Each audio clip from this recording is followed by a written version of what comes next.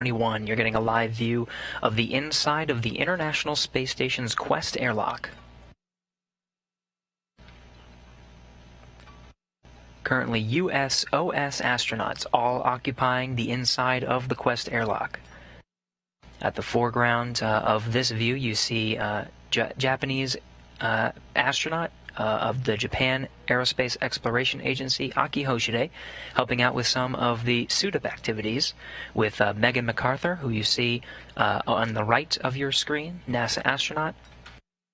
And at the top is Mark Vande Hei, NASA astronaut who is the lead suit IV, helping to aid our two spacewalking astronauts get suited up as they undergo the final steps of their pre-breathing steps, which include in-suit light exercise and breathing 100% oxygen into their suits.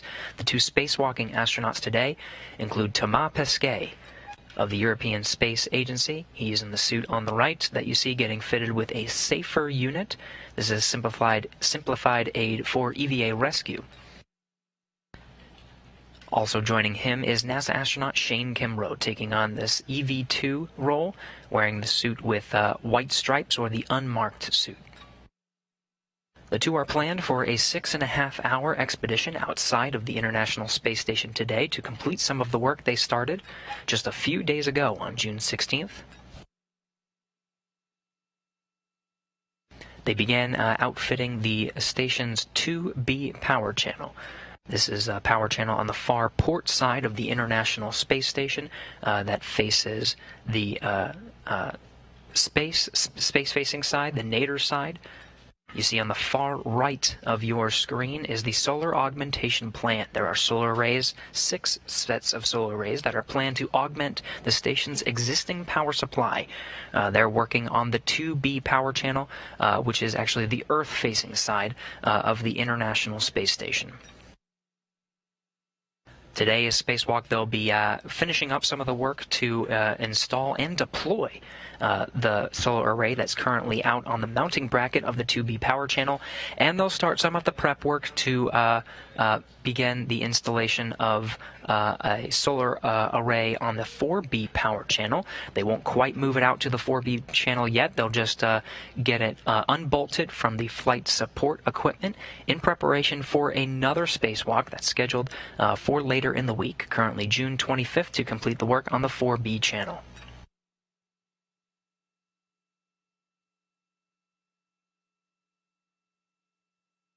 The solar arrays themselves were delivered recently on SpaceX CRS-22. Folded in half, and when fully deployed, part of today's procedures will be unfolding them. They'll be 15 feet wide. Then when they actually deploy and roll up the solar array, they'll shadow most of the existing solar arrays and extend 60 feet upward. Once fully extended, they'll be able to generate about 20 kilowatts of energy. With the 6 planned as part of this augmentation plan, this will provide an additional 120 kilowatts of power to the International Space Station.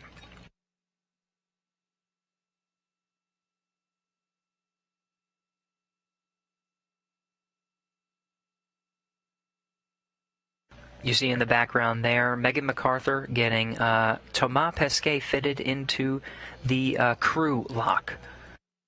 Pesquet will take the EV1 position. It'll be his responsibility to open the hatch and the thermal cover. He'll also be the first one to exit for today's spacewalk. Coming into the frame now, Aki Hoshide carrying another safer unit, again simplified aid for EVA rescue. This provides propulsion to the astronauts should they become untethered, but you see the tethered are configured on their body restraint tether on the forward end of their spacesuits now. They'll do a tether check before exiting the spacecraft and remain tethered throughout the duration of today's 6.5-hour planned spacewalk. Today's work sites are out on the Port 6 truss. They'll be making their way out of the Quest airlock and along the Port 6 truss. They're awaiting on the 2B power channel. The 2B channel work site you see on the far right of your screen on the tip of a mounting bracket, which were installed on spacewalks earlier this year, completed in March. There is a solar array waiting for them. It is in a folded configuration and a temporary stowed position. After attempting to deploy it on the previous EVA, they were unable to deploy deploy it by the end of the spacewalk. A little bit of configuration and troubleshooting some of those steps from the previous spacewalk. The teams are ready to execute the procedures today to unfold the array that's at that 2B channel worksite and deploy it as part of today's procedures.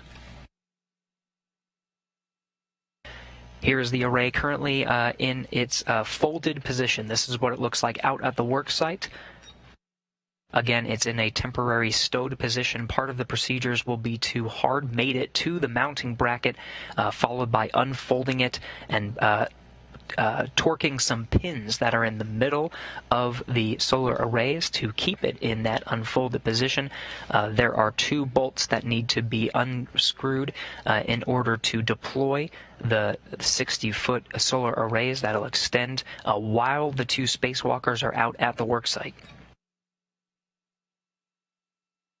Once the work out at the P6 truss is complete, the 2B channel and the 4B channel that they'll complete later in the week, and of course start the preparations for during today's spacewalk, they'll be working with some of the modification kits. You see with the CAD drawing off on the left side of your screen was a modification kit that was mounted to the mast canister of both the 4B and the 2B work sites, where they're installing the 2 solar arrays that were delivered recently on SpaceX CRS-22.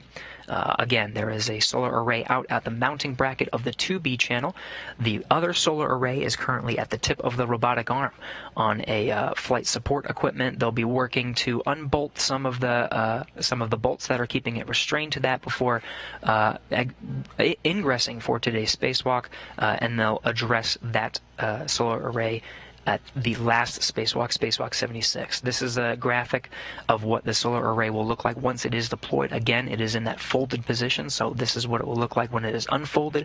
Again, they have a series of bolts. There are 8 bolts that'll keep it mounted to the mounting bracket, and another 2 bolts that will be used. They're delicate pins that'll have to use.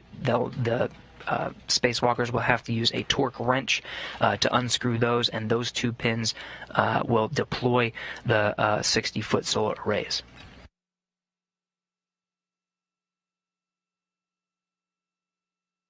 The primary task of today's spacewalk is getting that solar array on the 2B channel deployed. That is the #1 task for today, and that will be the first of their work site. They'll, of course, grab some crew lock bags that carry some of the equipment that they'll be using out at the work site, including a pistol grip tool that'll take up a lot of their work, driving a few bolts and even undriving some, as well as that torque wrench in order to deploy the solar arrays. And with what time they have, they will work on preparing for the 4B channel. Again, there is another solar array that's out on the end of the station's robotic arm. They'll just unscrew some bolts, getting a head start on some of the procedures needed to move it from the flight support equipment that's at the end of that robotic arm over to the 4B channel. Now you're seeing Shane Kimbrough, EV2 for today, getting outfitted with the Safer Unit Simplified Aid for EVA Rescue. This is the final step on the pre-breathe procedures. They've, for the past hour and 20 minutes now, been executing pre-breathe procedures, breathing 100% oxygen and doing some in-suit light exercise, moving their arms, fingers, legs, just purging the nitrogen from their blood, and allows them to breathe that 100% oxygen and prevent any symptoms of the bends. They've been doing that for quite some time, now getting a head start, a little bit ahead on the timeline, getting an early start on getting into the crew lock today. This is the final steps, installing that safer unit before Shane Kimbrough makes his way into the crew lock, where Thomas Pesquet is currently positioned.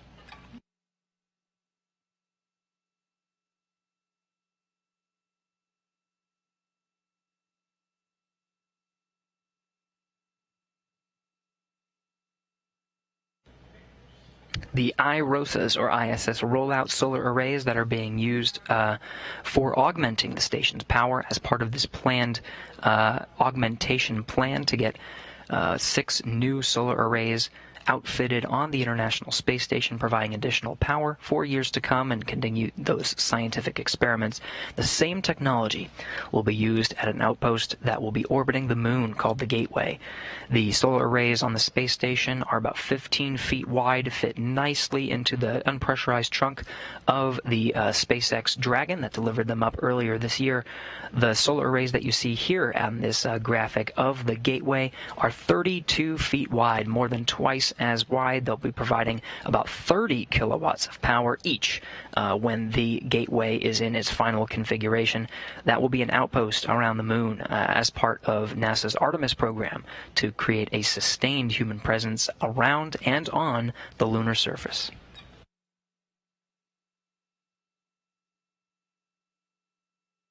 And we'll be getting a taste of that technology today once the two spacewalking astronauts, again, that's Thomas Pesquet taking the EV-1 position, and Shane Kimbrough, who you're seeing on your screen now, EV-2. They'll be deploying the first of the 6 planned solar arrays that will augment the station's power.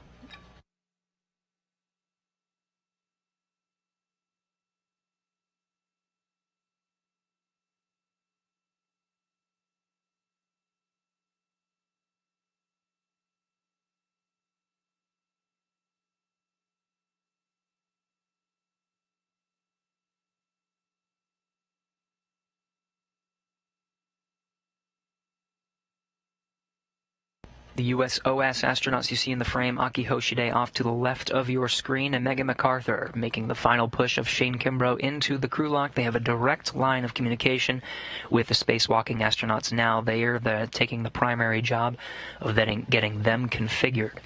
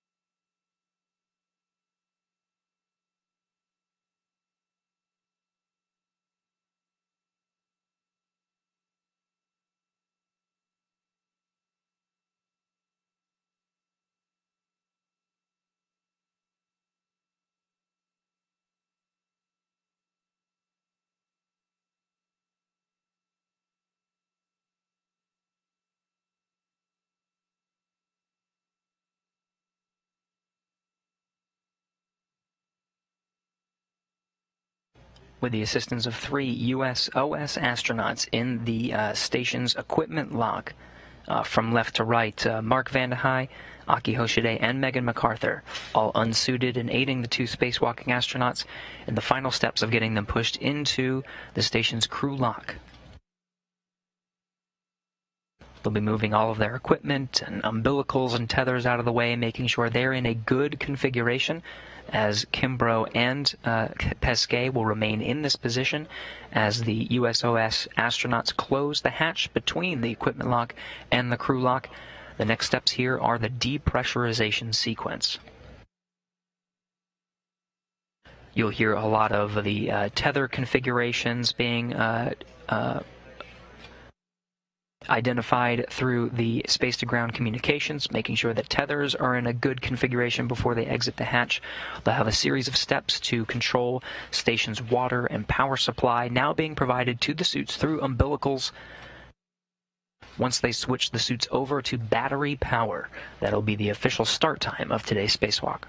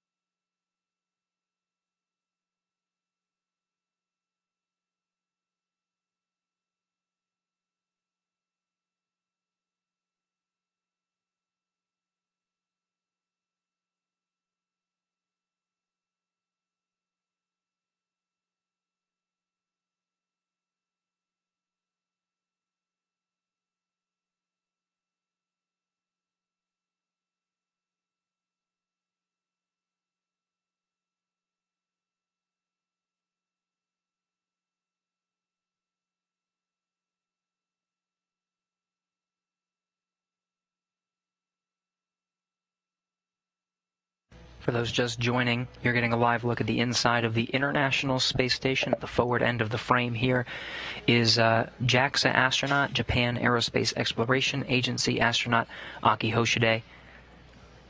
Behind him is NASA astronaut Mark Vande Heyde taking the lead as the suit IV, or the lead for getting our two spacewalking astronauts ready for today's spacewalk. And in the background, pushing the two spacewalkers into the crew lock and getting all of the tethers, umbilicals, and equipment configured.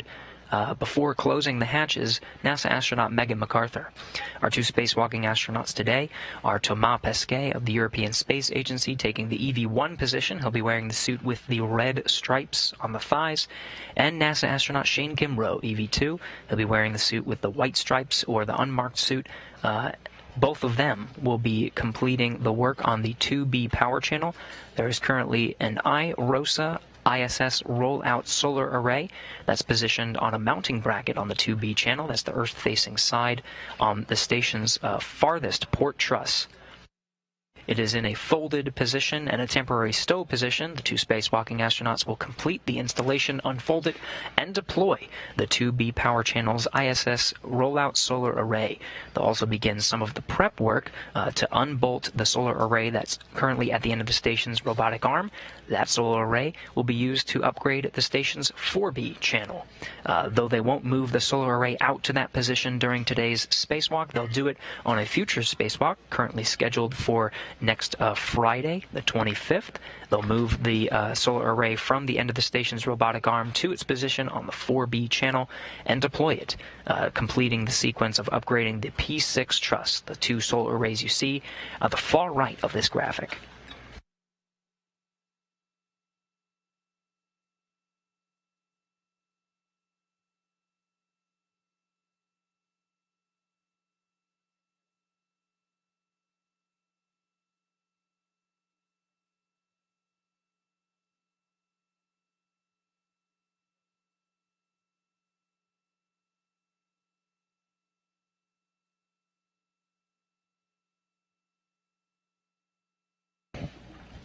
NASA astronaut Mark Vande Hei, currently using a communications tool. He has a direct line of communication with the two spacewalking astronauts, making sure they're all set and ready to go as NASA astronaut Megan MacArthur closes the hatch between the equipment lock and the crew lock. Now that everything is configured on the back end of that hatch, all their tethers are in a good configuration, the umbilicals are out of the way, and they have all the equipment that they need for today's spacewalk. They'll be closing the hatch and entering into the depressurization sequence. Then Hei will take the lead of walking those astronauts through the first part of the depressurization sequence. From here in the room, Jenny Seide will take the role of the ground IV. You'll be hearing her voice from here in Mission Control Houston. Canadian Space Agency astronaut. She'll be the one walking our two spacewalking astronauts through today's steps. You're getting a look at the inside of the International Space Station Flight Control Room, where there is currently a handover period. Flight Director Adi Boulos has been working with the flight control teams, getting our two spacewalking astronauts ready for today's spacewalk. He's currently about to hand it over to Flight Director Ron Spencer, you see at the far right of your screen. He'll be leading the teams for today's spacewalk. Josh Kutrick is today's Capcom. He was leading the astronauts through the first part of their procedures, and you see Jenny Seide there next to Josh Kutrick at the Capcom position standing up. She will be the voice you're hearing from here in Mission Control Houston. Her job is the ground IV. It's the voice of Mission Control. As all the teams are working through the various procedures of today's spacewalk, she'll be the one translating that up to the two spacewalking astronauts. Again, Thomas Pesquet from the European Space Agency and Shane Kimbrough, NASA astronaut.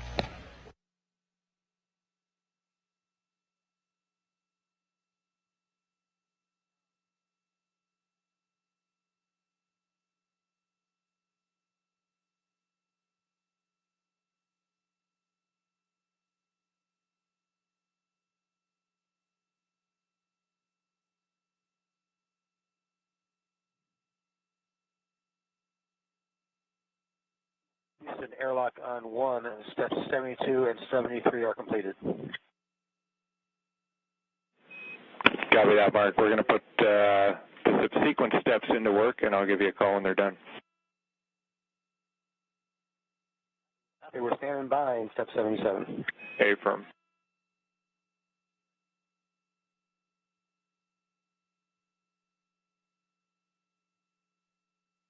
Going back to the room correction, Flight Director Marcos Flores is the Flight Director of the Orbit 1 shift. He was leading the teams for walking the astronauts through the pre-breathe procedures, getting them set up and ready to go into the crew lock, which is now, the hatches is closed. He's handing over to Flight Director Ron Spencer.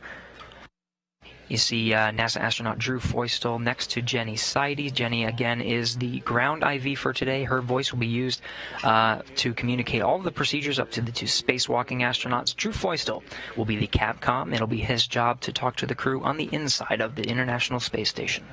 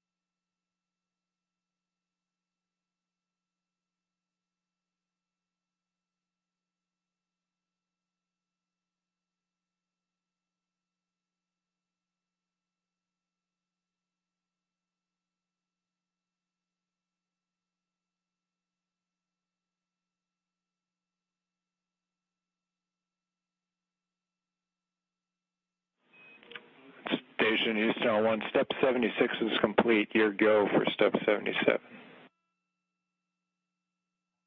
Pick it up at 77.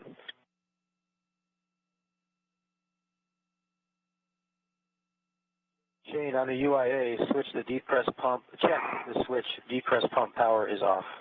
Press pump power is off. Check the deep press pump enable LED is on. Enable LED is on the deep press pump.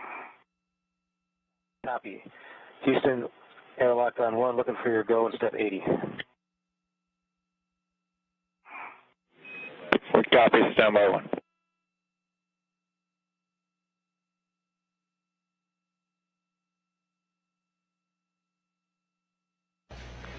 And Station Houston, probably be just a few more minutes. We're going through the go for a deep press pull here momentarily, and then we'll be giving you the new team to take you through the deep press. Copy, thanks.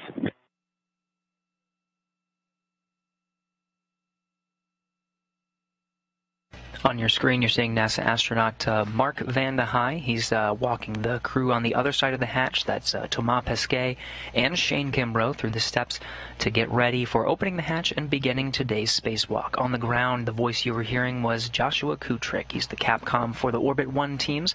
The teams now are currently pulling a go for depress, making sure the suit, the station, and all the procedures, all the teams are ready for depressurizing the station's vestibule. On the other side of that hatch, the crew lock. That won't begin today's spacewalk officially. It'll depressurize down to 5 pounds per square inch and then hold at 5 psi. Make sure that there are no leaks. They'll do a short leak check, make sure everything is good to proceed down to vacuum, and they'll begin today's spacewalk once they switch to battery power.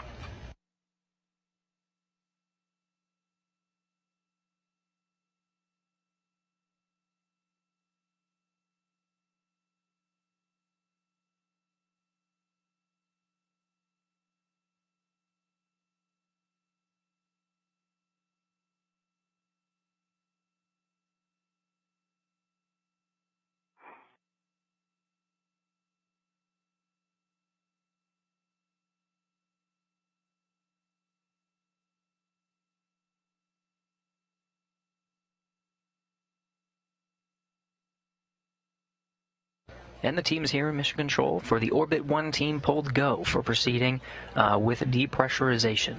They're now in the middle of a handover period to hand over to the Orbit 2 team, where Flight Director Ron Spencer will lead the teams through the duration of today's 6.5-hour planned spacewalk to finalize the installation and deploy a solar array, the iROSA, that's out on the station's 2B power channel.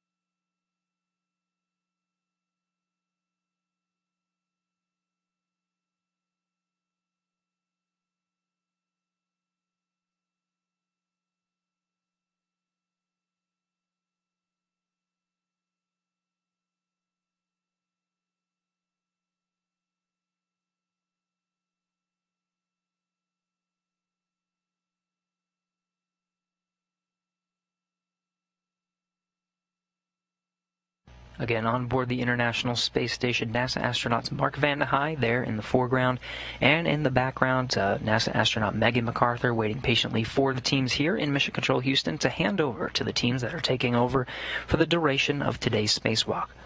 Led by Flight Director Ron Spencer, there is a team here ready to take our 2 spacewalking astronauts, Thomas Pesquet and Shane Kimbrough, through the 6.5-hour planned spacewalk to finalize the deployment, the installation and deployment of a solar array that's out at the 2B power channel. They will take the 2 spacewalking astronauts through the final steps to depressurize the station's or the crew lock's vestibule. that's on the other side of that hatch. The crew lock itself will depressurize from the same pressure of the International Space Station, just above 14 pounds per square inch. About 14.2 is what it's sitting at now. And then we'll bring it down to 5 pounds per square inch, 5 psi, to perform a leak check.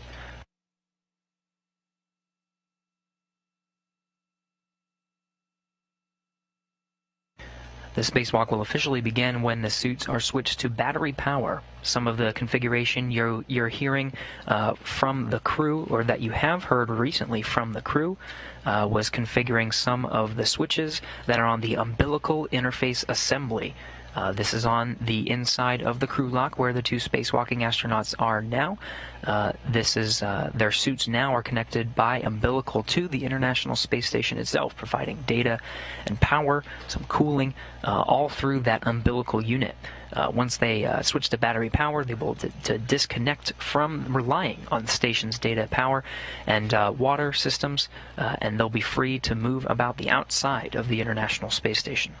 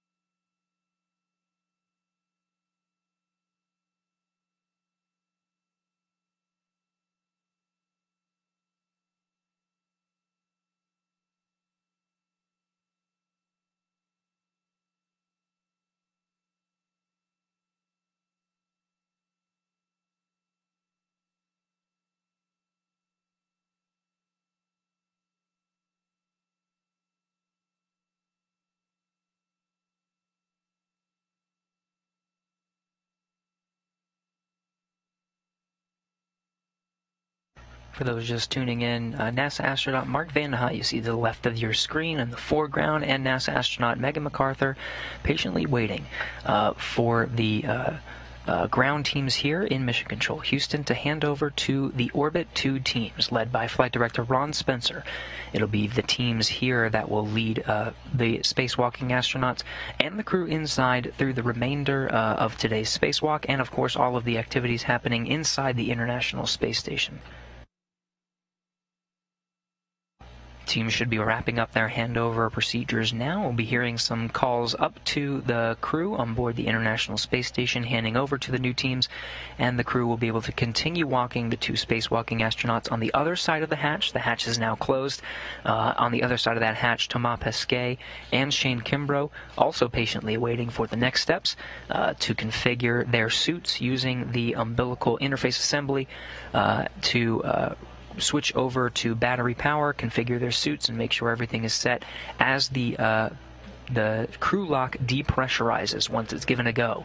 Ground teams have pulled and are go to begin that depressurization sequence, which is set to begin shortly after communications is reestablished with the crew patiently awaiting inside the equipment lock.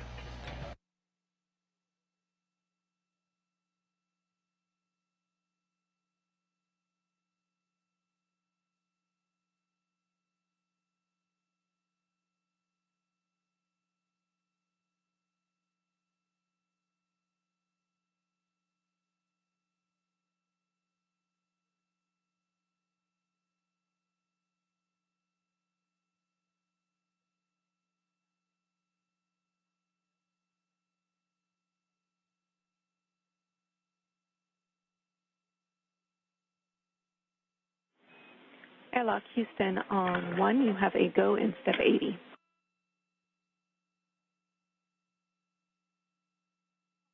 Jenny, go in step 80. We will step onto the crew lock depress card.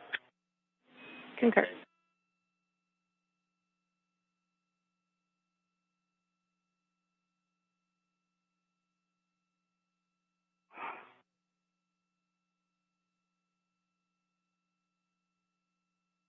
Jane and Thomas, as you heard, we have a go for the crew lock depress Q card, so we'll start in step 1, and I'll take you through to step 14 before handing over to Jenny. So in step 1, Shane, on the UIA, switch the depress pump power to on.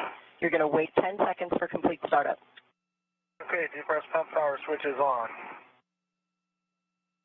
After 10 seconds has elapsed, you can take the depress pump man ISO valve to open. Expect an alert tone. Okay, there's 10 seconds. I'm going to go open with the man ISO valve. It's open. Okay, you can expect an alert tone. Monitor your suit P gauge is less than 5.5. Copy, copy.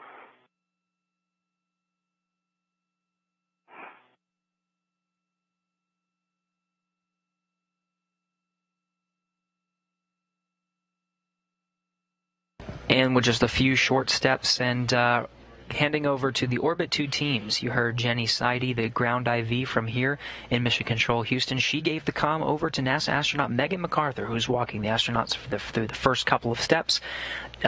Crew lock depressurization has begun. We're now down to 13 pounds per square inch. We're heading down to 5. Once we get to 5 pounds per square inch, the crew will initiate a hold and will perform a leak check, make sure everything is good to proceed down to vacuum.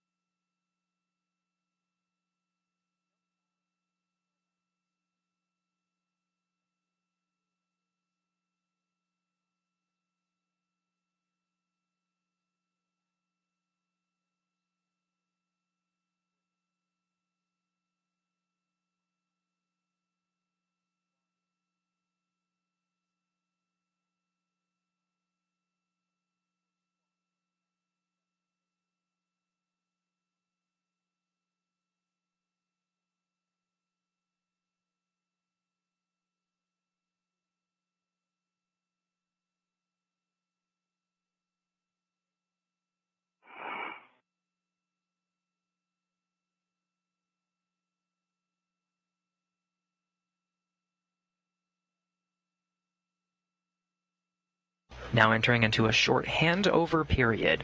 We'll be seeing incremental dropouts of station video and audio as we receive those communications through the TDRS tracking and data relay satellites. Yeah, I'm right on yours.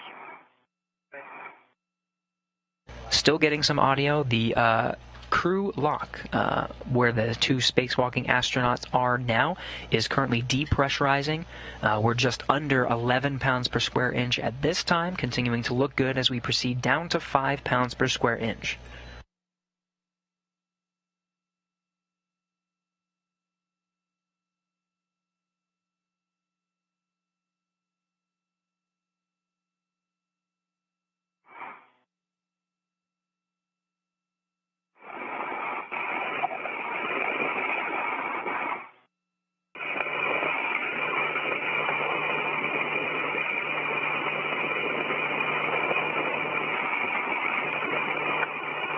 This audio you're hearing is coming from the International Space Station. That is what depressurization sounds like.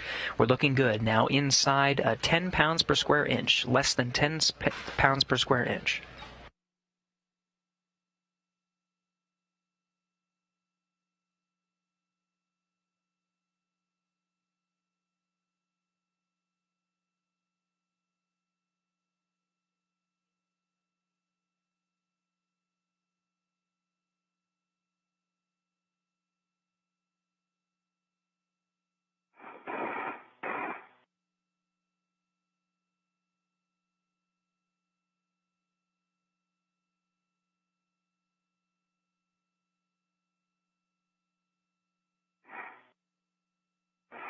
Kids are on 5.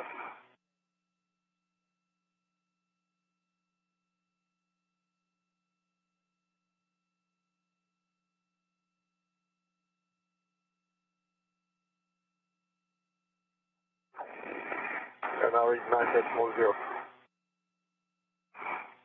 90, I agree.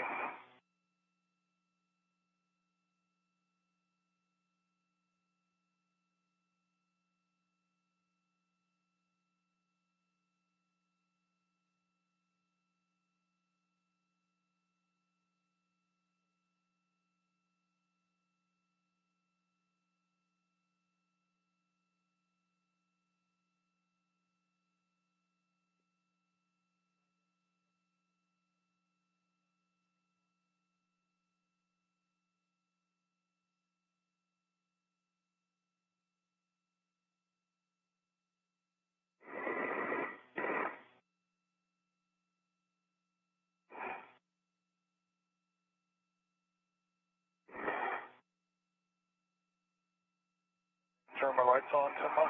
Yeah, good idea. I was waiting a little bit, but... Yeah, press up pretty good here. Decimal 0.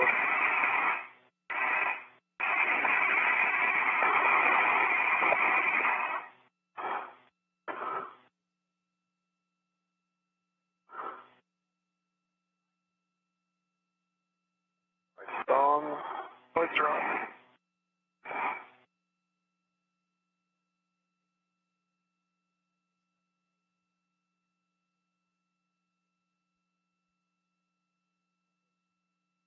Come on, Shane. When the crew lock is at 6 psi, you can expect an alert tone.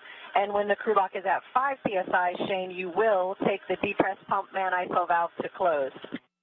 Copy, Megan. Copy.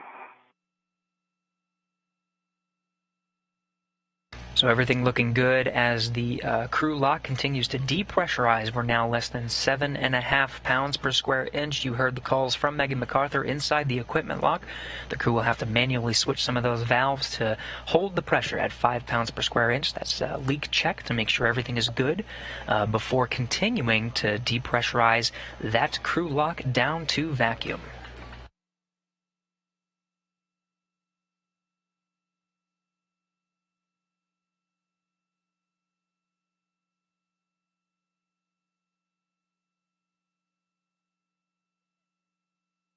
Decimal 0. Copy.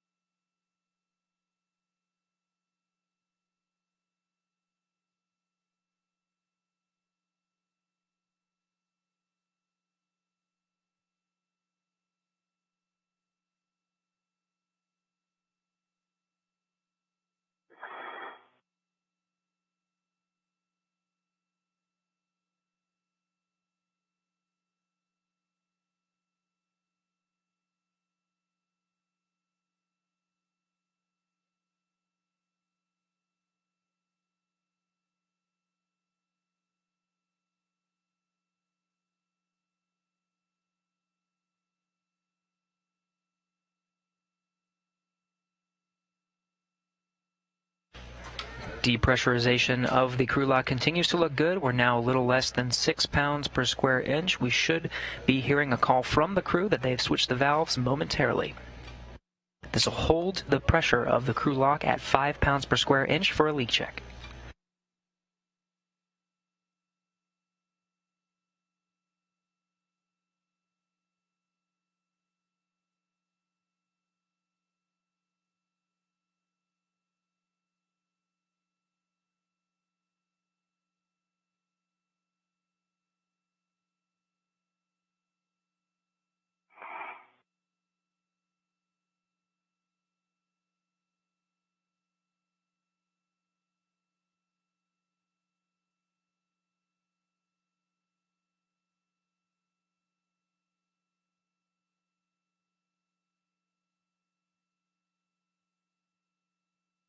1.1.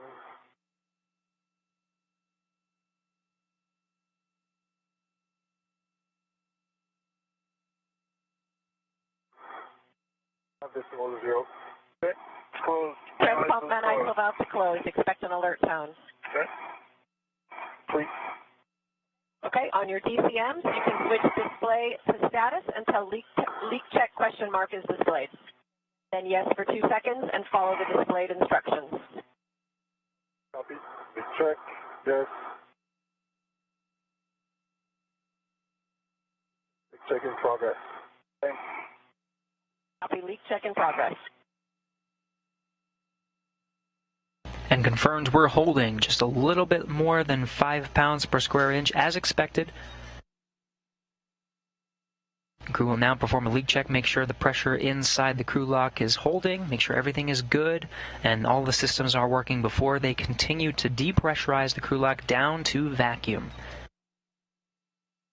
Throughout the duration of today's spacewalk, we'll be taking questions. Please use the hashtag AskNASA on your favorite platform, wherever you are watching, to submit questions throughout the duration of today's planned 6.5 hour expedition. The first question comes from Bob on Twitter, who's asking how long to pressurize before the hatch open. As you saw, depressurization from 14 pounds per square inch to 5 pounds per square inch did not take long at all. 223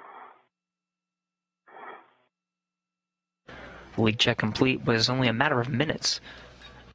EV1 leak check complete and O2 actuator is in EVA. So it's going to EVA, I'm not yet, sorry.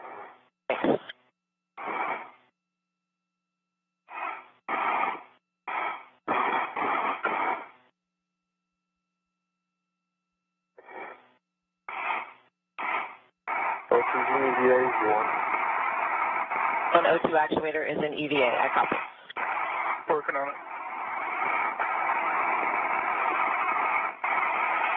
Crew continuing to work through those steps. The depressurization sequence is just a matter of minutes. The depressurization from 5 pounds per square inch down to 0 will be a little bit slower. They'll take it nice and slow, but really that whole sequence is just a matter of minutes. Again, the official start time of today's spacewalk will begin when they switch the suits to battery power. Another question from Mark on Twitter, who's asking, did they change the Shane Kimbrough's suit? The EV2 has O2 actuator in EVA. So Shane, your next is to take the depress pump man ISO valve open and expect an alert tone. It is open.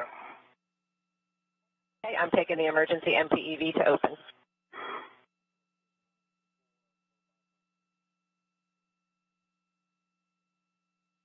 Monitor, your suit P gauge is less than 5.5. Copy. Copy. And with a good leak check, just a matter of minutes, depressurization of the crew lock has resumed. We're now less than 5 pounds per square inch. This will be a little bit slower of a depress to get down to vacuum. But once we get to about a half a pound of square inch, they'll be able to get the go to open the hatch and the thermal cover and egress or exit the crew lock to begin today's spacewalk. But the official start time again is when they switch the suits to battery power.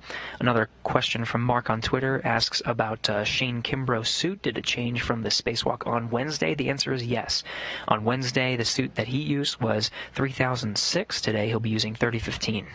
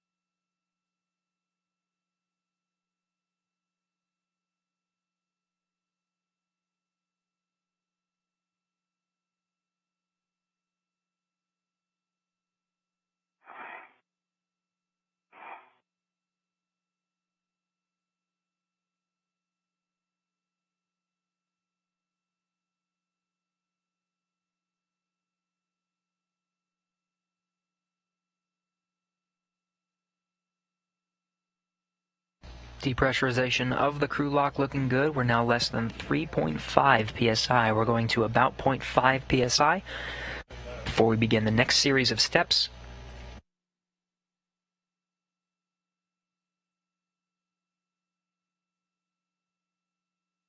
You'll hear a series of steps read from Megan MacArthur, who currently has the comms here on your screen, reading the step-by-step procedures to the crew on the other side of the hatch. They'll be flicking some pumps and valves, ultimately getting to switching the suits to battery power. Again, that's when the official start time of today's spacewalk will be. Okay, Shane, your next will be when the crew lock is at 2.0 psi. You're going to take the depress pump man ISO valve to close. Copy. 0.5 for now.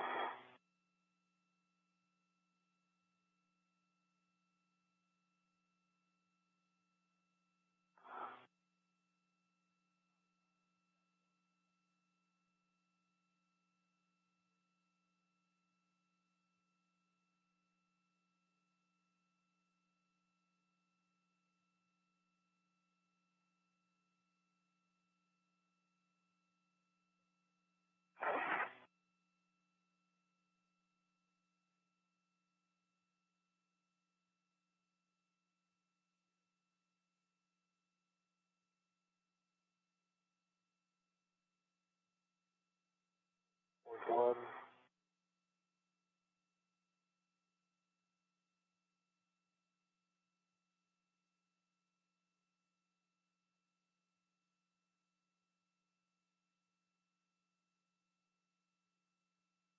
PSI.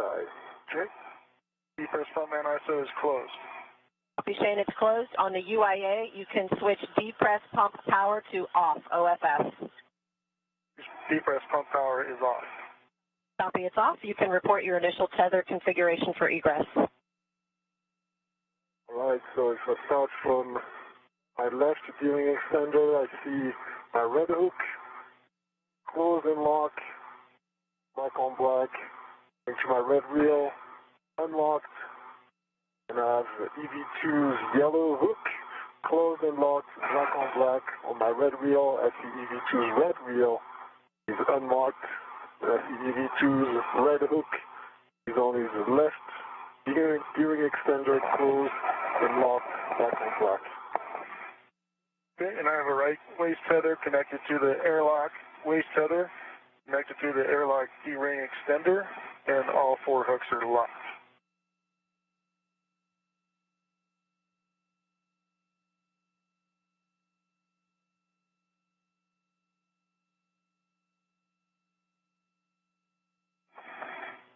Okay, we copy your config. That's a good config, and I'm sure Houston will be checking in with you again. And Thomas, as you know, when the crew lock DPDT is around 0, you guys can expect an alert tone. Megan. And Thomas, when the EV hatch delta P is less than 0.5, when you crank it open, you're going to wait a second before opening and stowing the EV hatch. Copy. Looking at the delta P gauge right now. 1 and 5.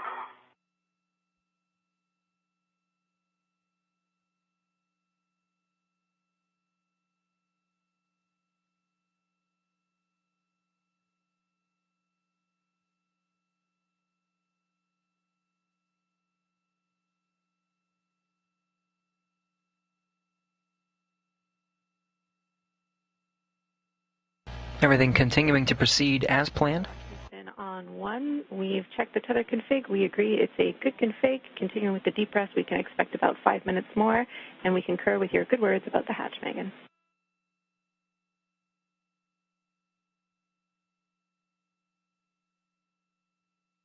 Copy, Jenny.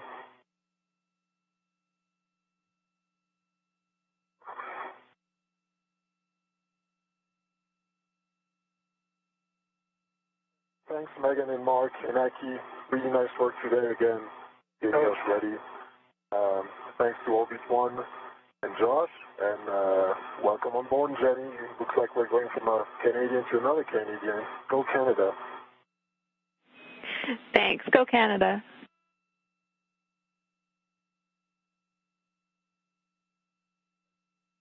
The voice from here in Mission Control, Jenny Seide, will be the ground IV. She'll be the voice here from Mission Control, walking our 2 spacewalking astronauts through their procedures from the Canadian Space Agency of the newest class of astronauts brought on in 2017. She'll be walking the European Space Agency astronaut Thomas Pesquet and NASA astronaut Shane Kimbrough through today's procedures to install and deploy a solar array that's currently positioned on the 2B power channel.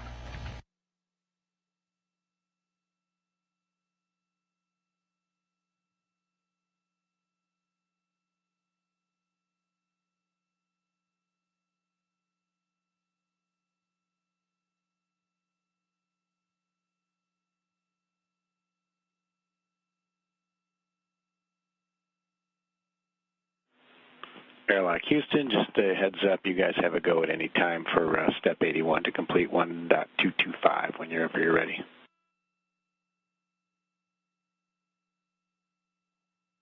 We copy, thanks.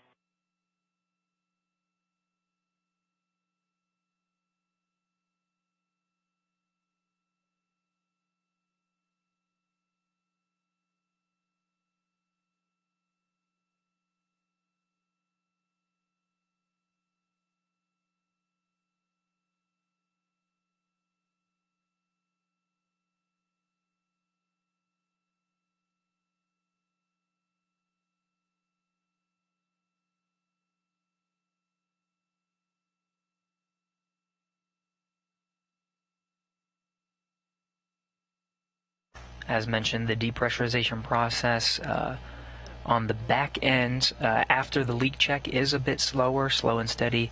As it gets down to vacuum, we're now just a little less than 1.3 pounds per square inch. The next series of steps will be right at about a half a pound per square inch. They'll go through the next procedures to switch their suits to battery power, and that'll begin today's spacewalk officially, and we'll give you that time once it is reported. In the meantime, keep sending in your questions using the hashtag AskNASA on your favorite social media platform as we continue to go through today's procedures, getting ready to kick off a 6.5-hour spacewalk to deploy a solar array.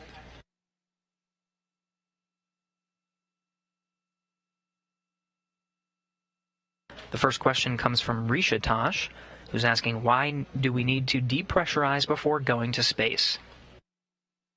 Right now you're looking at the inside of the equipment lock, where NASA astronauts Megan MacArthur and Mark Vande Hei are sitting comfortably at about the same pressure you would find at sea level on Earth, just a little more than 14 pounds per square inch. Space goes down to vacuum. But the human body is meant to operate in a pressurized environment, so we make it nice and comfortable inside the International Space Station for them. Since they're going outside, we try to make them comfortable as well, so we put them in a spacesuit. Though the spacesuits themselves operate at about a little less than 4 pounds, or 5 pounds rather, per square inch. Once they get out of the hatch, that allows a little bit more flexibility in the suit itself. The more pressure you put into the suit, the stiffer it becomes. So they found this to be an optimum pressure for both the humans inside breathing 100% oxygen and the rigidity of the suit itself. Alan on Twitter is asking, when will we see the new solar panels open today, and roughly what time that will be? Today is a planned 6.5-hour spacewalk. The first set of procedures will be right out to the 2B work site, where there is a solar array, an IROSA solar array, temporarily stowed on a mounting bracket. The first set of procedures will be to install it, affix it to the mounting bracket by unfolding it and driving some bolts to secure it into position. We'll hook up some cables, and right at the right time, we'll be able to deploy the 60-foot solar array out, and the astronauts themselves will be out at the work site while the solar array is deploying. We're expecting that between 3 and 4 hours into today's spacewalk. Once we get the official start time here shortly, that will take up again the first part of today's spacewalk, about 3 or 4 hours in. The remainder of today's spacewalk will be some of the preparations to get ready to start working on the 4B channel. There is one more solar array that was delivered on the SpaceX CRS-22, and we'll get that ready and unbolted, get ahead before the next spacewalk, which is currently scheduled for next Friday, the 25th, and the procedures for that spacewalk will be installing that solar array onto the 4B channel.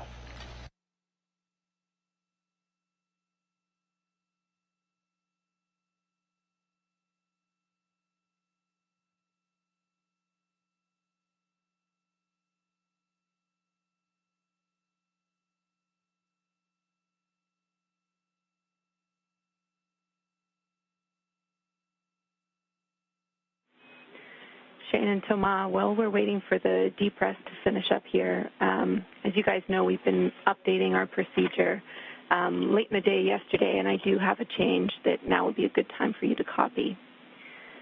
After you finish your buddy checks at the airlock, we'll have Shane lead out in the port direction, because Thomas, you'll be dropping the crew lock bag at the port CETA cart and picking up an APFR, so it makes more sense for Shane to lead our translation this morning.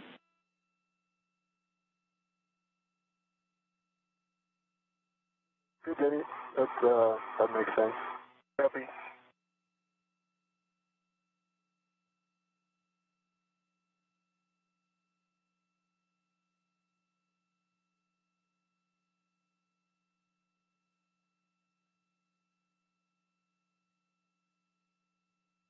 And Jenny, on the DCM, I have LRP at 0.5, and on the manual gauge, I'm around 0.75. Copy. Thomas, I copy your...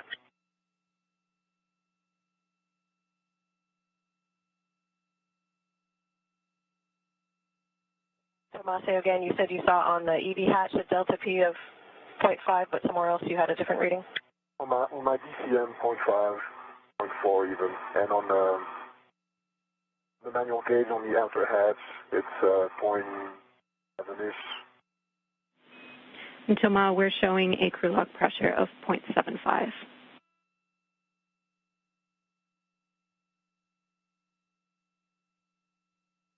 Okay.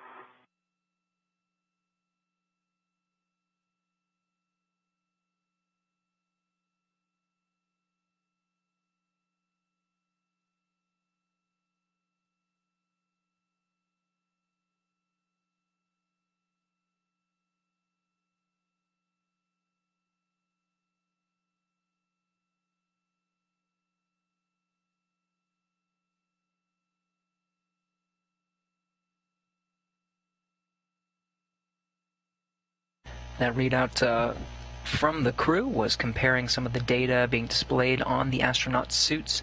The two astronauts are on the other side of the hatch today, as the other side of that hatch is being depressurized down to about 0.5 pounds per square inch. We're a little bit less than 0.7 now. Keep sending in your questions using the hashtag AskNASA as we make our way down to that mark. The first question comes from Mike on Twitter, who's asking if Pooja Jasrani was the flight director today, or has she moved to the third spacewalk? That is correct. Ron Spencer is the flight director for today's spacewalk, continuing a lot of the procedures that he is prepared for on the 2B channel. A lot of the work for the 4B channel will be done on the next spacewalk, currently scheduled for June 25th. Pooja Jasrani will take over as flight director for that third spacewalk.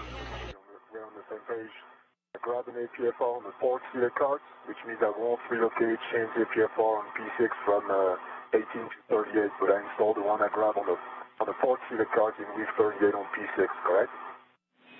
Yeah, you'll just be dropping the crew lock bag on the port CETA cart like we talked yesterday, and you'll still be picking up the APFR on P6, but just because of those extra steps, that's the only reason we're having Shane lead.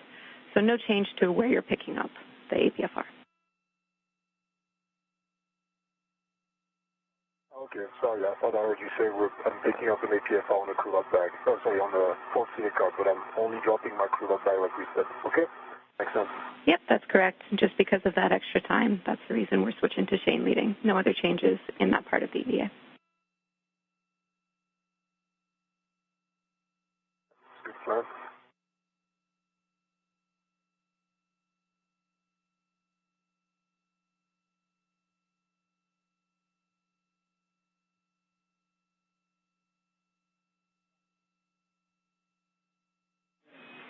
$20 seconds to handover.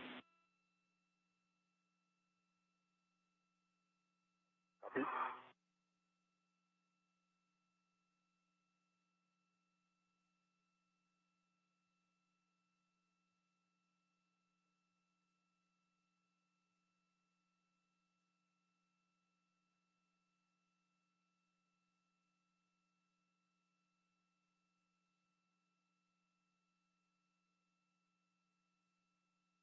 We're now in a short handover period. We'll be seeing this periodically throughout today's spacewalk.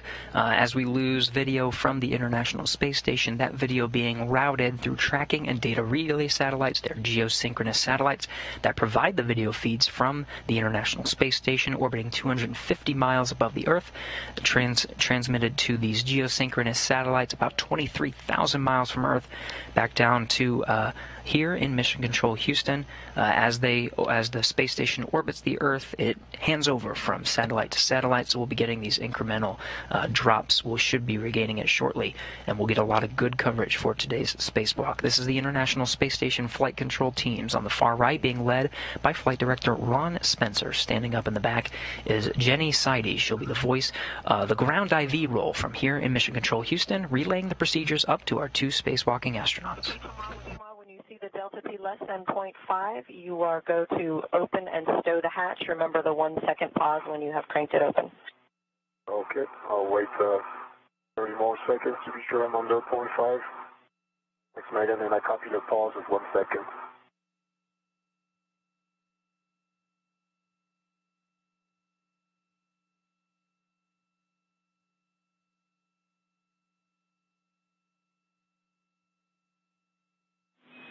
And we're still showing a pressure of 0.51, so we are very nearly there. We are going to wait a couple of more seconds. Okay, that sounds good, Jenny. On the safe side.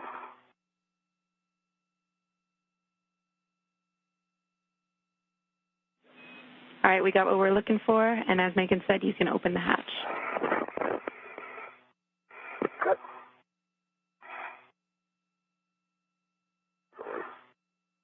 Locked.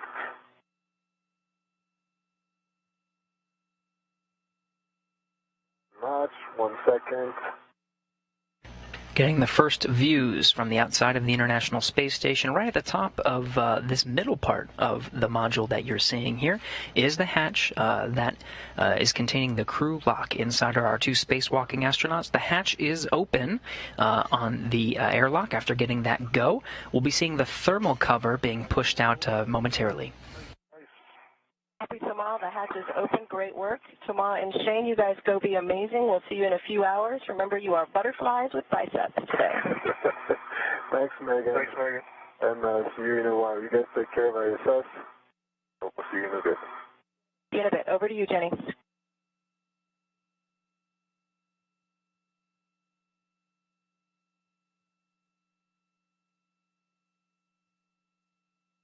Megan, you got step 14, right? Affirmative. I have the emergency MPEV is closed.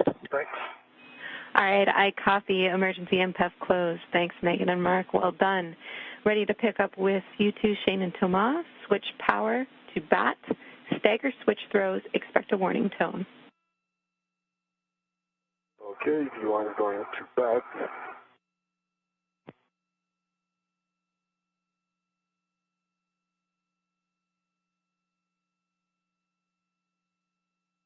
V1 is on BAT. Copy, Tomas. Check display switch functional. The switch is functional. I got good readings and scrolling through my parameters. Everything looks good.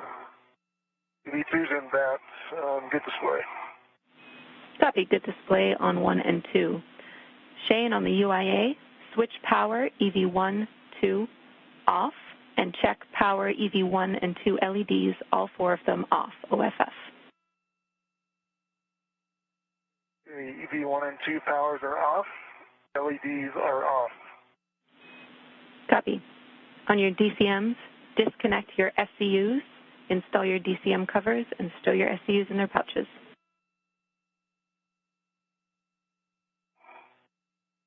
Work.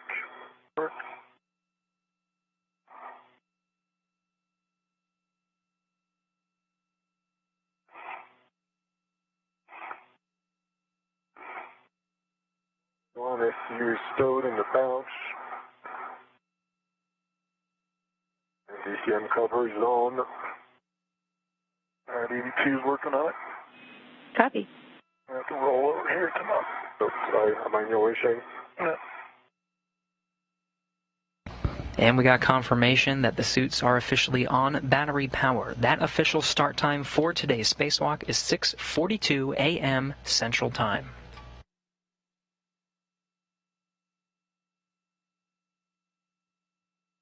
EV2 is in the pouch, and I'm DCM cover is off.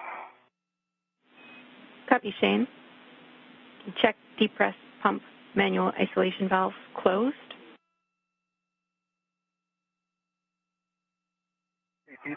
Depress pump man ISO is closed.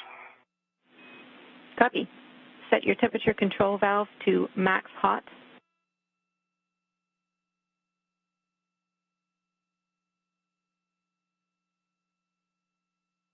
EV1 is in max hot. Just a second.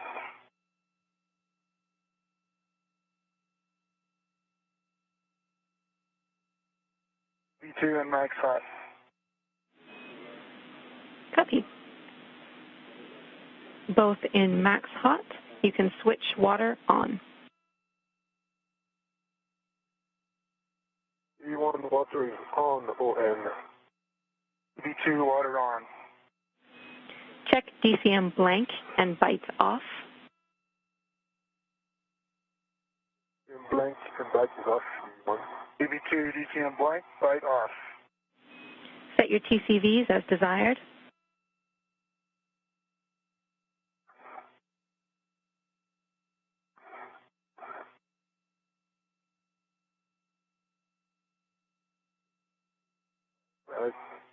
Done.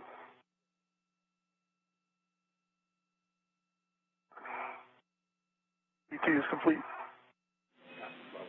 Copy. Check and report your suit pressure gauge. Pressure gauge is 4.3 for EV1. 4.4 EV2. Copy. Those are good numbers. Set your visors as required. We have over 20 minutes of eclipse time. It's dark out there, Shane. Okay.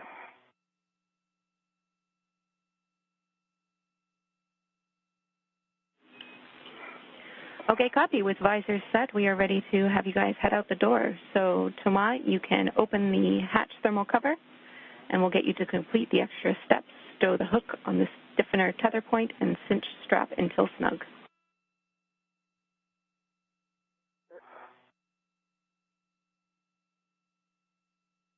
Thermal cover.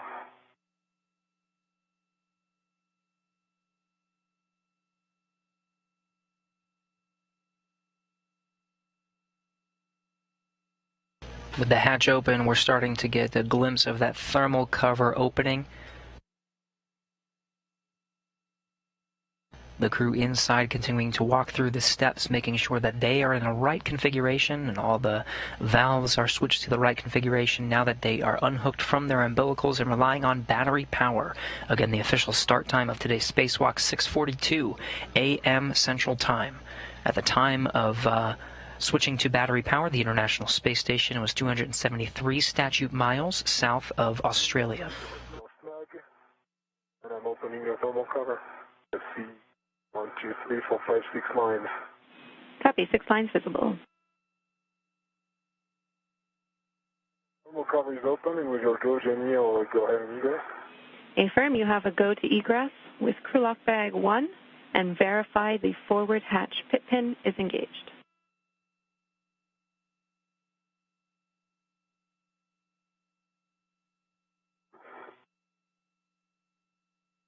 Getting our first glimpse of Thomas Pesquet being the first one out the hatch today as the EV-1 extravehicular crew member number 1. He'll be wearing the suit with the red stripes throughout today's spacewalk. All right, have egress.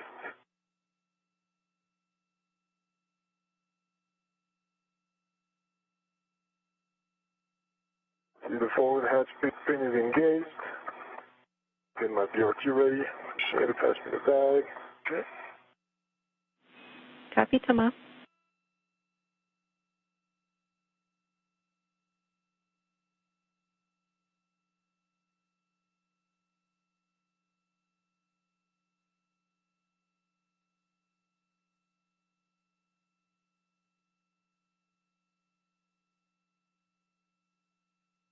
You can send the bag if you want. Okay, here it comes.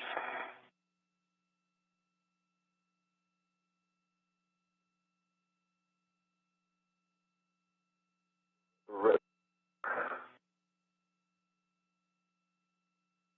Okay. Trying to get to that other station. Yeah. How's that? Perfect. Okay. You have a red on it, you can let go. Yeah, that's red. Okay, I got it, come on. Nice, it's on my BRT.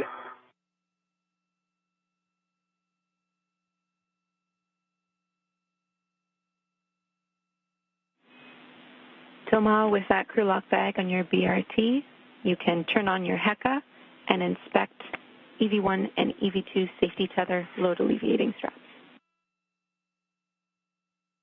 Okay, the HECA is on. Let's see. Copy. Green rail. Load alleviating straps seems good to me. I see no red, Danny. And I look at EV1. Green rail. Load alleviating strap is good. No red. I copy 2 good inspections. We can go ahead and start configuring your tether packs at this time. So you can attach your yellow hook to the green reel on the forward external D-ring. Copy. My yellow hook to the green reel. The forward external D-ring. It is now locked back on black, Jenny, and the green reel locked EV1 green. Forward D-ring is unlocked. Those are good checks. You can attach the forward safety tether green hook to your red reel, and I'll take your checks. Again, Thomas Pesquet outside of the Quest airlock's hatch. One of the first steps for any spacewalk is to check the tether configuration. Make sure all the lines are aligned just right, in the right order, in the right reels. This was also a check when the astronauts were first configured inside the crew lock before the hatch even closed. And then once the hatch actually did close, they did do a tether configuration. Shane Kimbrough will do the same once he exits the hatch. On my red reel, green hook is unlocked. The red reel is unlocked. Goes to my left steering extender. Red hook locked, black on black. Copy. That's a good config. Now we'll work with EV2 safety tether pack. So you can attach Shane's yellow hook to the green reel on the aft external D-ring, and I'll take checks.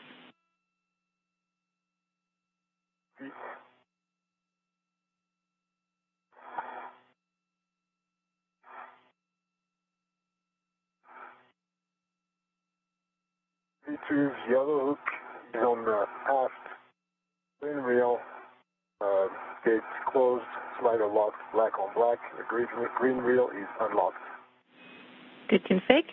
You can attach Shane's green hook to his red reel. Copy. Shane, you're going to have to come out a little bit for me to do that.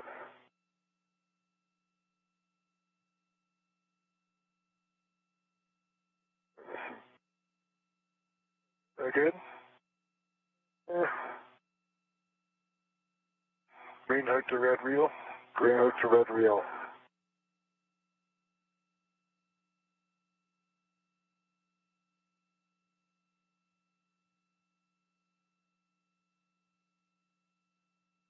Thomas Pesquet not only working on the tether configuration for his own spacesuit, but also getting everything ready tether-wise for Shane Kimbrough once he gets out of the hatch. There's one more astronaut inside the crew lock right now. Shane Kimbrough, NASA astronaut, will be wearing the suit with the white stripes or the unmarked suit, taking the EV2 or extravehicular crew member number 2 for today's spacewalk.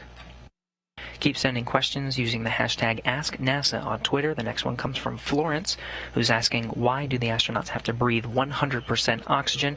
Inside the International Space Station, they breathe a mixed air environment of nitrogen and oxygen. In the suits, the pressure is much lower, less than 5 pounds per square inch, so they breathe a 100% oxygen environment to operate the suit in a lower pressure environment. Why the lower pressure? It helps the suit be less rigid, so they can do a lot of the delicate maneuvers with their fingers and hands that are required for the intricate procedures that are a spacewalk. You'll also notice in a 100% oxygen environment, their voices are a little bit deeper. All right, that's complete, so start coming out if you're ready. I'm ready. And Shane, just a reminder, you'll be egressing. Lock that 2. Yes, and the large small will stay with the back.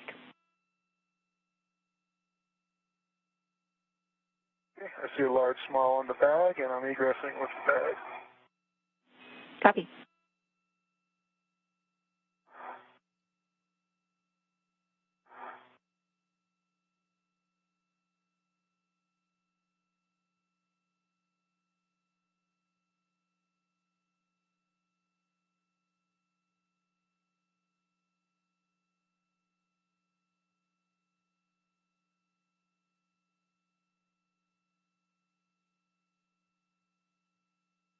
All right, come on, let me get a BRT on this. Are we ready? Getting a first glimpse of Shane Kimbrough. Again, he'll be wearing the suit with the white stripes or the unmarked suit, referring to his BRT body restraint tether. They'll be using a series of tethers throughout the duration of today's spacewalk. The body restraint tether has the ability to carry a crew lock bag. You see Thomas Pesquet on the left of your screen. His body restraint tether is carrying a white box. That's a crew lock bag, carrying a lot of the equipment that he'll be needing throughout the duration of today's spacewalk. Kind of diagonal in the handrail there. Yeah, see it.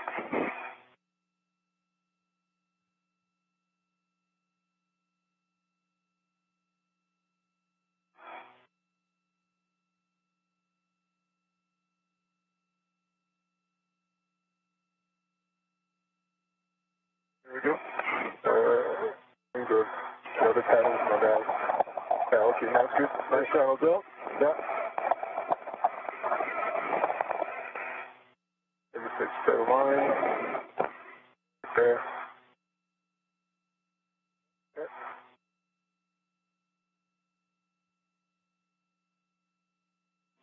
All right, you ready for the thermal cover? Affirm, Shane, you can turn on your HECA. Come on. Yeah. Shane, you can turn on your HECA and you can close the thermal cover. If it doesn't stay closed, I have additional steps for both of you. HECA's on. Copy HECA on. Out of the way there, come on. The HECA being referred to is the High Definition Extravehicular Activity Mobility Unit Camera Assembly. HECA for short. Really, it is the high-definition cameras that are mounted to each of their spacesuits. We may be getting some really nice, clear, high-definition views from the helmet cameras. If not, there are backup standard-definition cameras that we can always rely on as we walk through today's procedures. He'd almost stay for a minute, but doesn't want to.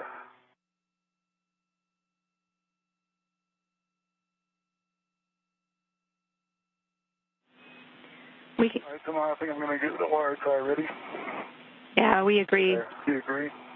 I agree. We can prepare a long wire tie, Shane, and let me know if you need words on how to attach it.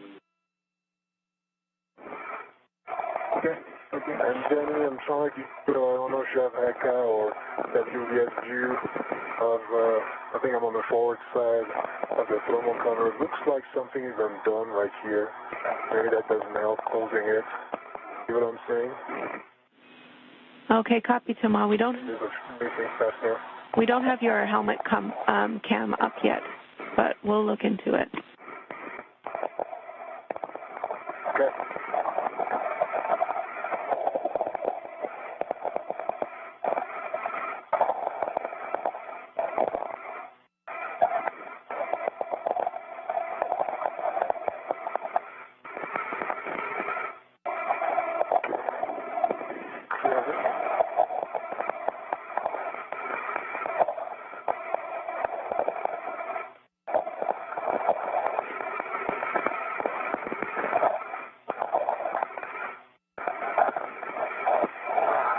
Check.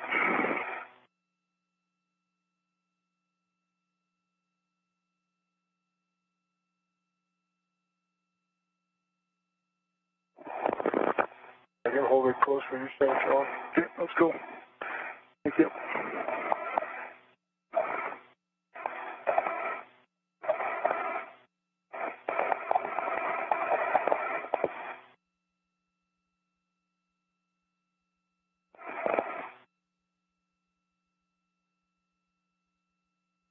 Twist. One more there. Okay, now this side. On the clock loop, I think. Is that right? Yep. I'm going to release my rat here.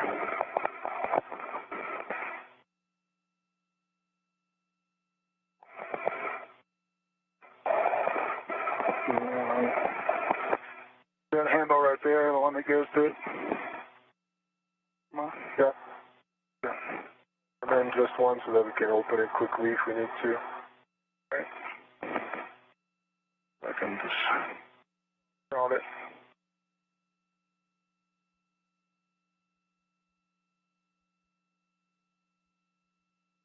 Something like that. A bit more tight if you can, maybe. Yeah.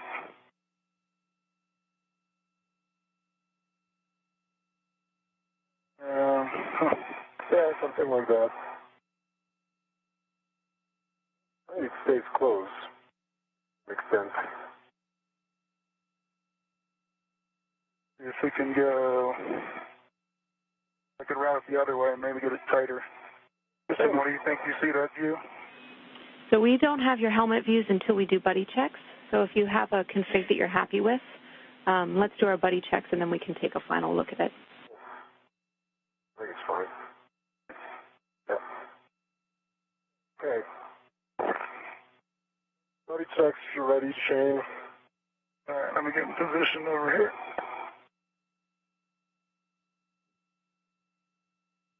You're coming up, sir. All right, I see 2 green lights on your helmet, the WVS and the HECA. I see 1, 2, 3 the orange station tabs up. I see 1, 2 handles down. And I see your tether config. You get your red hook closed and locked on your left gearing extender. Goes to your red reel, unlocked. You get your yellow hook locked on your green reel, unlocked. And you get your green reel on your red reel. A good config. Okay, sounds good. I see your bag on your BRT. You got both your green lights, so see your lights are on. Your mini workstation tabs up. BRT tab up. Okay. Your tethers are Handles down. just behind you there. Let me see. A little left. Yeah, I think they go to my left. Down and right handles are down. And let's see, your tethers are coming off your left side or right? I can't tell from here. I think left. Let me move. I see them on your right side here. My right side? Okay. Coming across my body? My back. So your back, yeah, let's get your back. Thomas Pesquet in the suit on the left with the with the red stripes, working with Shane Kimbrough, NASA astronaut, suit with the white stripes of the unmarked suit. They're performing something called buddy checks, making sure all the tethers and the body restraint tethers, the crew lock bags, their helmet, camera assemblies, everything is in a good configuration before they head out to today's work site, which is the Port 6 Truss. Take a baseline half check from both of you as well. Half is dry, Jenny. Half is dry, V2. Hey, Jenny, if you're getting on cameras, do you want to see that what looks like an undone fastener on the thermal cover? If you guys are happy with it, we're gonna leave it here and continue with the EVA portion, as long as you're convinced it'll stay closed with the config you set up. Yeah, it's gonna stay as it is. Yep. Okay, so just a reminder, Shane will be leading to the work site now that your buddy checks are complete. Shane, you can begin your translation with Thomas following. Okay, I'll be waiting, Shane. Okay, copy that. I'll come to that handrail where you are now and cut this orientation.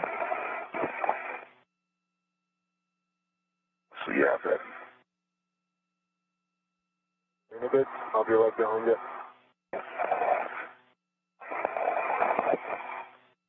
Further away from you is there.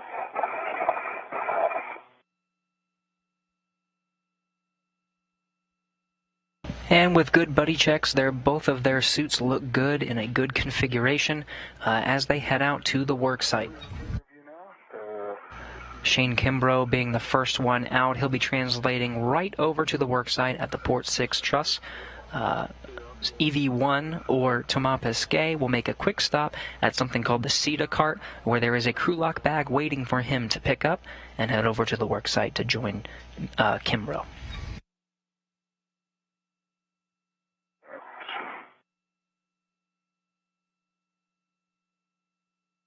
And you see my tether too.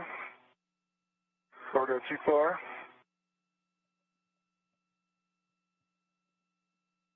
I see your tethers right behind you. You're gonna clear it? Yeah, it's if you lift your feet up, it's kind of on behind, and then rotate your feet towards the airlock. No, you're good. You're good to go. There you go. Great. Great. Yeah, I need for you now. There you go. Now you're clear. Thank you.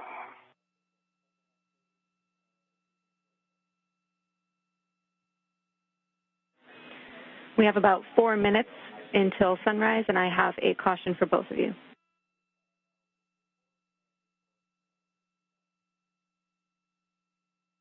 Go ahead, Jenny. Go listening. Avoid contact with the deployed TUS cable, zenith and nadir cedar rails. Copy. Copy.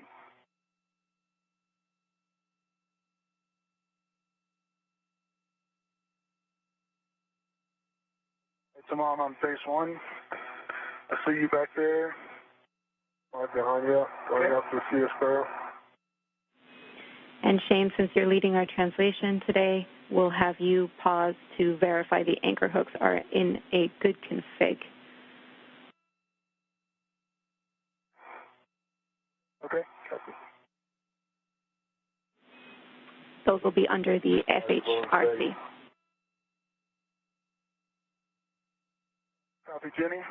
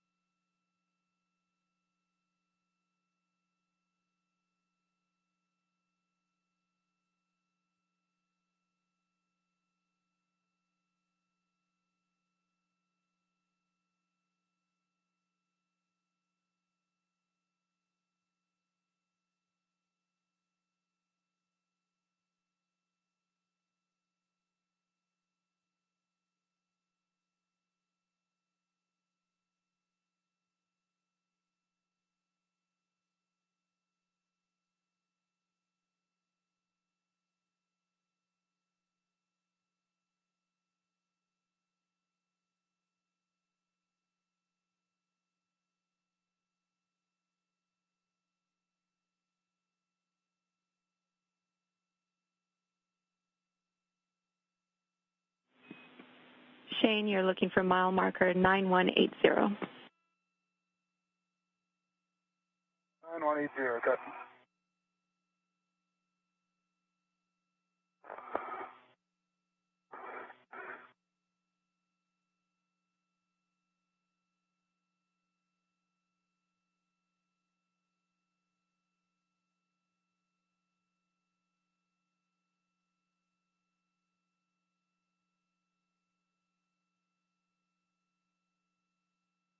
Sound good, come on. Good. I'm going to apologize tomorrow. Look at the safety tethers.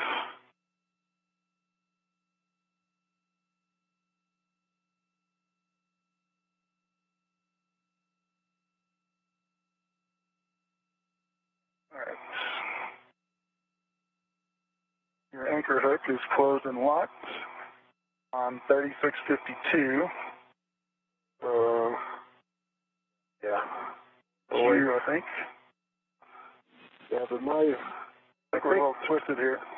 Shane, look, I think that anchor hook, that reel should come back to me, but it goes all the way back to, I think, the top of the sea spur. So I think I'm actually strapped somewhere. I'm going to have to go back. Clear it. Copy, Thomas. I'll go back in a minute. Is behind you? Yeah, I think coming from behind me, which is not supposed to be the case. Come from where you are. Yeah. I think it's wrapped around something. Maybe a matter of going back and To move out to a work site, the astronauts need to follow a pre-designated path. Along the way, they have specific markers. You can see some of the numbers from what you're seeing now is a high-definition view from that Heka camera. We're getting some good connection here. Those tethers have to be connected to a specific reel for the work site that they will be primarily working on, which is, in this case, the 2B power channel work site. This is the Earth-facing side, or the nadir side, of the International Space Station. I think it's one of the lab bus. No, Short handover. Here now, and I'm going to be on my way. Okay, great. Come on.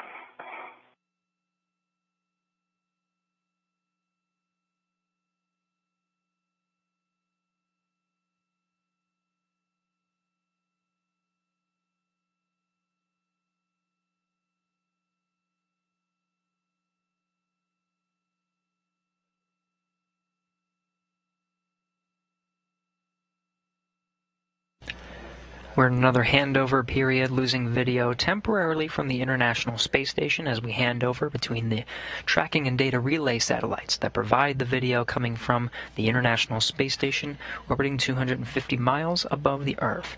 Right now it is approaching the western border of Mexico over the Pacific Ocean. Now we're about to enter into an orbital daytime soon.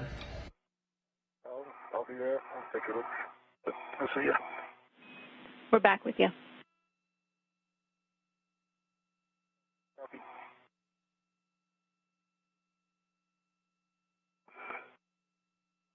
Doesn't look awake here, just retracting. Yeah.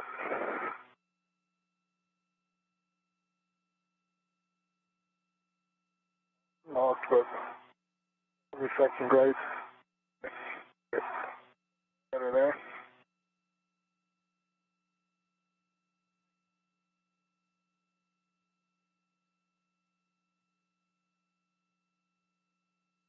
Again, this is U.S. Spacewalk number 75 out of the Quest airlock, continuing some of the work done just a few days ago on the 74th to begin the installation of the solar array out on the 2B power channel. You'll see some of the helmet camera designations. Thomas Pesquet on the standard definition camera will be using number 20, Kimbrough 22.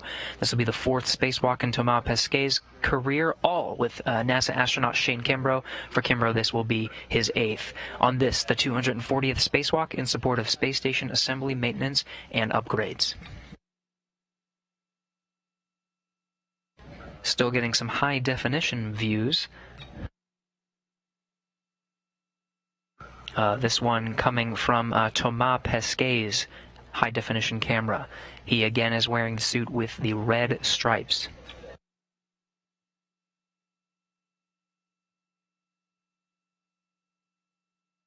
playing well today, huh? Oh.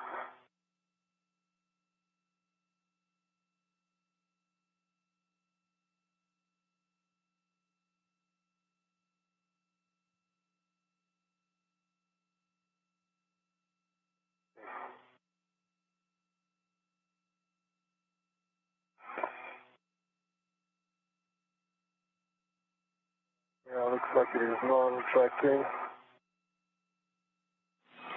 We copy, Thomas. Your green reel is having trouble retracting. Is that right? Yeah, that's correct, Jenny.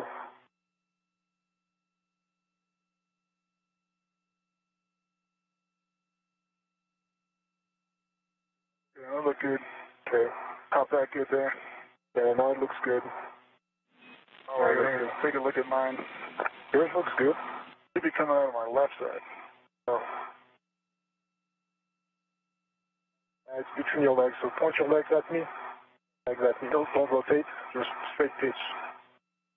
Or I'll pitch you a little bit.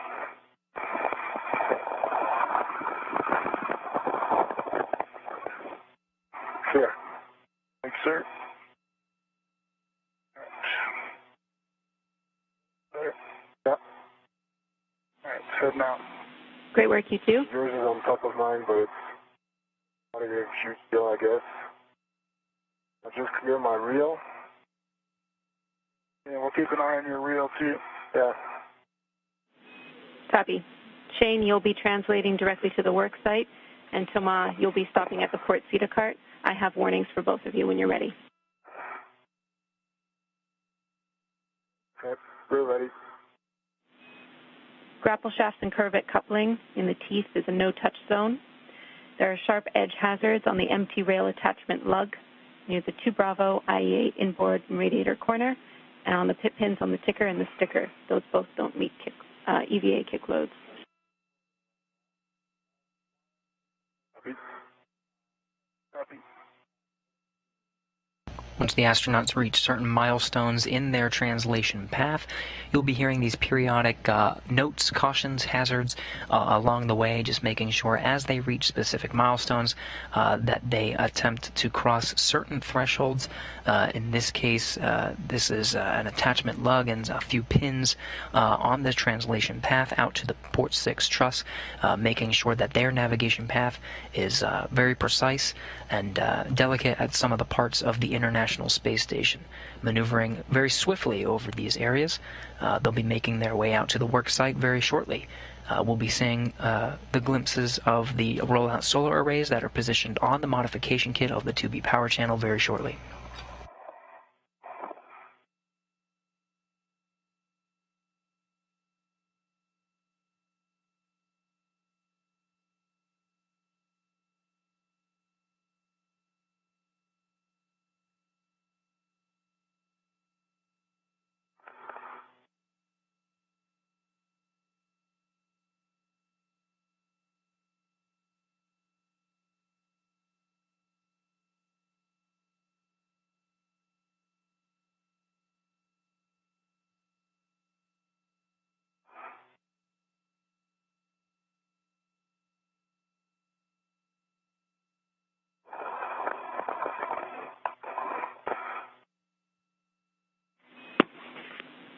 Shane, your next step as you translate outboard is going to be to drop your green hook once you're on P6.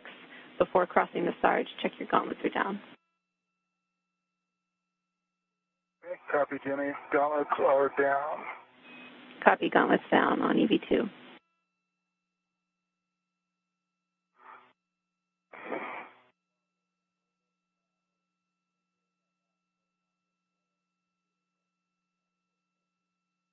I'm at the port CETA cart, Jenny. I'm going to attempt to my crew back. Copy, Thomas.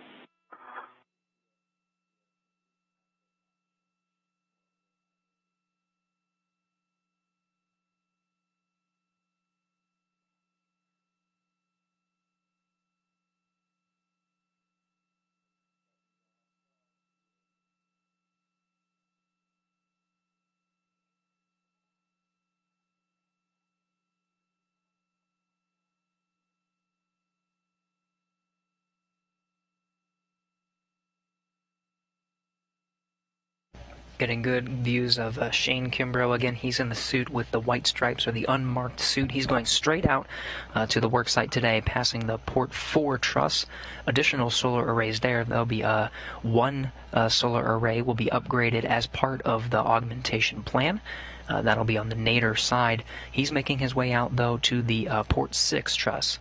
Both of the mast canisters there, that's the sort of tin can-looking structure at the base of the solar arrays.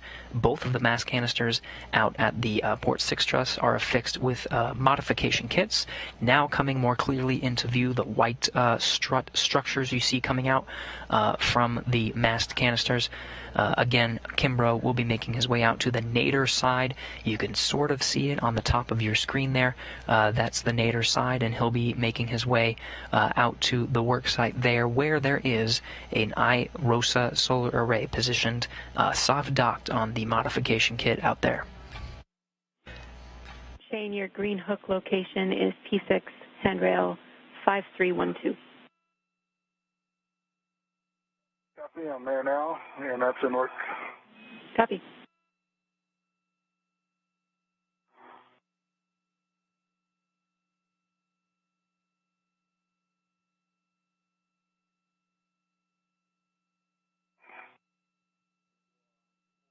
Getting some high-definition views from Shane Kimbrough's helmet camera.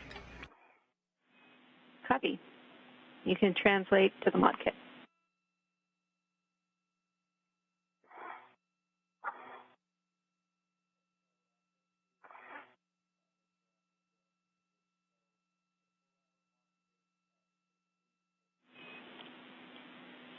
Thomas, after stowing the crew lock bag, we'll check your gauntlets are down, and then you'll be dropping your green hook on P6. I have 7 cautions for both of you.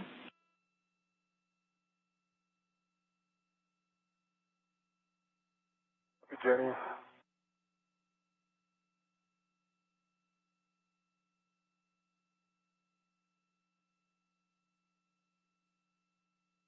You can go ahead on the cautions.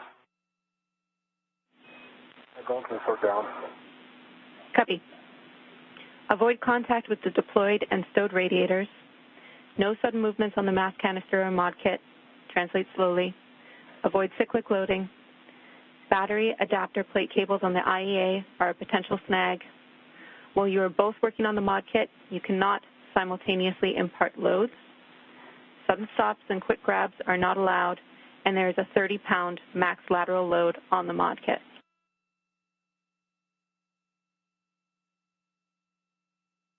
Copy all. Copy all.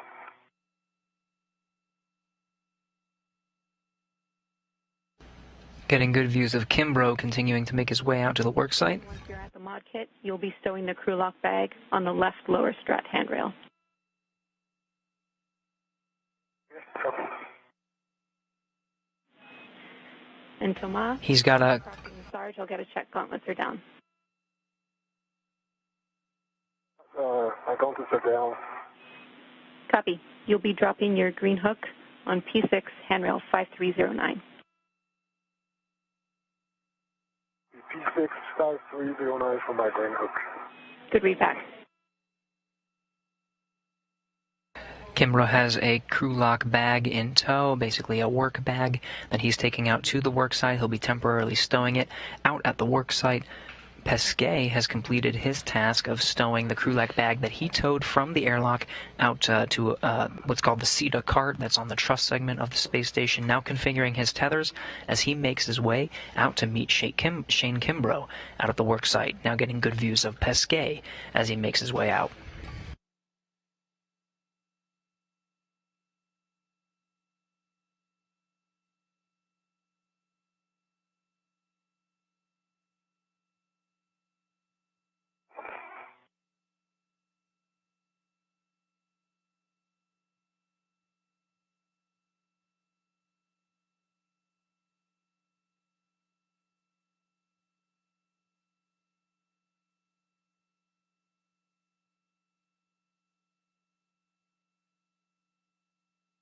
And I'm at 5309. Copy, Thomas.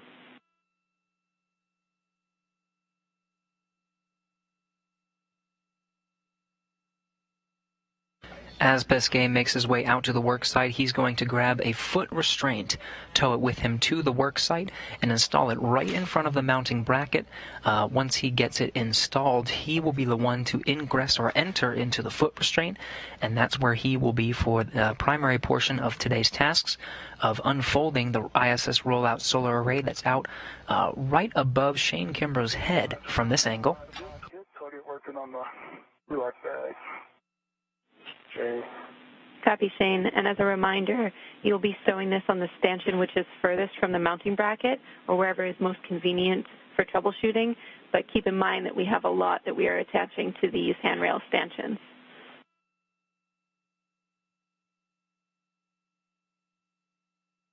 Okay, you said furthest from the mod kit, not like the other day? Yeah, we suggest that you're going to be temp stowing it on the handrail that you're holding onto now, but the stanchion which is furthest from the mod kit, so near your left hand. Oh, gotcha. Gotcha. Okay. Copy that. Just letting you know those might be clobbered today because we got a lot going on. I understand.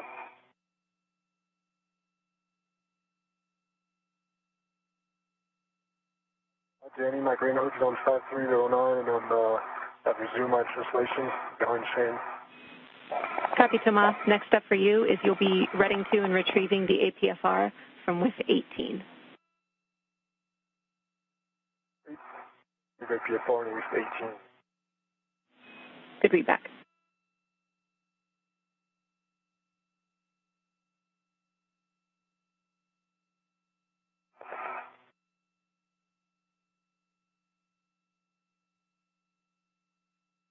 So I am right now.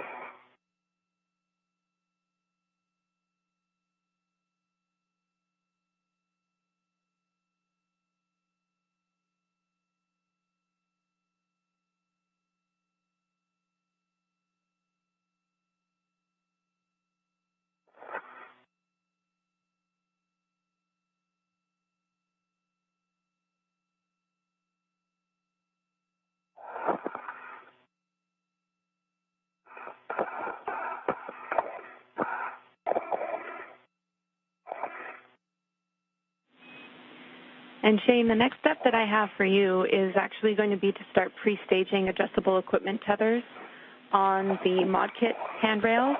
And it's looking like the wire tie from the cable routing task that you completed in the last CVA, it might take up that entire wine glass stanchion. So we might have to have you loosen it a little bit in order to fit a small hook on that stanchion. What do you think? Okay. Yeah, I'll give it a shot, but if not, I'll loosen it up. Copy. Sounds good. And it's connected on the other end, so that's okay. Affirm. All right, so from this one that I'm looking at, I'm going to the handrail, correct, with the small? With the small, you are attaching from the left upper strut handrail to IROSA, and then with a large small, you're going from the stanchion with the wire tie for the cable routing to the IROSA clevis.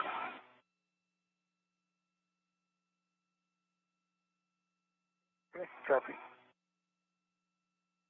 Don't see the levis. Am I looking for that?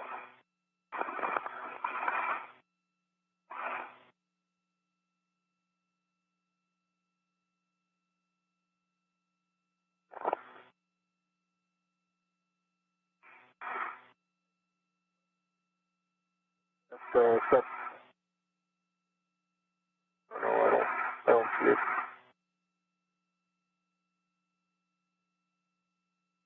Further out from where you are. Oh, it is? Okay. Yeah.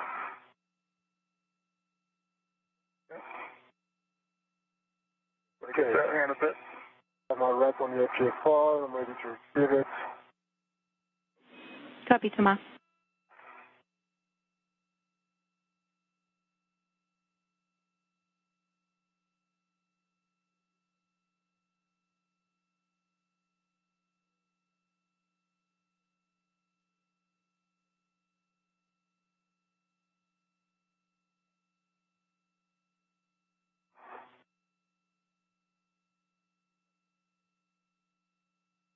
Okay, Jenny, I have the one from the upper handrail to the IROSA. In place. Copy. That looks great. We can see it in your helmet cam, Shane. We do have some concerns about the tether point in the clevis fitting a large hook. So do you mind fit checking that for us?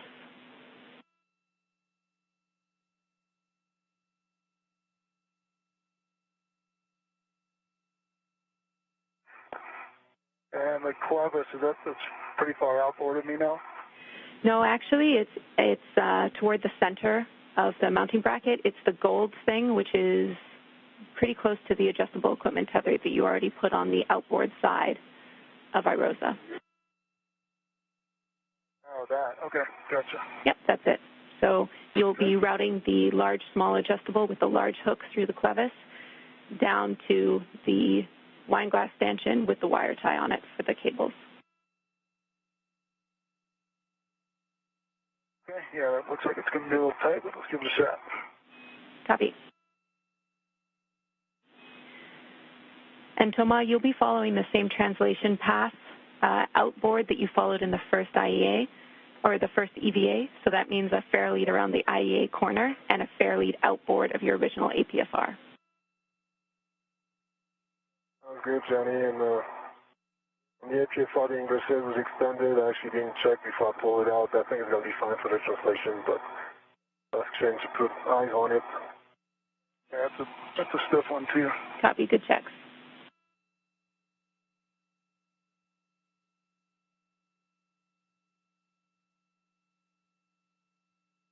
So this helmet camera view is from Thomas Pesquet. He's got the foot restraint in tow after grabbing it along his translation path, or the path to get out from the airlock to the work site.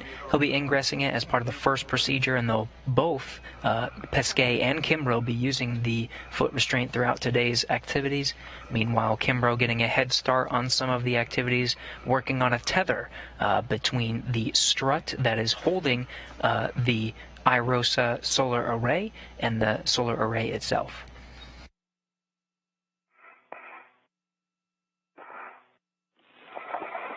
Shane, I have a warning for you when you're ready. Go ahead. It looks like it's pretty close to where you are now. When you are on the outboard side of the mod kit, avoid contacting the legacy blanket boxes and the protruding trunnions. Copy. Getting close to brief 38, Shane. Yep. See ya.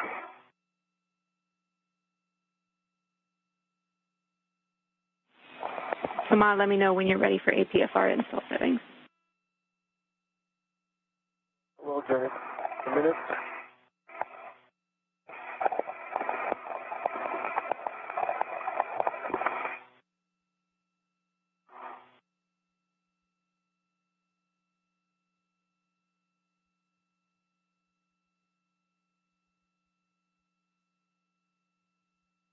Wait, come on.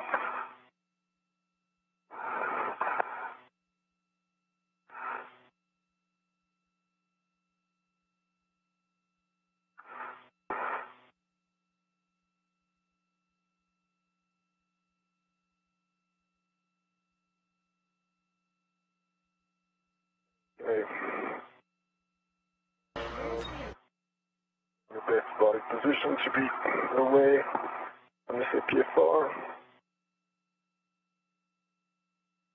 So again, on the left, Shane Kimbrough working on some adjustable equipment tethers. These are part of the procedures that were added to help secure the IROSA solar array to the mounting bracket after they were unable to do so on the previous spacewalk. This is one of the additions to the procedures to help secure it and align the solar array.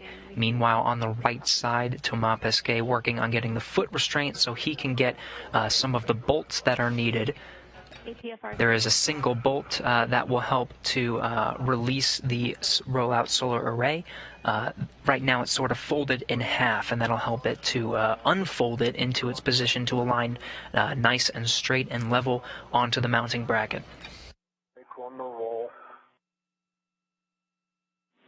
and 9er on the yaw, correct.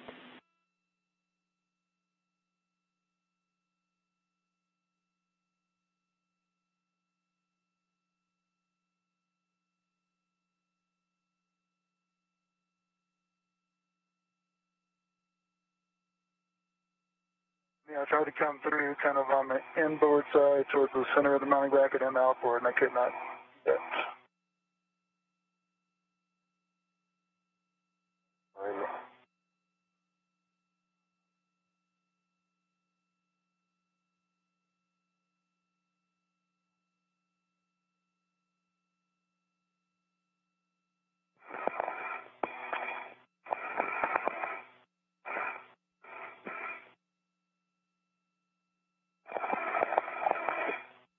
Close.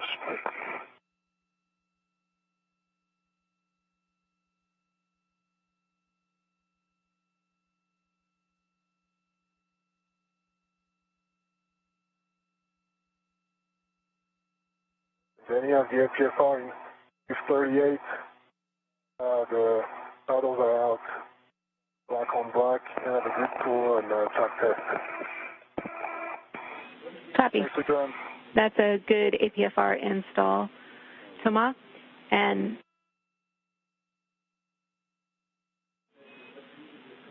Shane, it looks like the config that you have with the tethers is good for now. We can adjust that later if we need to, but we're happy with that. Okay, yeah, I'll just temp zone it there, but I'll leave it there for now. And I think next is driving the bolts, correct? Yep, that's right. You're going to be releasing the M bolts that you drove to torque on the last EVA. You'll be using your PGT for this, and as a reminder, it's a Bravo 7 setting, so you might have to brace yourself. Am I getting the APFR? We don't have you in the APFR to release these bolts, but if you need it, we can consider it. It's right here, otherwise it's kind of in the way. So let me know if you're good with that. Checking.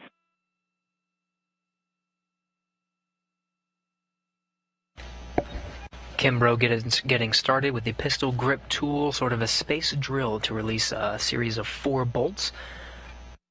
That will be needed as part of the procedures to unfold the iROSA solar array. And I can, I can talk you through that. Actually, your next step is to release the R6 bolts, but we're not going to have you do that until Shane's released the M bolts. And Shane, EV down here, EVA continued to talk, and we are going to have you change that tether config. So a go back to the large small hook. We're going to have you swap the hooks on that AET. So that means that the large hook will be on the mod kit and the small hook will be on iROSA. But the handrails that you have it attached to are correct. Okay, copy that. And Jenny, can you remind me what the yaw is supposed to be for the PFR UV 31? Checking.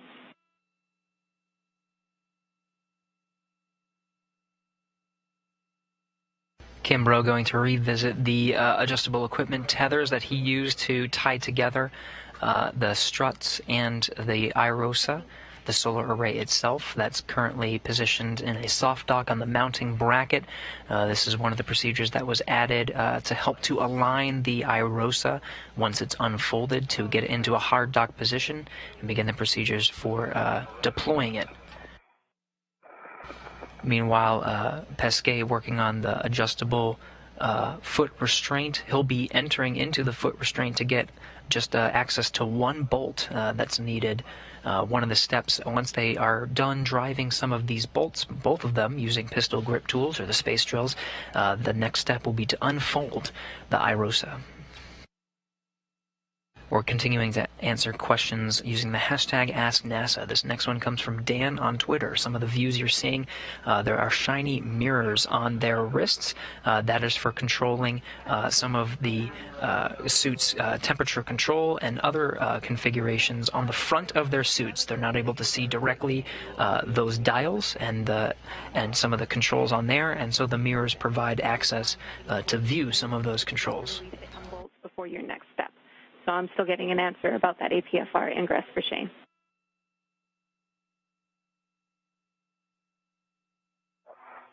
Okay. And Shane, you can ingress the APFR to drive those bolts. Let us know if you have any reach issues. And again, this is Bravo 7.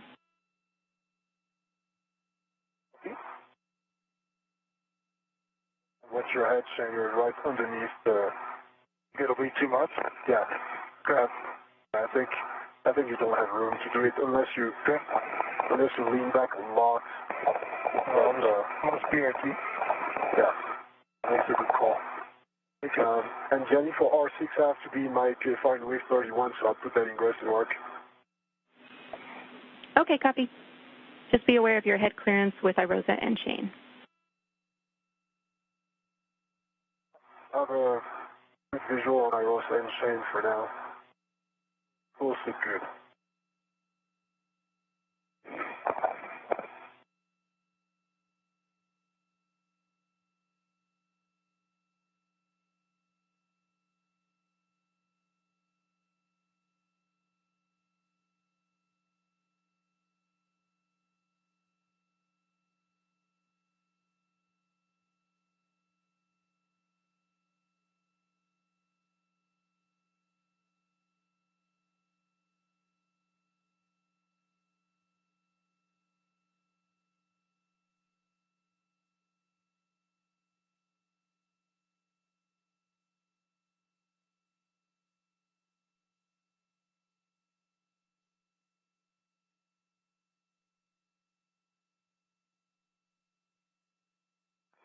Hey, Jenny, I see Bravo 7. The other settings. Counter 2. Bravo 7, counter 2. We're expecting 14 turns. The bolts should spring out when released. Copy.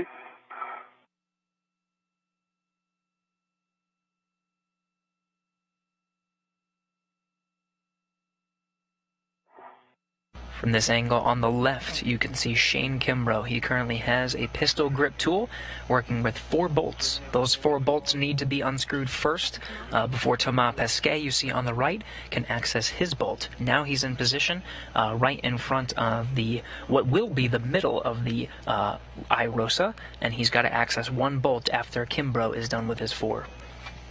And Thomas, while Shane is releasing the M bolts, another small change to the procedure. Since we're swapping between 2 sockets, which are on either of your PGTs today, we're actually going to pre-stage both PGTs, temp stowing them on the mod kit. So we have as written for you to release R6 next, but while you're waiting, if you can reach, you can temp stow your PGT on the right lower strut upper handrail. Oh, it's it. My back. I don't think I can get there. Copy. If you can't, there's no rush. We can do it after the R6 bolt as well. I'll do that.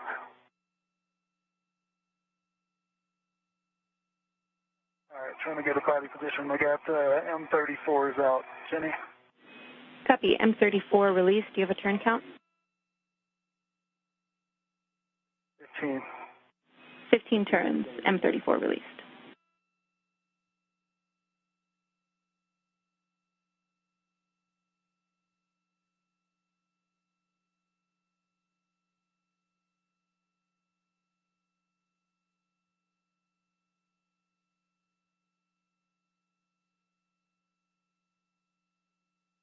Nice work, Shane. Other ones are going to be hard, just body position-wise. Good enough. Copy. We understand. When it's unfolded, you'll be in the APFR. It's going to be sweet. Got this other one over here.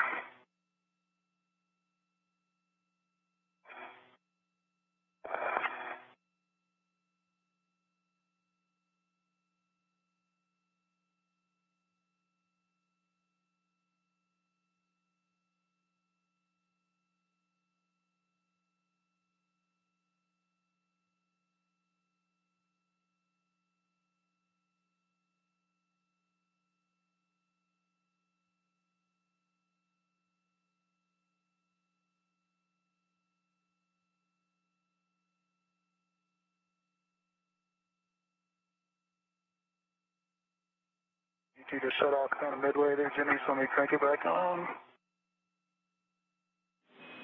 Copy.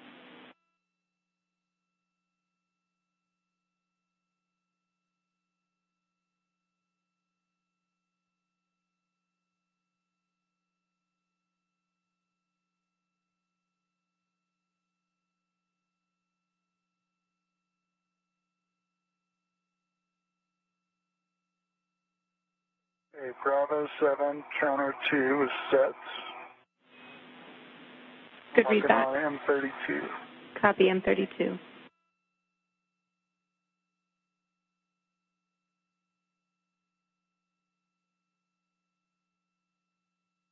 From the helmet camera view of Shane Kimbrough, 2 bolts down, 2 to go. After he's done with his final 2 bolts, Thomas Pesquet will be able to access the bolt that he's currently in position right in front of.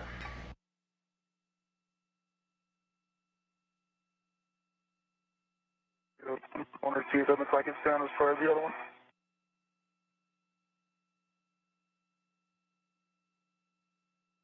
All right, 16 turns, 32. Copy, 16 turns, M32 released. Nothing seen the tethers, Shane, that it look like it's nice and solid. Understood, yeah, Rosa. Yeah, I mean, it's minor loose right now, so I'll tighten them if we need it. Very good position. Okay. 3 bolts down. Kimbrough driving his 4th and final bolt. Okay, we actually like how loose they are for now because that'll give us a lot of play when we try and get the alignment right in a few minutes. We need some play, but not too much play either. So, yeah, we'll play by ear. Yep. Understood. You'll definitely be using your judgment to make sure that they are as taut as you want. All right, M33, Jimmy, about probably 15 turns. M33 released 15 turns.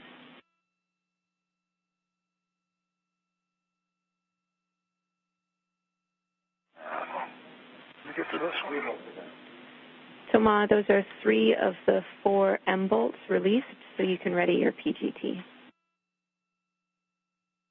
Copy, Jenny. I got my PGT. I'm going to count, and then got you for setting. Copy.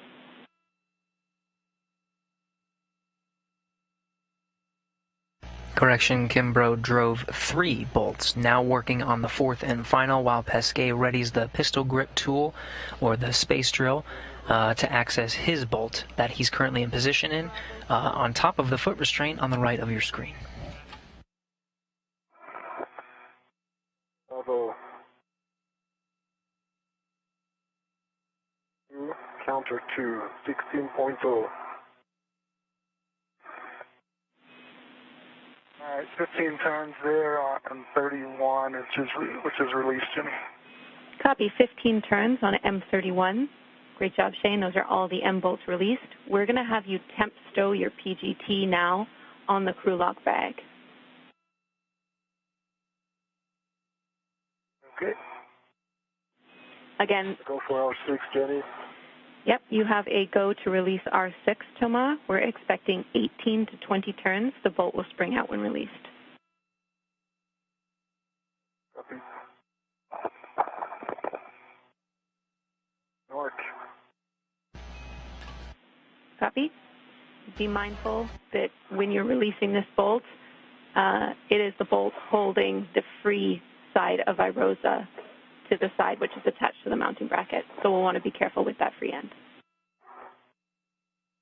And you'll have eyes on it. Not yet.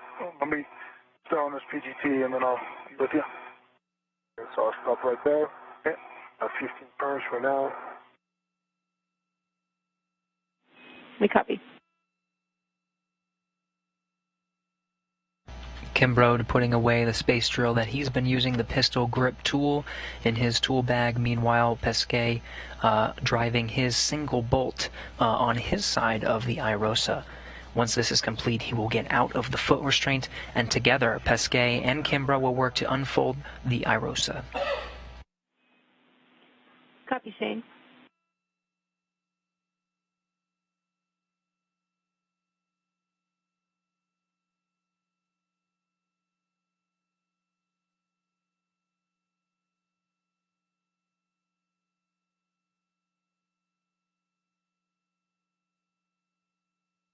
Tomorrow, what am I doing?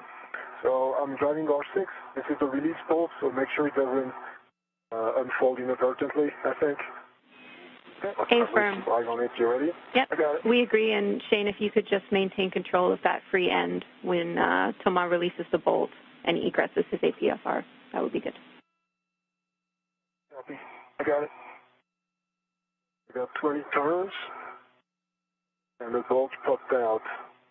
So I'm going to go ahead and egress the APFR. Copy, 20 turns on R6, bolt popped out. We agree you can egress the APFR, and again, you'll be temp stowing your PGT on the right lower strut upper handrail.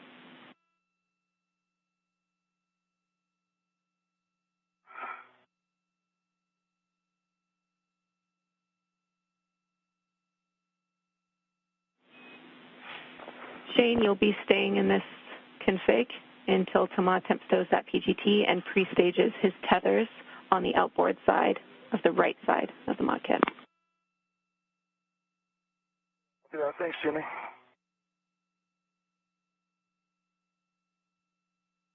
With that bolt driven out by Thomas Pesquet, you see him getting out of the foot restraint. That will allow him to get into a position as Kimbrough continues to hold the IROSA solar array in place. That front part now loose and able to swing out in front, but he'll need the help of Thomas Pesquet for this next set of procedures to unfold the solar array. Copy, Thomas. We suggest temp stowing the PGT on the stanchion furthest from the mounting bracket.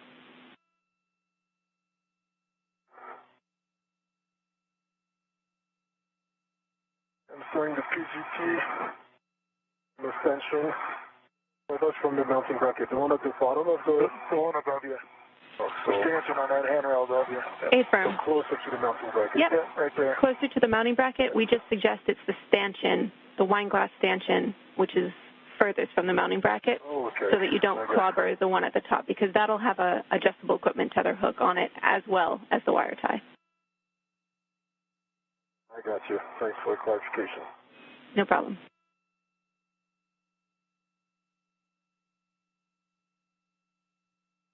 All right.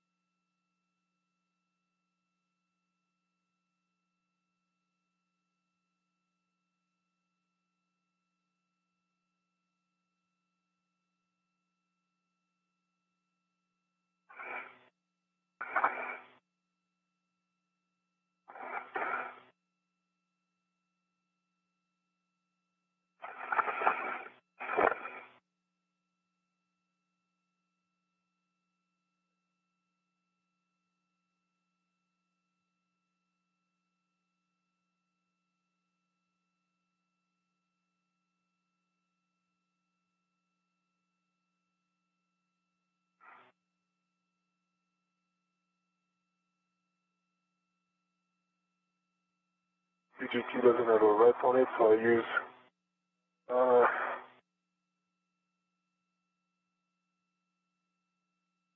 a rep from my mini workstation, Jenny. Copy, Thomas. You can also keep the PGT in your swing arm and lock the bayonet fitting. As long as it's in sight, then you can move your red over.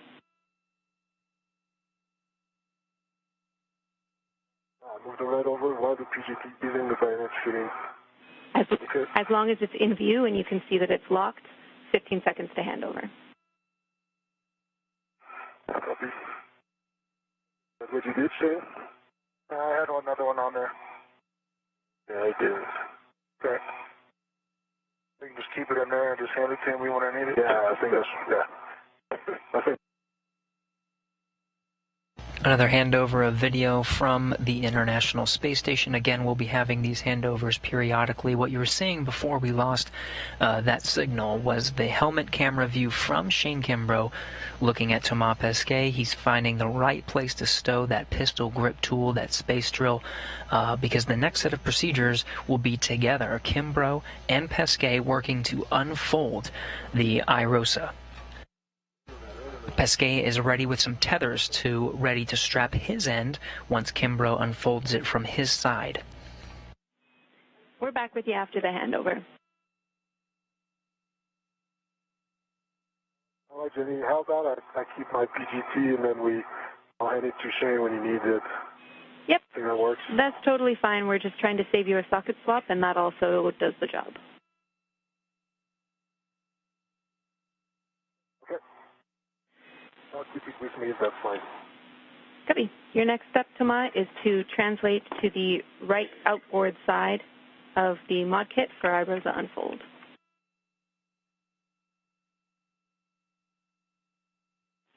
Right outboard of the mod kit, and I'm stable here, Thomas, not moving, so you got it. Okay. And Thomas, you'll be staging an adjustable equipment tether to attach to iROSA once we unfold it. So I have that handrail stanchion when you need it. Okay. Please, go ahead. You'll be attaching the small adjustable with the hook going to the right upper strut handrail.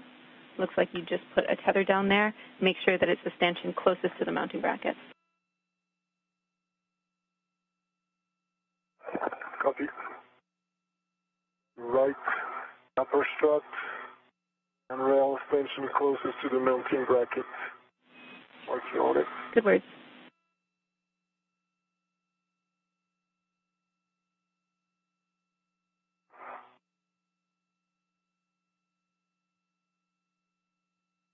Okay, I have an AET stage there. Copy. I'll take a glove inspection, hap check, and gauntlet check from you, Thomas. Okay, hap is dry. Gloves, there's some black smudge from the translation, but they're in a very good state. What was the other one on Jenny's side?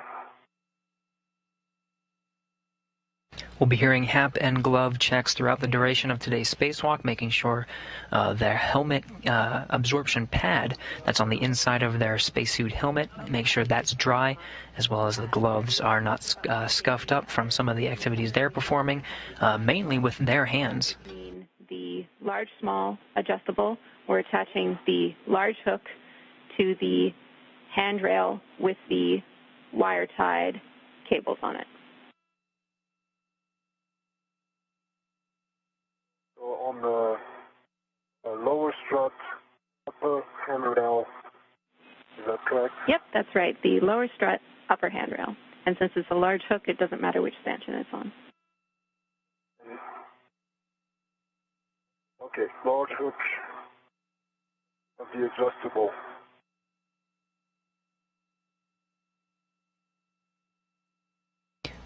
Part of the procedures that were added to today's spacewalk to help to align the iROSA with the mounting bracket. You see it now from this great view of Thomas Pesquet, is to use a series of tethers, the tethers being wrapped around both the solar array and the mounting bracket. Hold iROSA to full extension. Warning, there's a pinch point. Keep clear of rotating iROSA. So again, Thomas, that has you outboard.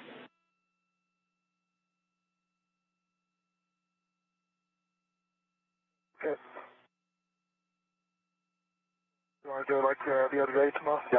Okay, so let me put down local. Yep.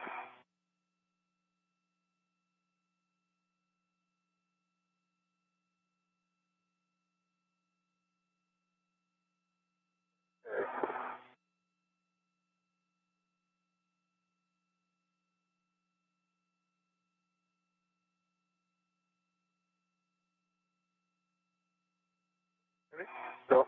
Okay, I'm ready. Okay, I'm ready now. Comes up slowly. And the solar array now beginning to unfold. You have it. It's out of my hand. I have it.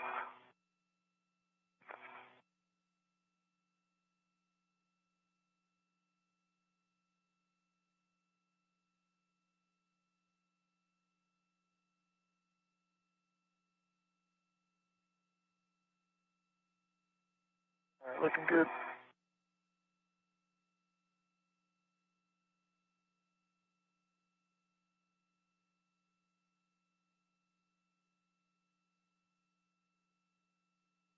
Okay. So, then it's unfolded 175 Just like last time, I don't have visual on the alignment guide, but I'm guessing we're in the same situation as last time. Expected. Okay, copy. We do have a step for you to check, but we're expecting exactly the same thing like you said. So we can have you connect your adjustable equipment tethers to iROSA. They'll both be going to the iROSA handrail, which is directly in front of you because our plan to attach to the iROSA clevis did not work.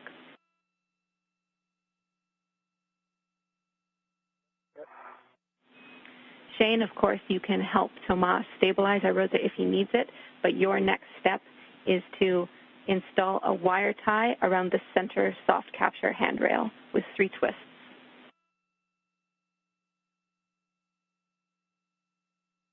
Okay, I'll get working on that.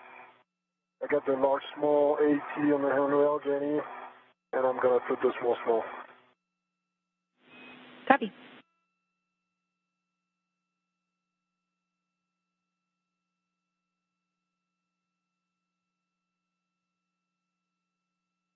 Now with the solar array unfolded, the spacewalkers will work together to help with the alignment using some adjustable tethers and wire ties.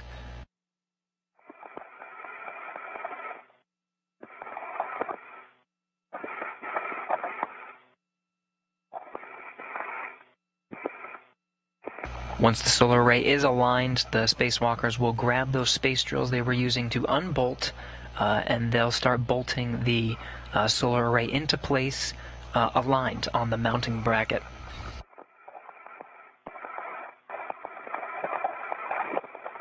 Using the hashtag AskNASA, we got a question on Twitter. Why is it important to count the rotations when loosening the bolts? This is to avoid any stripping.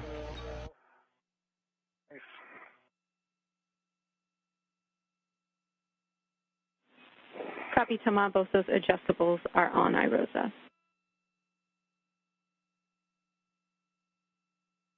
Correct. The next step is really us working together to try and reinstall iROSA in this new config on the mounting bracket, but we'll have Shane finish those actions with the wire tie on the middle soft capture feature prior to doing that. So, Tomas, for now you can stand by. Yep.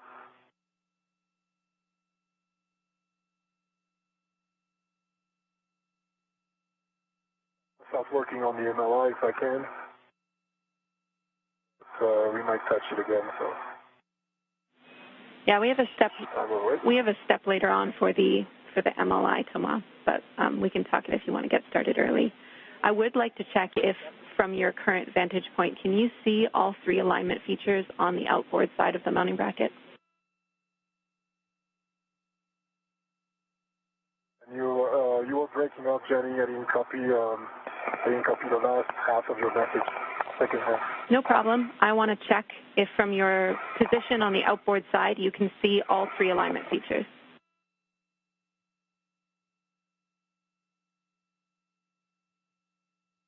Good point.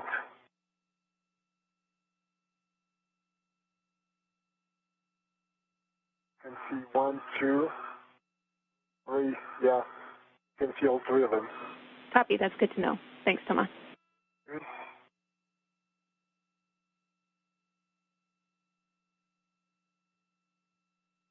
Jenny, I got the wire tie on, I got the adjustable connected to it, and that goes to the lower stanchion, is that right? Yep, the stanchion furthest from the mounting bracket. Exactly right.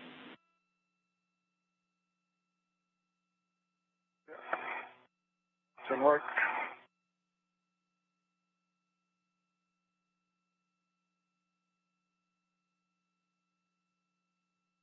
Again, Pesquet and Kimbrough working together using a series of adjustable straps and wire ties to help with the alignment of the solar array onto the mounting bracket. That'll help to align all the features to allow them to bolt and secure, fully installing the iROSA to the mounting bracket and allow for a deployment later in today's spacewalk.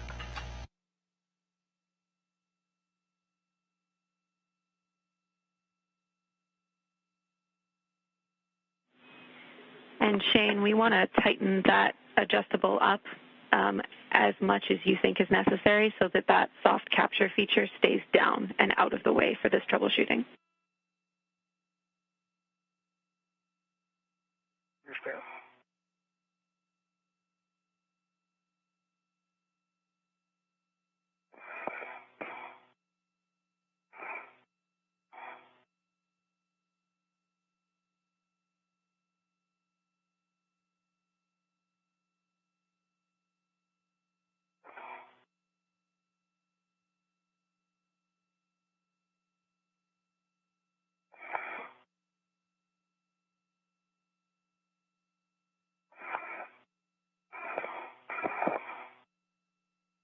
All right, so we got that on there.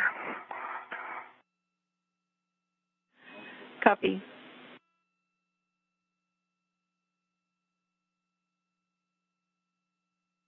All right, I'm going to tighten it up. Good words?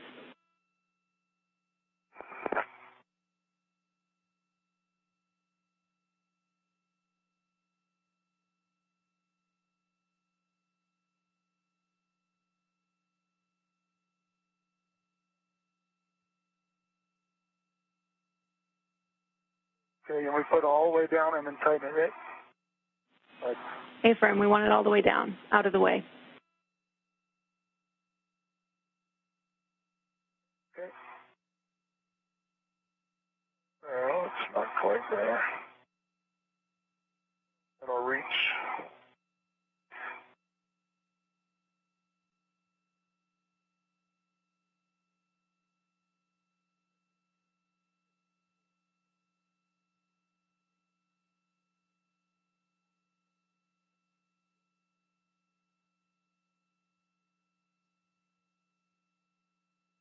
So I can move it to the other hook so I won't put too much slack in that one.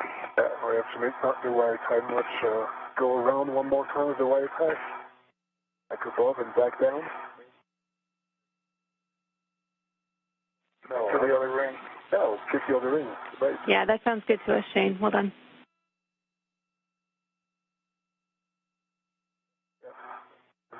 Okay.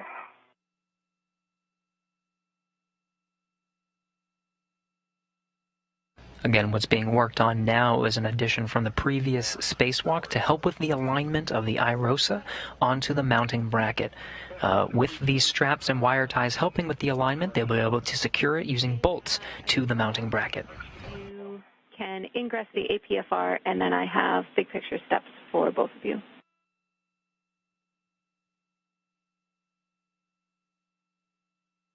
And what's your edge? Still close, yeah? Yeah. Okay, copy. Maybe I can even get you back off. No. Sideways.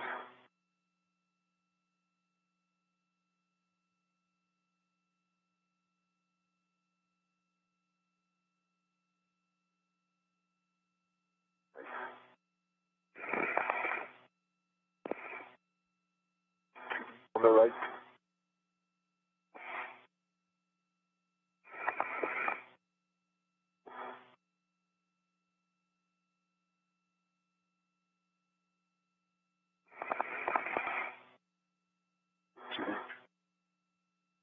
There you go.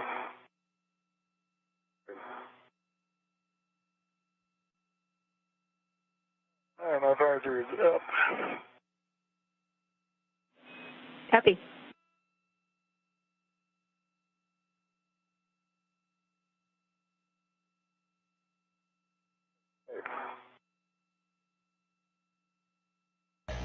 Now entering into an orbital nighttime, the views outside the International Space Station getting a little darker as we cross over the Terminator line into an orbital night.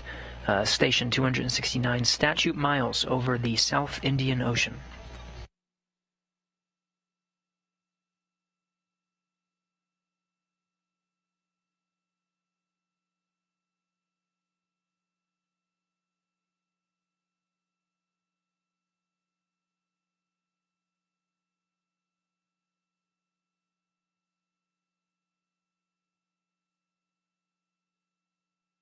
Yeah, Jenny, we're in position, I think. Okay. So if, Shane, you're in the APFR, then I have big picture words on our next troubleshooting steps. Okay, I am in. Go ahead, Jenny. Okay. So the plan here is we are going to try and keep the leftmost soft capture feature engaged and straighten out IROSA, then pivot it onto the mounting bracket when it's straightened out. Actually, hold, Shane, we'll have you power psych your HECA quickly. We just lost your camera view.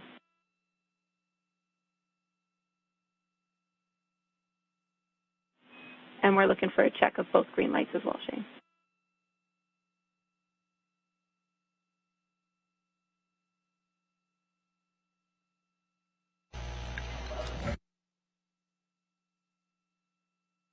Waiting for next steps from the ground IV, the voice you're hearing in Mission Control Houston, Jenny Seide, giving instructions, these all troubleshooting steps, additions to help with the alignment of the IROSA to the mounting bracket.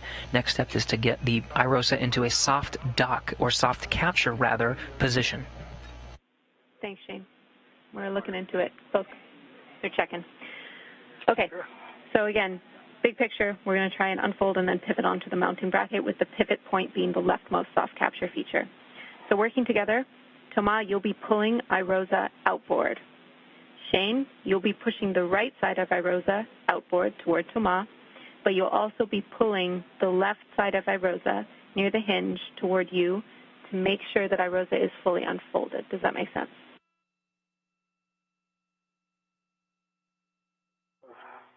Jenny, are we sure that the right detent is not engaged or is not in a way?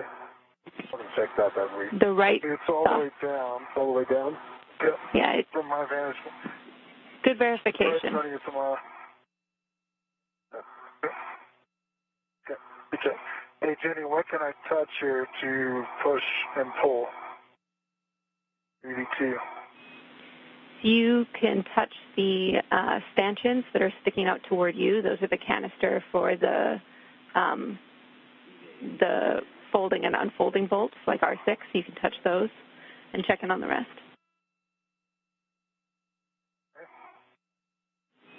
I think those will be good enough on each side. So okay. You can also touch anything on the root beam, if that's helpful.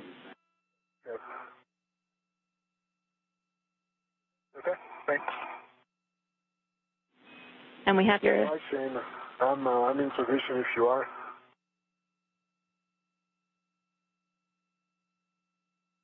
Are you ready? Yeah, I'm ready.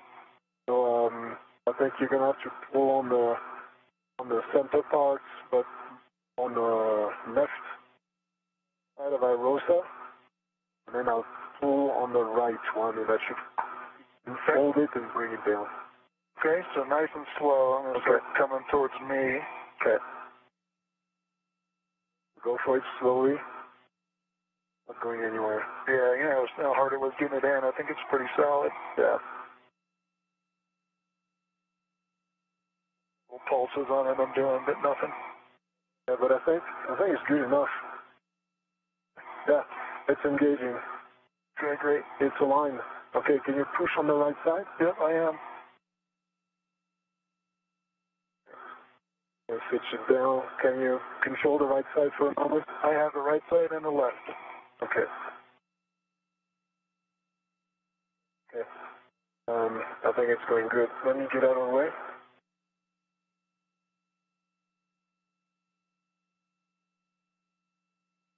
A little bit out, but there you go. Yeah. Let me go back and look. Not quite, but we're not far. Push more. I have a lot of strength there. I mean, I'm just so far reached out. But that's all I got right there.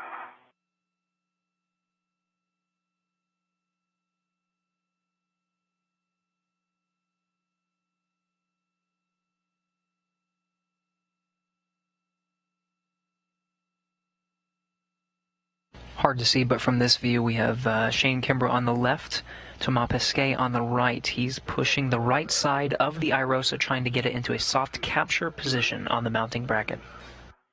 Soft capture.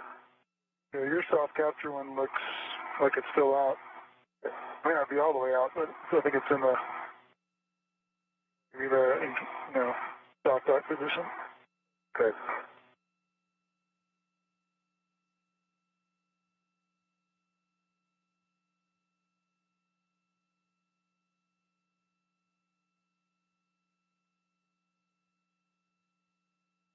Second.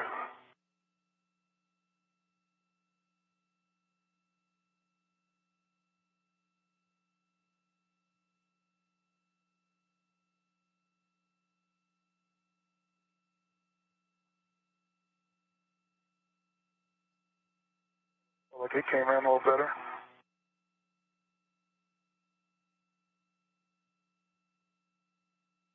That's just a lot of friction.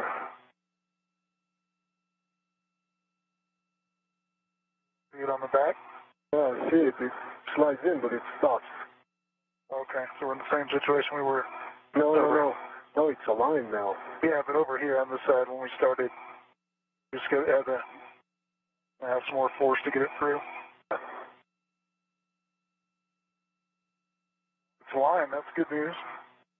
Yeah, but We copied. Yeah, it's cinched down over there with the decibels. Not entirely down, but mostly down.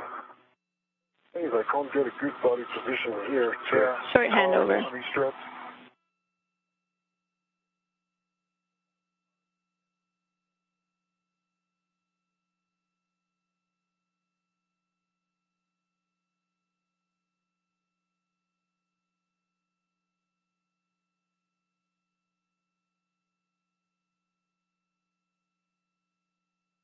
All right, two.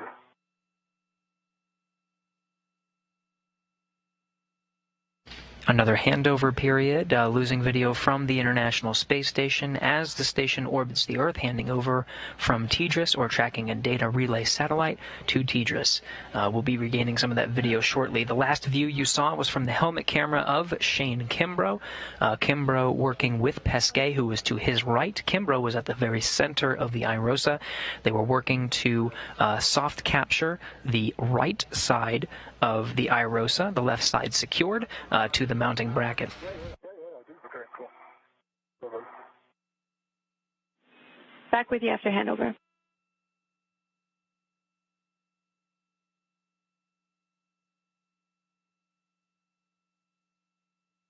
It's lining up, Jenny. I don't know if you see my head count, but there's still some mechanical interference. Okay, we copy. We don't have KU band back quite yet, so we can't see your helmet cam, but from what you're telling me, there's still some interference. You felt a lot of friction when you were installing it back onto the mounting bracket, but you did get the alignment guides lined up? Yeah, we do get the alignment. Okay, and that's the alignment feature just on your side, Thomas, or you could see the other two as well? I can't see all three at the same time. If I'm checking the one on my side, I'm losing sight of the other two, especially at night. Yeah. But the other two are still in. I mean, last time I saw, I think they're still in. This one is nicely aligned in the middle of the slot, but it's still not going in. It looks like, I don't know what's blocking. Okay, but copy. I can't see anything because I cannot poke my head now between the IROSA and the panel. There's not enough room. Yeah, I understand. But you did get all three alignment features lined up. That's at least good news. It's lined up, but I'm going in. Mark, can I release this right side or not? Yeah. Okay. Then I'm still controlling it? Yeah. No. Cool.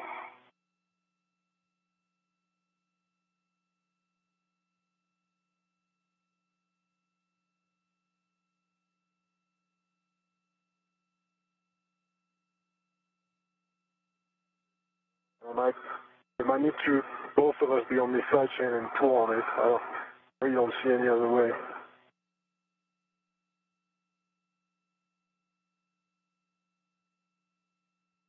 Through there? Yeah.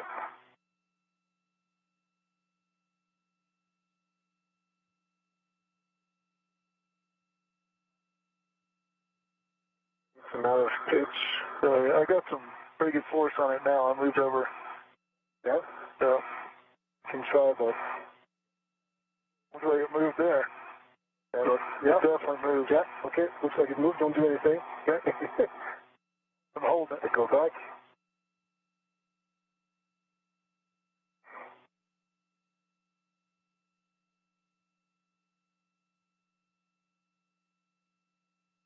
Yeah. I'm engaged. Wow. You want to get your pen? Yeah. That's great to hear. So the alignment features are engaged, and you're checking the right soft capture feature now, correct, Tomas? Correct. You're in? Yeah, I think I'm in. The right soft alignment feature is captured, Jenny. Copy. The right I don't know what you did, but right soft capture feature is in, and the alignment is good. That sounds like you guys were able to do it. Fantastic job.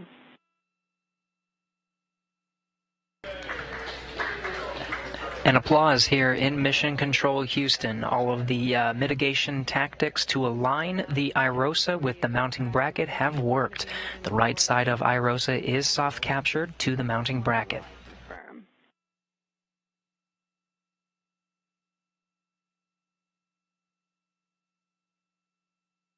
Jenny, you have eyes on all three of them, the alignment guys, and all three of them are nicely aligned all the way in, just for sanity check.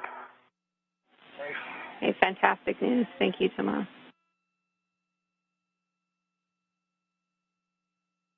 Goals.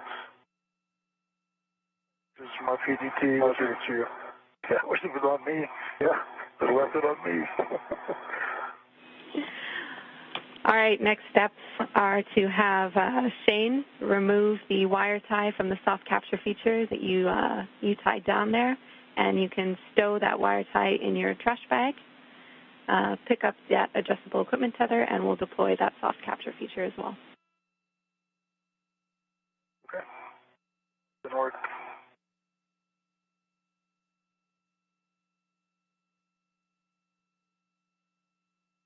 Start driving the M35 and M36 since I'm here with the PGT in hand.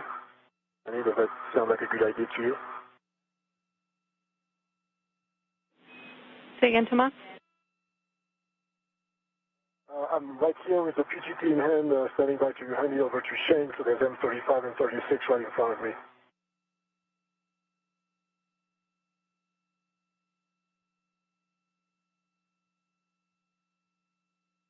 Checking.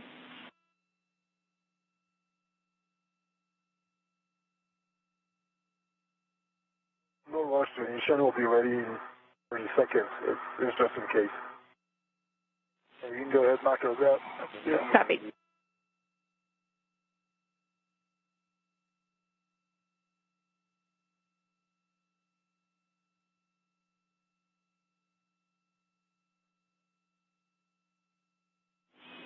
All right. I have next steps for you. We're kind of back on a more nominal timeline, so we're just getting reconfigured here on the ground. You guys have done a great job to get us back on track. After stowing that wire tie and adjustable Shane, you'll be at the crew lock bag, and Tomas, you will be driving R7 and R8, which are the hinge bolts. So for that, we're going to have you ingress the APFR in the center of IROSA. So Shane, you can... Shane, yeah, if Shane do it right now, I'm using the APFR. There's other stuff I gotta do. That's my PG. Yeah.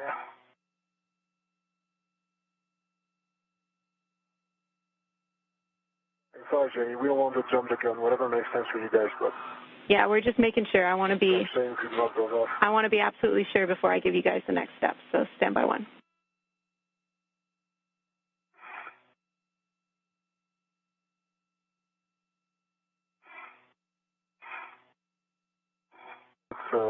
It's related to you, it's still related to the bag. It's still to the bag. Why don't we just change that now? Yeah, great. So, I'll do it. Wait, I'm going to use user translation. Yeah. Okay, I have an answer for you guys. Shane, you can drive the hinge bolts. So again, you'll be using Thomas' PGT for that. But since you're in position, it's no problem if you do that. We'll just have Thomas move to the crew lock bag to retrieve the AMS knob, which you'll need to snug those bolts up. Okay, sounds good. And Shane, Just a minute here, we're getting reconfigured. copy. And Shane, we think you'll be able to reach both of the hinge bolts from the APFR, but you might not be able to reach the topmost one. Just let us know if you have any issues there. The bottom one is R8, which we can start with. Okay, sounds good. Yeah, I may have to roll over a little bit, but I'll check it out here in a minute. Free from the bag, Shane. Copy. Okay, and the other rack go back to the bag? Yes. Okay. Good. Thanks so much. You get your PGT, right? Let me, yeah, that's all good. Okay, thanks so much. Okay, except I need the bag now. Let me, yeah, CR8, yeah, I don't think I can reach R7. Maybe they wanted your height on here. You want to swap out? They can swap, it's okay. Yeah. So, Jerry, sorry about that.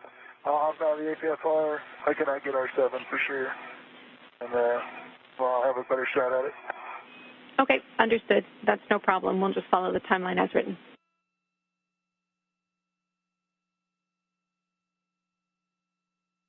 Might have to roll it one or two tomorrow. We can check it out. Let me get over there. Yeah.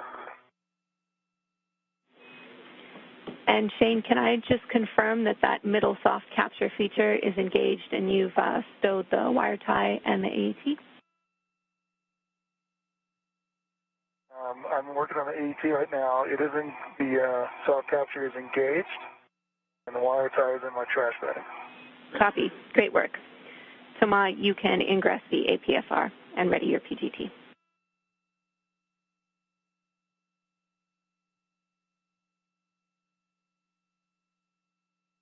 Okay. So the tethers and wire ties that were used to help to align IROSA with the mounting bracket, that mitigation strategy worked. They're gathering some of that equipment and getting staged for fully installing the solar array to the mounting bracket. There'll be a series of driving some bolts, so they'll each have a pistol grip tool or a space drill, and they'll work to engage some of those bolts on the mounting bracket. Glove inspection, hap check, and gauntlet check. Oh, okay. Copy. Got it. Okay, gloves look good. A small smudge on the right ring finger. Probably just from translation, like Tomas said. And dry hap and gauntlets are down. We copy. Good checks. Thanks, Shane. You can retrieve the AMS knob with a 6-inch wobble from the crew lock bag. Okay, Mark.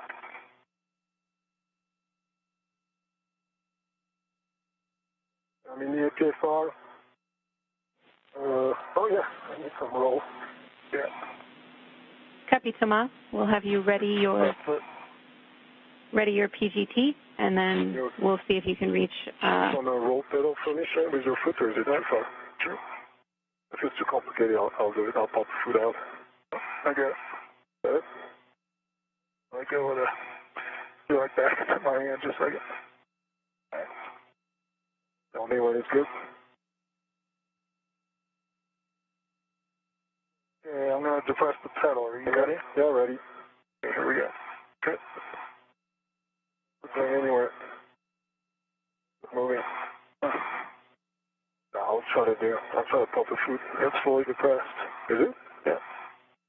It's not moving. I think it's not. I think we cannot because the pitch is 90 degrees. Okay. I think I'll have to do it like this. Never mind. Sorry about that. No worries. Wow. Okay. Let's try. And Jenny, I'm ready for settings if you have settings for me. Alpha 1, clockwise 2. God, it's a small one. Alpha 1, clockwise 2. Affirm.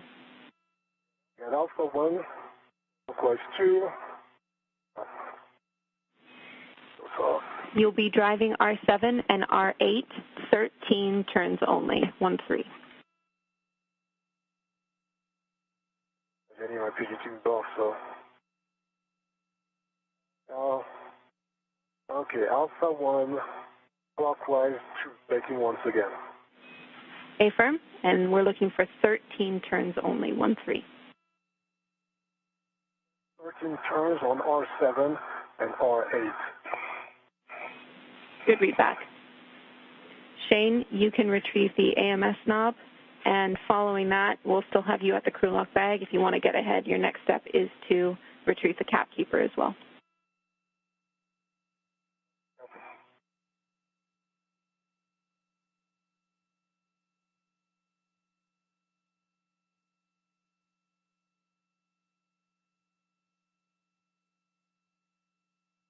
You're seeing Thomas Pesquet using the pistol grip tool to drive some of the bolts necessary to secure the solar array in this configuration to the mounting bracket. Meanwhile, Kimbrough is retrieving something called an AMS knob. This will be used after the pistol grip tool to finger tighten or hand tighten these two bolts.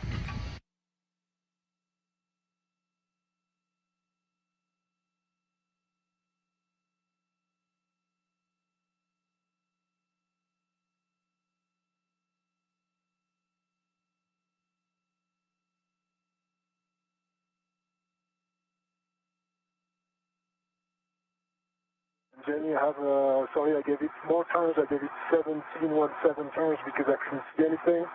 At the very end of my reach, but I gave it 17 turns. I have green light and good torque of 2.4. Copy, green light. On R7. 2.4 on the torque and 17 turns. We're just talking that turn count down here. Please don't make me undo it. I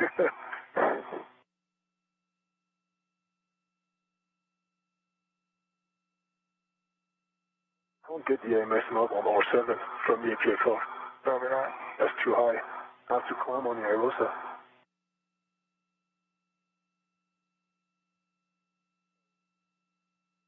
Okay, I can use this. Yeah. Still not good. Not bolted yet. Nope. 1 sec.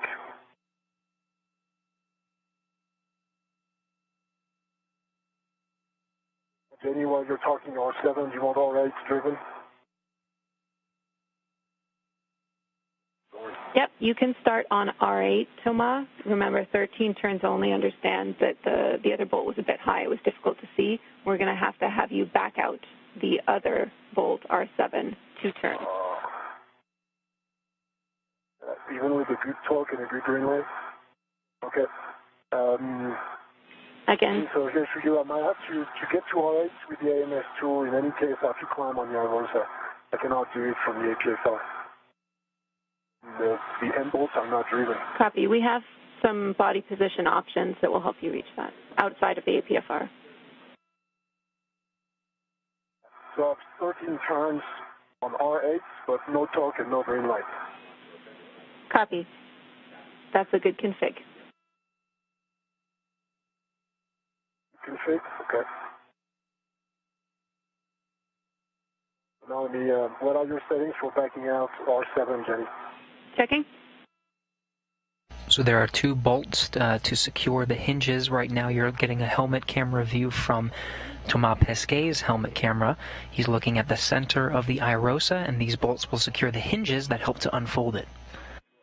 They need to be hand tightened, so they're only going to do 13 turns and then use another tool called the AMS knob to hand tighten the remaining torque. Okay.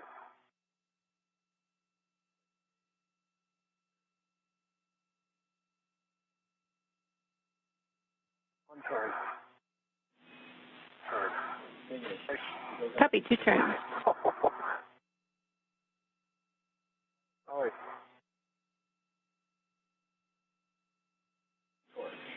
You can store your PGT and receive the AMS knob from EV2. You're going to be torquing both of those bolts to just snug, so around 2 turns each. understand you might have some constraints reaching the uppermost bolt. We'll talk about that when you get there, but you can start on R8. Okay. Doesn't ratchet that tool, Jenny. To turn by hand. Yeah, 2 turns, yeah. It's turned by hand. It's not a ratchet tool. Yes. There's the lead tooling on it. Yeah, 2 reps there. From this view, you see Pesquet has that AMS knob. It's a hand-tightening tool, just a delicate 2 turns to secure the hinge bolts that help to unfold the iROSA.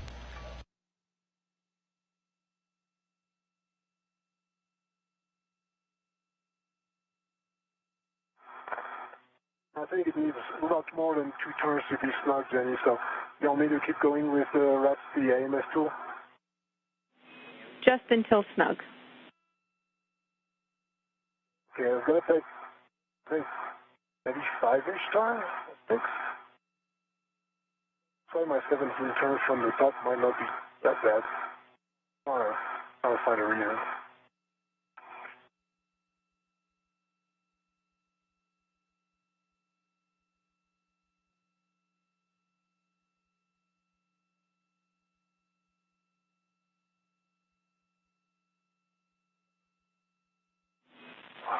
And Thomas, like we said, that's too snug. We have a turn estimate of 2 turns, but it might take more as you're finding out.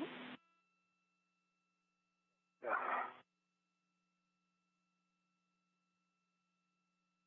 I've given it like 5 or 6 turns and I still see maybe 2 millimeters to go. Copy. And then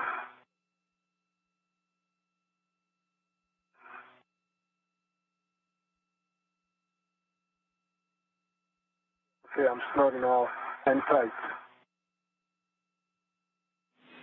Copy. The bolt is snug. So done for R8. Okay, and Jenny, my question I guess is, can I translate on the iROSA even though the end bolts are not driven?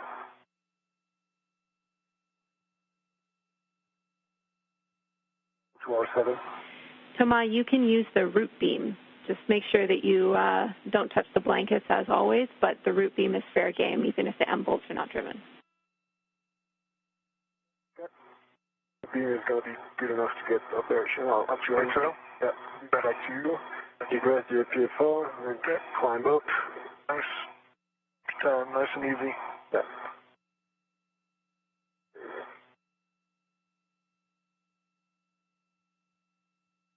With the first of 2 hinge bolts tightened to be just a little snug, Pesquet now moving into a position to allow him to reach that upper bolt and do the same thing. Sure. Another tether here.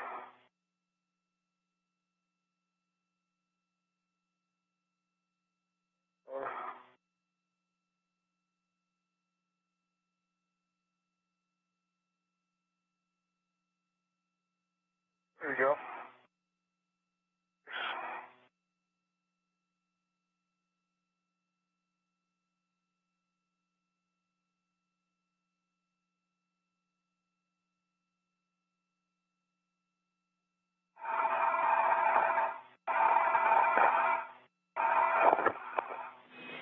And Shane, if you haven't done so yet, you can prep the cap keeper from the crew lock bag. We'll be transferring that to Thomas and using it to remove the caps from the ENSA GLs. Copy. It's right there in front of them, ready to go. Back at you. Copy. Well done. Snug. Okay. Now what? Cap keeper. Cap keeper? It's right here tomorrow. Oh, okay. We can just leave it to the bag and Yeah. More for this, that would be nice to get near your phone, but got it. We copy that R7 is snug. And that's right, you'll be removing the caps. You can keep the cap keepers stowed to the crew lock bag, or redded to the crew lock bag. This works tomorrow. Making progress. Constant improvement. Matters. Okay, here's one cap.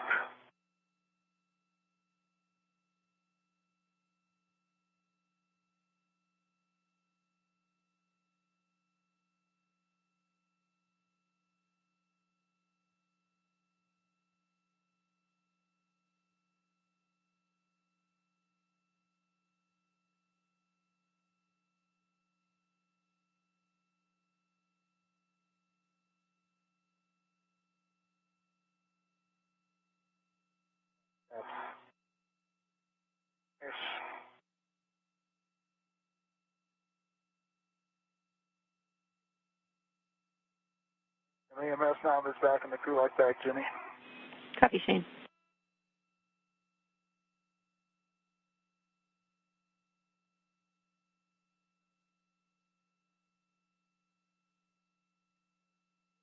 Three taps. Copy.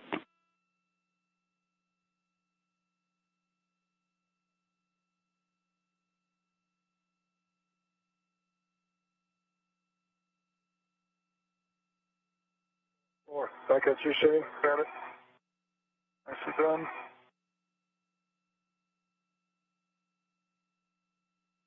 Ezekiel. And bolts. Copy. We're talking next steps. It's likely going to be M bolts. I'll have words for you shortly.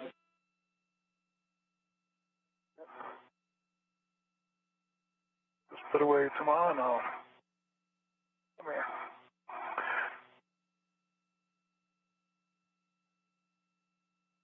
Getting on R7.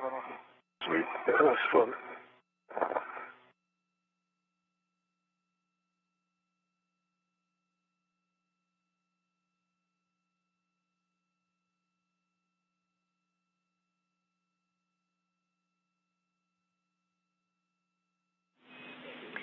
All right, big picture for you guys, considering the time we have left in this eclipse. It's only about 2 minutes. So we're going to move on to driving M bolts. It's crew preference who drives the M bolts. Again, we just have one PGT with the correct socket, which is the green PGT, or Shane's PGT. We are 1 hour away from the next working eclipse where we will be able to do the full cable config at the legacy panel. So the other crew member, whoever is not driving bolts, will head outboard and disconnect the cable harnesses from one another, that cleanup step that we did at the end of last DVA. We will not be touching the legacy panel at this time. Okay, that sounds good. We drive first, drive these, and you do your connectors, and then we'll swap. I think it makes sense. Okay. Did you get into your phone? Yeah, I think I will. Yeah. Let me take my local and be out of your way. So, Jenny, the plan, I don't know if you heard, is that Dan will drop the bolts on his side while I'm cleaning up the connectors on my side, and then we swap roles. That sounds great to us. And another cleanup step is also to retrieve those adjustables at some point, not now, but something we can do as well. Yeah, that's exactly what we're talking here. We might have you take a look at cleaning up those adjustables as well, but I'll have a confirmation for you soon. Okay. 2 hours into today's spacewalk, the spacewalkers have their next steps. There are 4 bolts that need to be driven on the right side of the solar array to secure it in place to the mounting bracket. In the meantime, the other crew member will work on routing some cables and cleaning them out, getting them ready for the connections. We're about to enter into an orbital sunrise, which means the sun will be shining on the solar arrays, and the arrays will be producing power. Some of the next steps after bolting the solar array to the mounting bracket include connecting some of the cables. We need to be in an eclipse or in an orbital nighttime in order to start that work to reduce the electrical current flowing through the solar arrays. So the astronauts will be working on the bolts during an orbital sunrise and connecting the electrical cables during an orbital nighttime.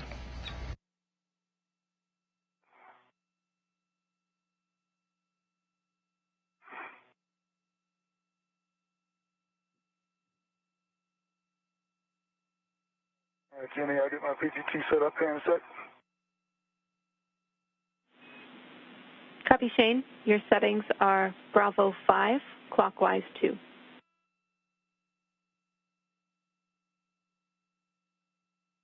Bravo 5, clockwise 2, set.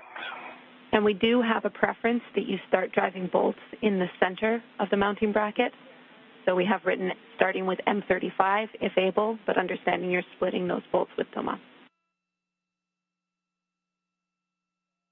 Is 35 the inmost on the right side? Yeah. Affirm. Oh, you can, well, yeah, I could probably get that. Copy. We're looking for 11 to 13 turns. It'll be to hard stop, and the black line will be flush. 2, 3, 4, 5. I can read. 6. That's teamwork right there, Shane. 8, 9, 10, 11, 12, 13. Got low torque. Any green light there, Jenny? Yeah, we want these driven to torque. Some more? No, still not. Yeah, I just can't. Oh, you got it. Got it. Yeah, green light. Okay. And black line flush, looks like. Yeah. All right, thanks, Tomas. Okay, no worries. Do my work, now. Connectors. All right, Bravo 5, going for M34, Jenny. Copy, M34.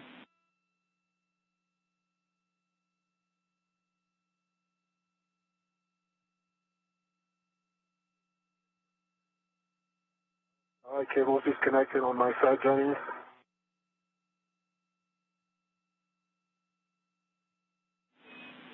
Copy, Tomas.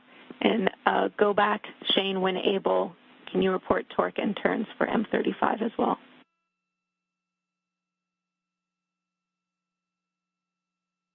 Was 13 turns and the torque was 22.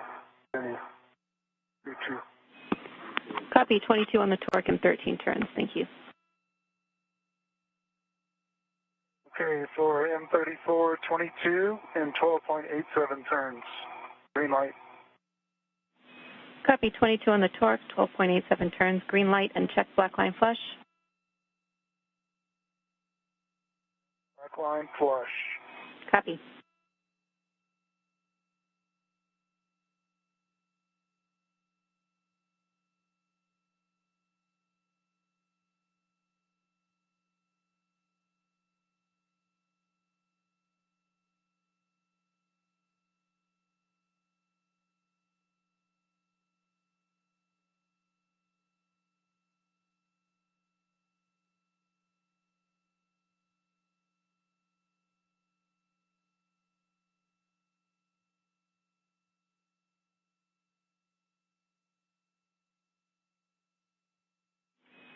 Shane, it looks like your helmet might be touching the blankets. Just a reminder to back off. If we have trouble reaching those bolts, we can egress the APFR.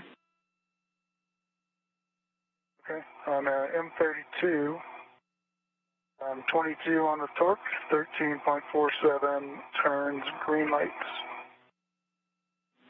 22 on the torque, 13.47 turns, green light on M32. Check black line flush. And black line is flush. Come on, is my helmet clear if I'm down here? Yeah, and there's that RC extension that's also really cool to the visor. Yeah, I see that. Yeah, you see that. And as long as you're clear of this and you don't go up, that'll be good. Thank you. That's 3-4 centimeters now.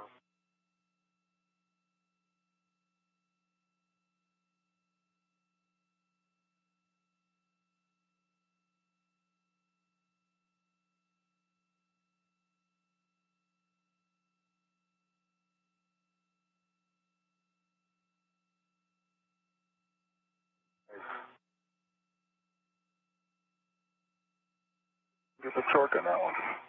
You're getting a view from the helmet camera of Thomas Pesquet looking at Shane Kimbrough. He's in the suit with the white stripes, or the unmarked suit, driving the bolts on the left side, making sure they're secure over there. 22, 12.87 turns, green light, and black line flush. Copy, black line flush, green light, 12.87 turns, and 22 on the torque for M33. Ready for M31, and we're still showing your helmet pretty close to those blankets, so we'll have you egress the APFR for the final bolt. Well, this one might even be more comfortable out of the APFR. I can hold a PGT. Copy. All right. Yeah, I got it.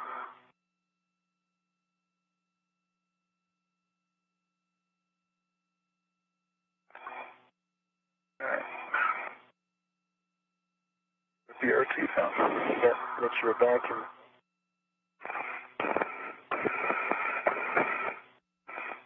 Kimbrough has 3 of the bolts on the left side driven. He's going to get out of the foot restraint to drive that 4th bolt.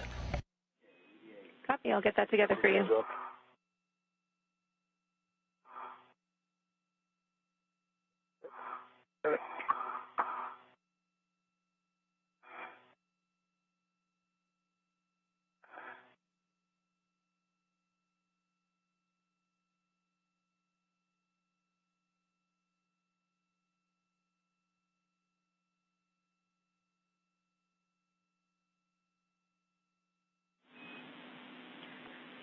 I have that data for you.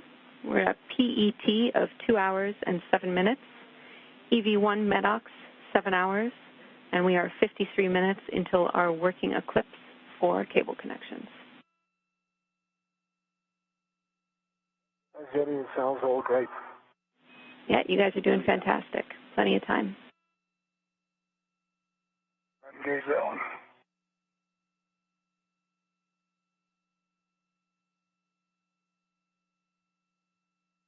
I was just not engaging, so on. M31? Yeah. On it nicely. Let's see if I can come from the other side.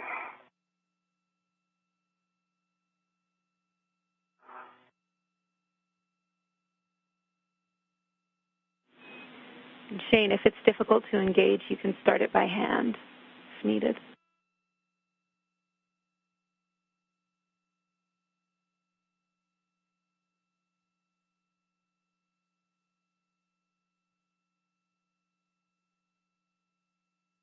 Okay, there.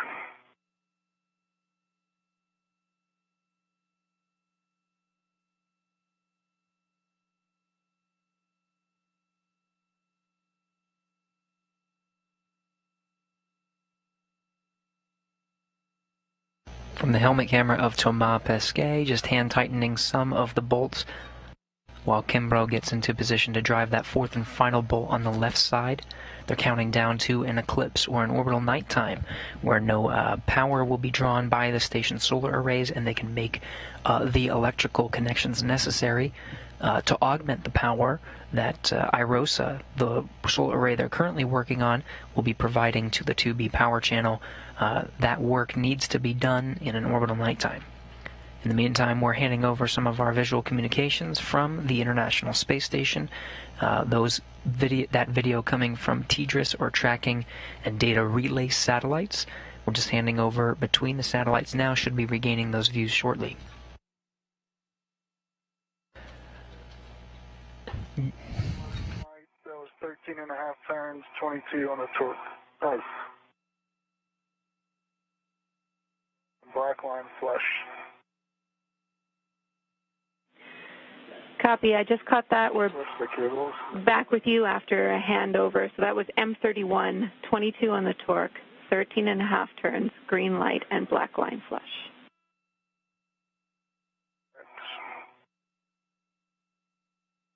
I'll have to stay here with you unless you swap over to a ret. Oh, you might reach if you're just grabbing the cables. Okay. I'm just staying Sure. there. I can swap it. Right. No, it's right here. You're right. You good. There's Yeah, nothing on these, right? I'm ready for M36. I got Bravo 5, clockwise 2. Good settings. Your go for 36. Getting video back from the International Space Station, Shane Kimbrough completing his 4 bolts on the left side. Thomas Pesquet has 1 bolt driven on the right side. He hand-tightened a couple of them. Now with the pistol grip tool or the space drill in hand, he'll complete the installation of the 3 remaining bolts on the right side of the solar array. I got 13 turns, torque of 22.0, and green light. Copy. M36, torque We done? of 22, 13 turns, green light, and check black line flush. Black line flush, working on M37. Copy. M37. Journey for 82. My connectors are attenuated. Copy, Shane.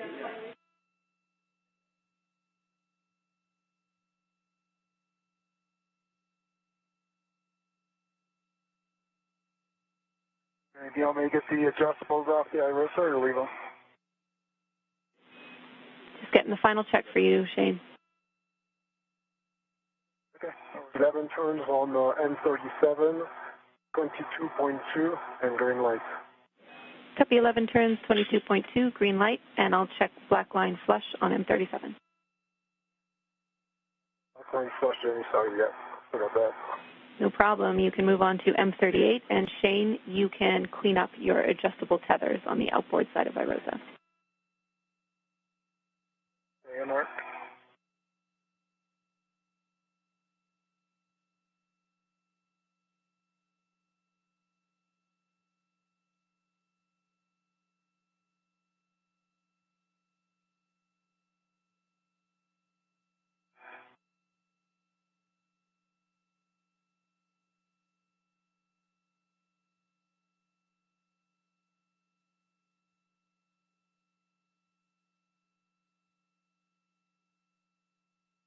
Night, 22, 10.5 turns on M38, Jenny. Copy, green light, 22 on the torque, and that was 11.8 turns. Check black line flush on M38. That was 10.4 turns, sorry, and on M, black line is flush.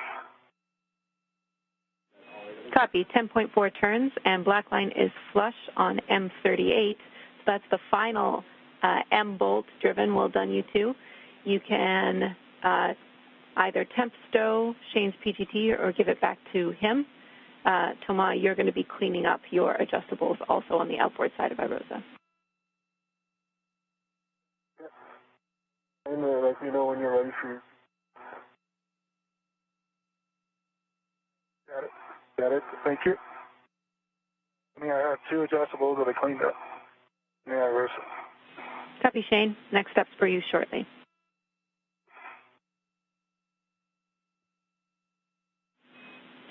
Shane, once you've stowed your PGT, we'll have you start by connecting the NZGLs on the inboard side of IROSA, J1 through J4.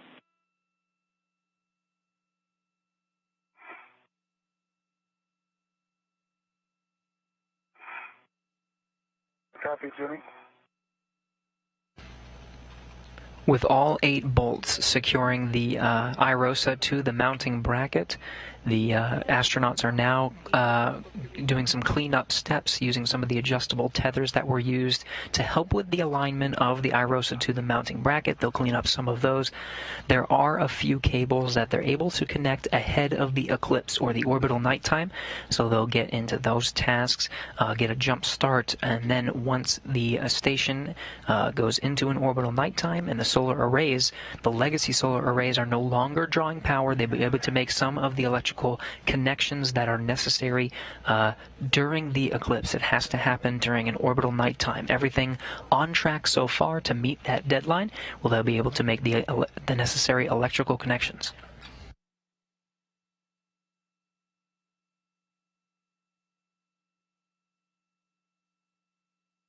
Hey, Jimmy, I'm ready. I think I have P1 here. Copy. And no FOD, no bent pins, good EMI band. No sides look clear. Copy. Good checks. Yeah, I've retrieved my 2 adjustables there on my New York station. Copy, Thomas. That sounds good.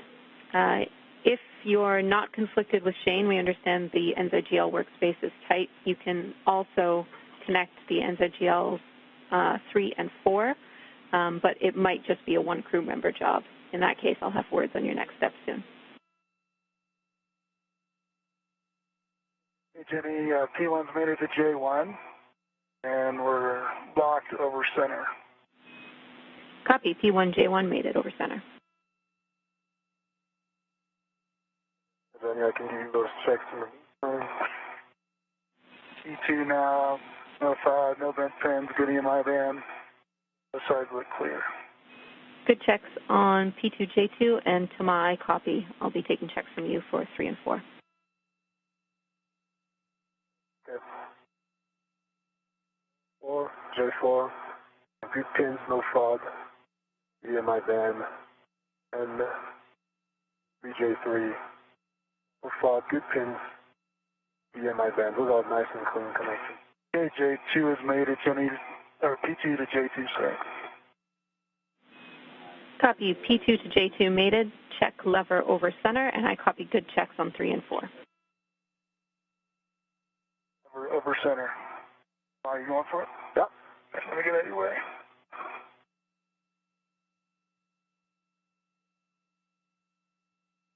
All right, I'm clear, Tomas. Okay, I'm moving in, and Jenny, I'm ready to connect P4 to J4 if you concur. Concur.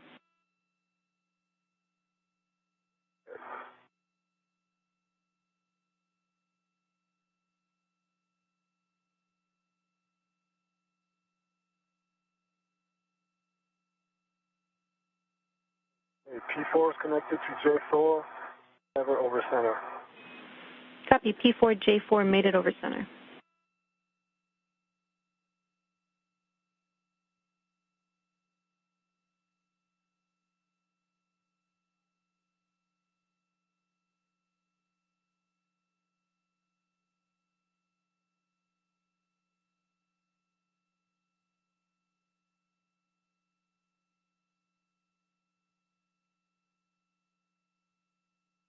P3 to G, lever mated over center. Copy P3 and J3 mated over center. All right, well done. All the NZGL connectors are mated. I have a caution for you. Avoid contact with the cables when they are attached to IROSA.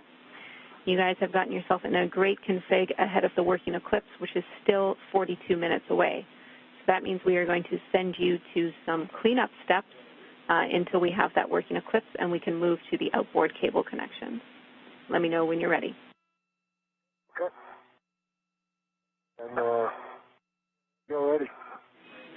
Thomas, you can release your fair lead and relocate your APFR from the original EVA to WIF 29, which is on 4 Bravo. Release my fair lead and my, let's call it the corner APFR to the other side on the 4 Bravo side. Affirm.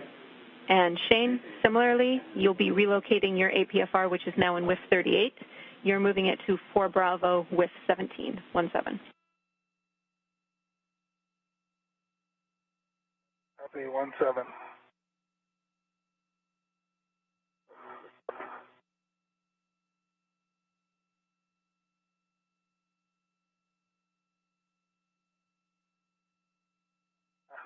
Right. All right, APFR to 4 Bravo. Affirm.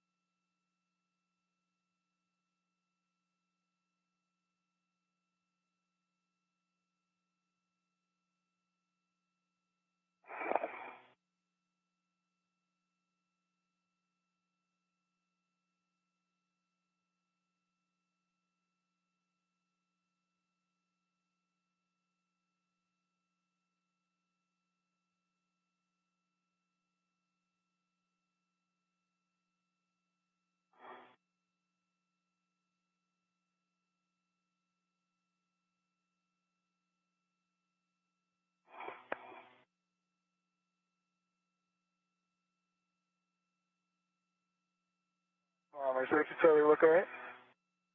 Just 1 second. Yeah, let me get a chance. Make sure it's not behind me. It's better. Rotate towards your left shoulder. That's behind you. So you have to bring your legs up, like towards your right shoulder, and forward. So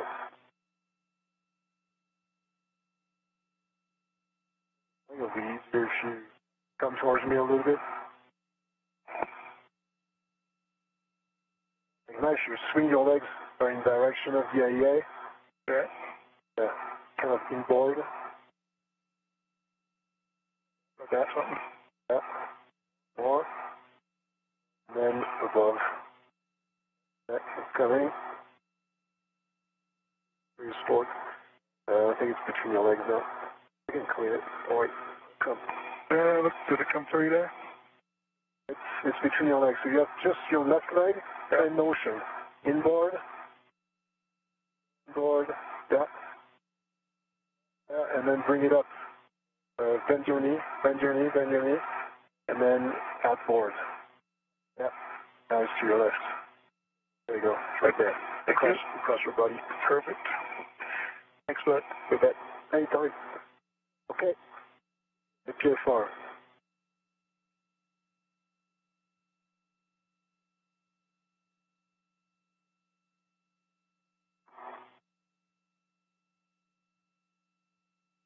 Okay, I'll get this.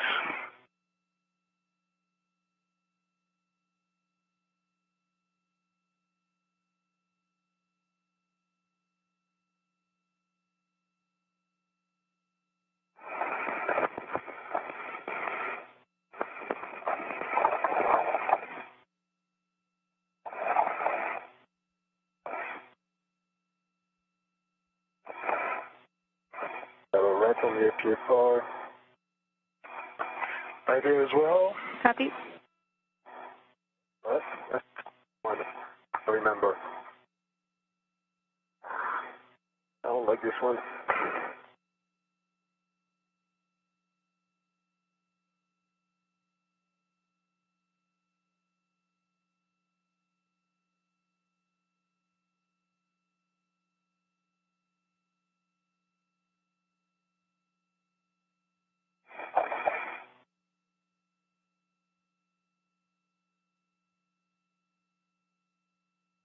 Okay. All right, I got it on the RET and BRT.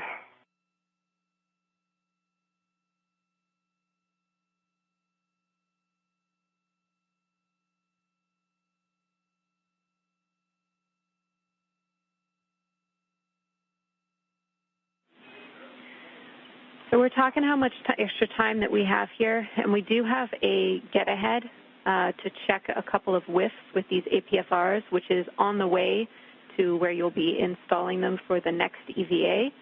So I'm preparing some words for you to check an intermediate whiff prior to installing them on the 4 Bravo side, just so you guys know.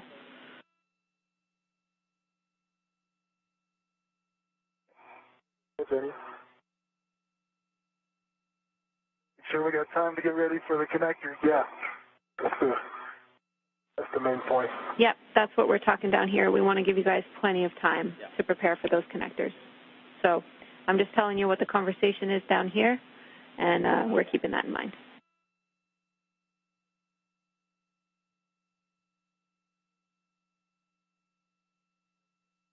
Two astronauts doing very well on their timeline today, securing the IROSA to the mounting bracket. The next steps comes about 30 minutes from now. They're waiting for an orbital sunset. Hold here, stop translating. It looks like your HECA, your helmet camera assembly has come unattached. Correction, your IRCA.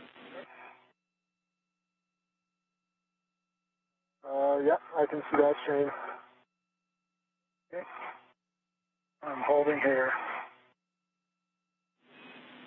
Copy. We're looking at it now.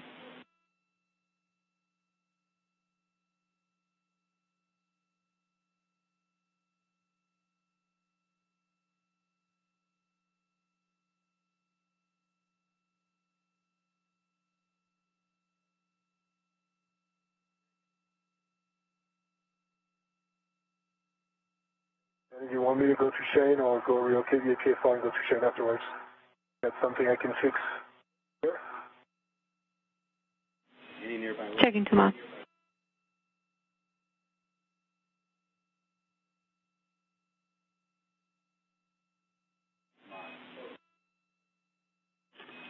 For both crews, Shane and Tomas, we're going to put your APFRs in any nearby WIF. So drop off your APFRs, and we're going to work the IRCA. Okay. With this problem popping up, it's probably clear to you guys, but just so that we're on the same page, we're not going to be relocating those APFRs now. We're just going to be fixing this IRCA and then getting in position. We have around 33 minutes until the working eclipse starts. Copy. Copy. Jenny, my APFR is in with 18, black on black. The pull test. Again, good pull test, good twist test. And pitch knob is out. Copy. Good checks, and your APFR, Shane, is installed with 18, 1-8. So again, the iROSA is secured with all bolts to the mounting bracket. The astronauts are now buying time until an orbital nighttime where they can work on connecting the remaining electrical cables. They got a few cables connected already, some data cables that did not require an orbital nighttime in order to connect them. They're going to secure these portable foot restraints for now, and Pesquet is going to go over to Shane Kimbrough and address a helmet camera issue. Just make sure that's secured to his suit. Make sure they get good views from the helmet cameras of both astronauts, because they're both going to be setting up for connecting those electrical cables come the eclipse or the orbital nighttime. So they'll just make sure everything is set before they enter into those next critical steps.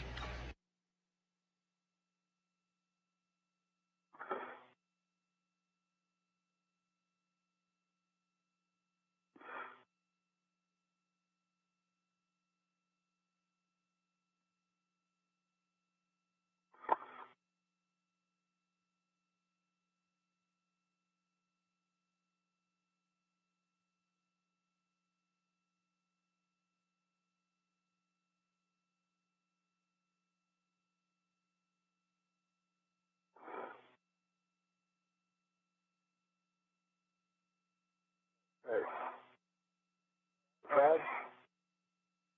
Face you or what? I don't know. Did you have words or I was just trying to figure it out? We don't have specific words for you yet, Toma. Anything you can tell us about how it came unattached will be helpful. We're talking how to re-secure it down here.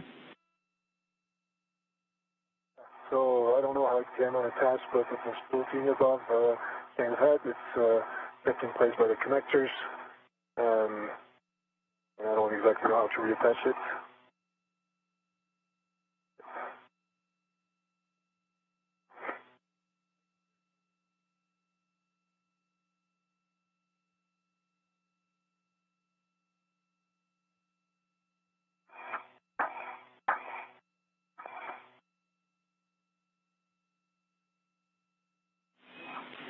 Toma, we're talking down here. There's no way to kind of re-engage it, so it's nice to give Shane pats on the head, but we don't think that'll do the trick.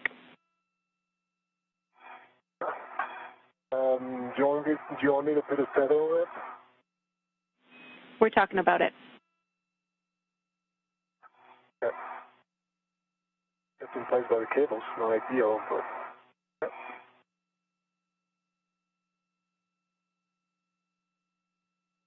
Can you rotate your left chain so I can see the other side? So what you're looking at is the helmet camera assembly with the lights that are affixed to the top of Shane Kimbrough's suit. Pesquet will work on a procedure to try to secure that helmet assembly to the top of Kimbrough's suit. Those lights will be needed for some of the upcoming procedures to shine onto the cables that they'll need to connect. So the ground teams here in Mission Control are working on a solution to figure a way to affix that camera assembly to Kimbrough's EMU or spacesuit. We're probably going to have to use a tether or a wire tie or something, but we're still looking for the exact words on how to get this reattached. We won't be able to just push it on because you'd have to basically deconflict and move 2 tabs out of the way to get it back on nominally. That's done. I can have a tether going to the bracket itself. Sleeve is going to keep it attached. And then we have a wire tie around that knob on the right side of the helmet. That opens and closes the visor, but then that means you keep your visor down the rest of the time. Oh, that's all right.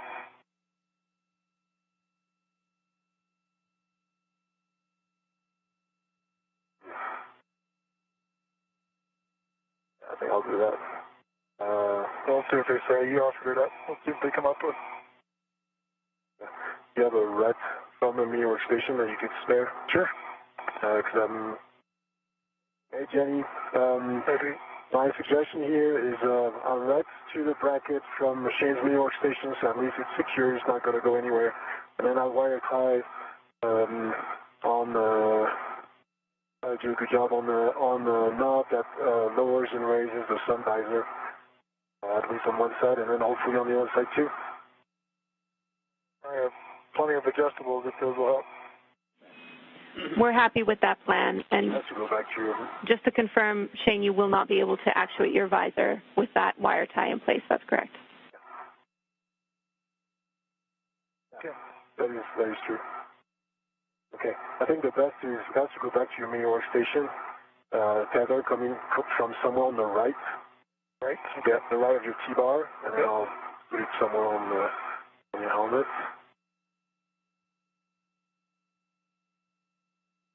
Okay. You got it? Yeah. This one has the pick pin, huh? Yep. All right.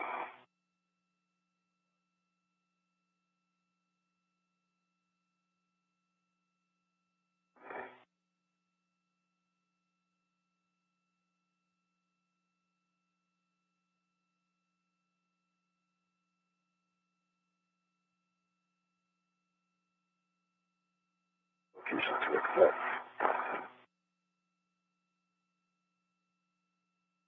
Okay, I have a red on it. It's unlocked. You lock it. Can you unlock it, Shane?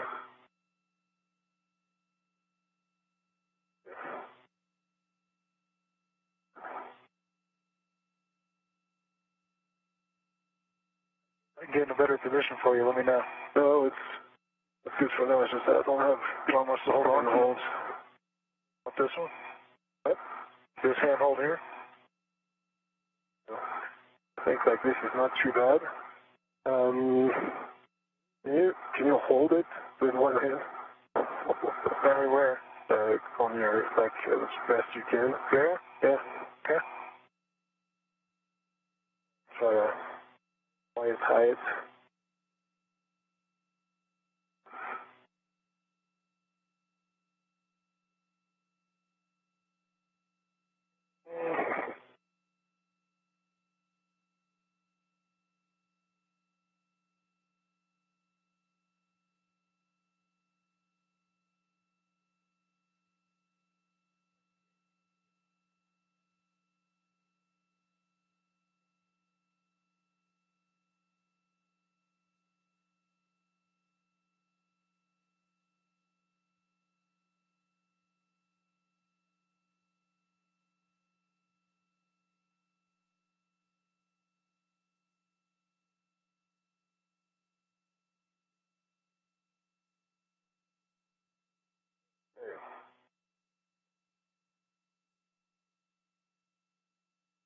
There's a wire tie. Okay, still holding it down. Like it slipped off there. I have to move. My local tether's too far away.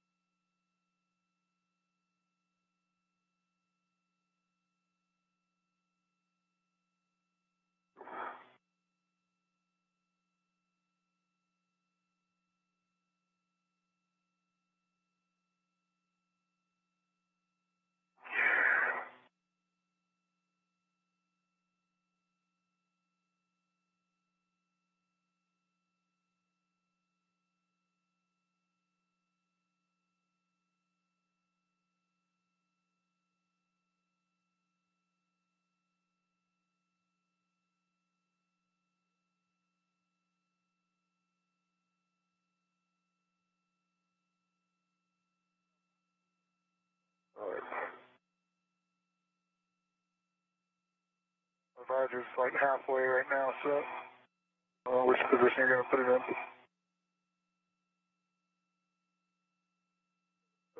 Unblock question says, I don't know what that is. You want to go to the bracket? No, I want to go towards your right side. Can I help? No, but I'll bring the visor down. Thank you.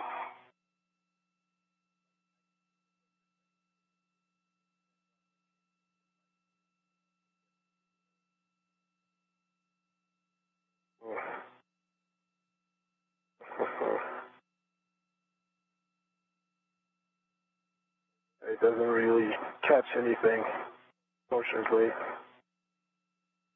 Slippery.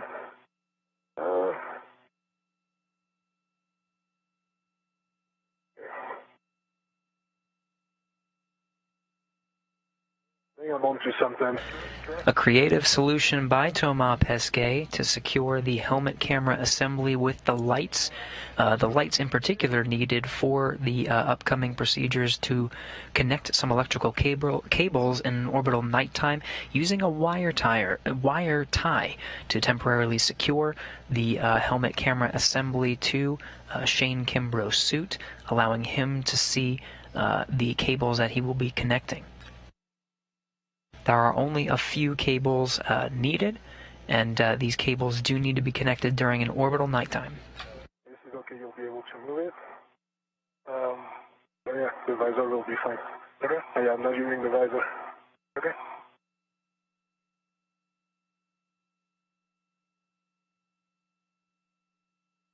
Okay. Okay, right side is done. Thank you. That was a break. Do you want me to hold it? Yeah, no, yeah. No, you can let go. You can take a break. Yeah. And be working on that side. I'll be looking great. To the man, it will be better than before. That's a good position here? It is a great position. Hey, Jenny, how much time we still have in the eclipse, in non-installation? Copy. We still have 21 minutes until our working eclipse.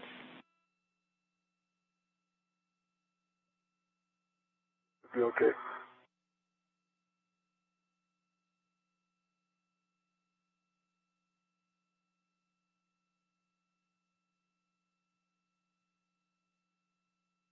Oh.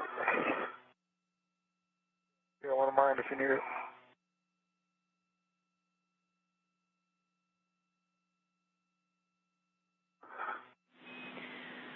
All right, thanks for that troubleshooting and Thomas getting your buddy back in a good config. While you're still with Shane, if we could get you to turn on his HECA, we'd also appreciate that because that got turned off in the process. Yeah. Stand by for a minute. He's going to do another wire tie, Jenny. Oh, okay. Understood. It's not done.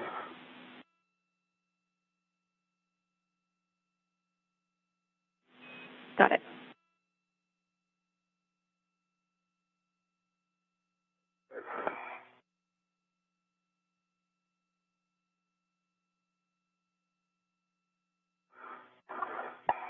Can you come towards me a little bit? And bring your head pitch up, belly up. Nice. Okay. Yeah, good. So again, a creative solution by Thomas Pesquet to secure the helmet camera assembly to Shane Kimbrough's suit. That'll provide him nice lighting, and of course the camera views for the teams here on the ground to monitor the steps that are critical to occur during an orbital nighttime. These are electrical cables, so they need to occur during nighttime so the solar arrays on the 2B channel are not drawing any power. The plan now is to secure the helmet camera assembly using these wire ties, get Shane Kimbrough in a good configuration, and then the two will make their way over to the work site, get in position, and wait for sunset.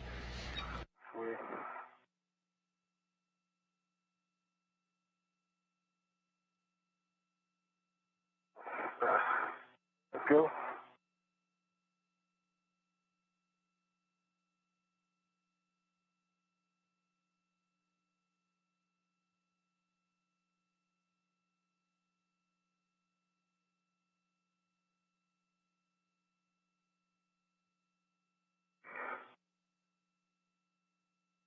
Towards me. Here. No, so. Turn? Yeah. My other hand on the fin.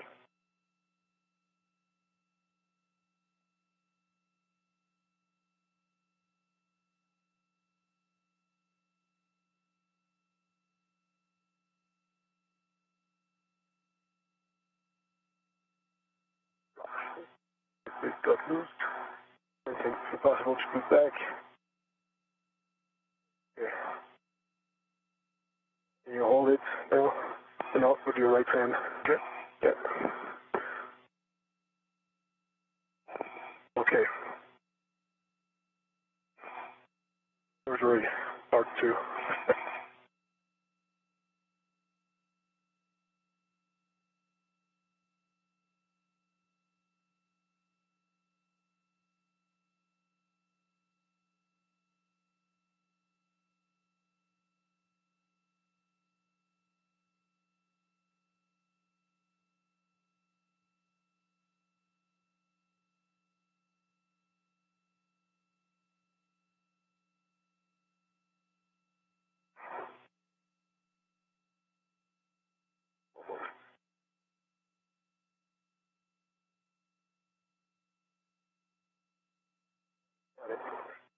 Nice.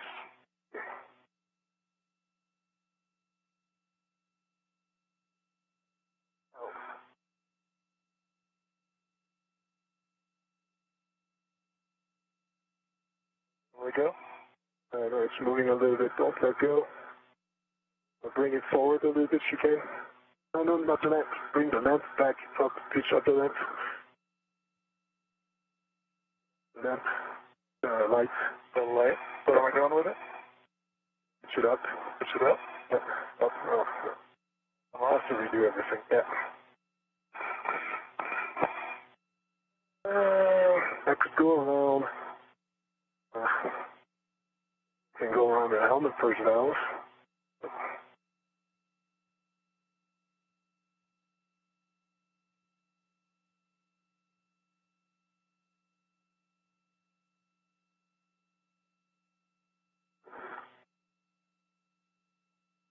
They have a red on it, right? Yeah.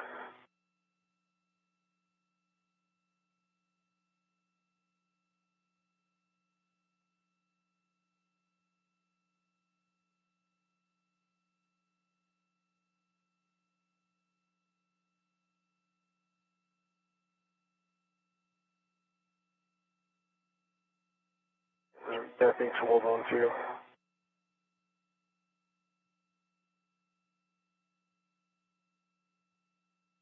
That's what good.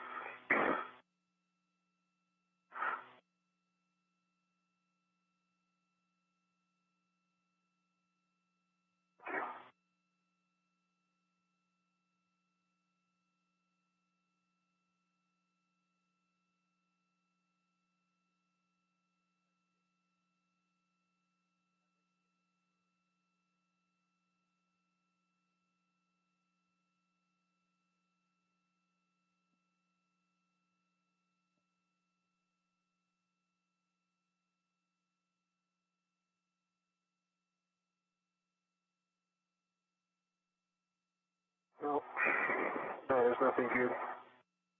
Nothing to attach it to.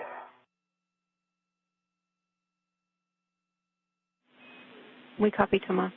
I can attach it to the safer tower. The tower is probably the best option. I can do that. The same. Here's another try.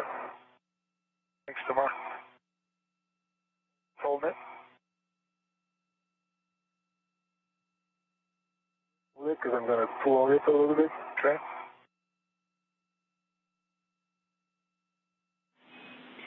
We're keeping an eye on the time, and we're only going to work this for about 2 more minutes. And at that point, we're going to move both of you in position on Shane's side of the cables, considering this helmet issue, and then we'll talk the cable forward plan from there.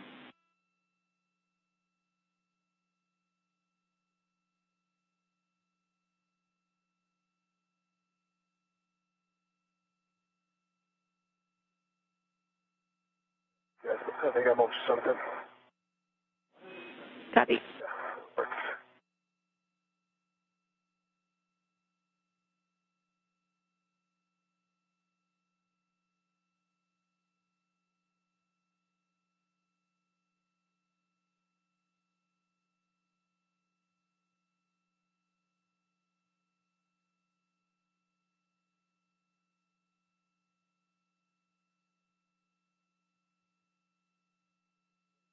I think the right side is good.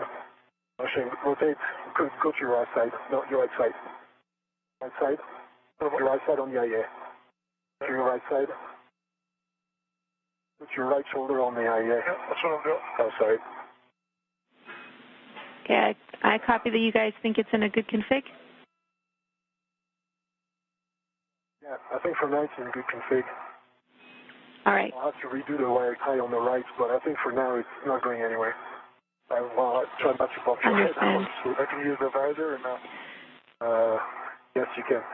Jenny, if I have 2 more minutes, I'd like to give a try to the wire tie on the right side, please. Guys, we can revisit this. All my work might be undone. We can revisit this after the cables, but at this point we're going to have to get you in position both on the left side of the mounting bracket for Shane's cables. Okay, but I'm going to have to redo everything from the beginning, but okay. Good. Understood, Thomas. We're just up against that clock. It's because I need both sides to hold, otherwise I cannot get something stable on just one side. So, and now right now just one side, so it's flopping. But okay, I'll do it. Sorry to you. Come on. Anyways, we're not far. Jenny, what do you need us? Jenny?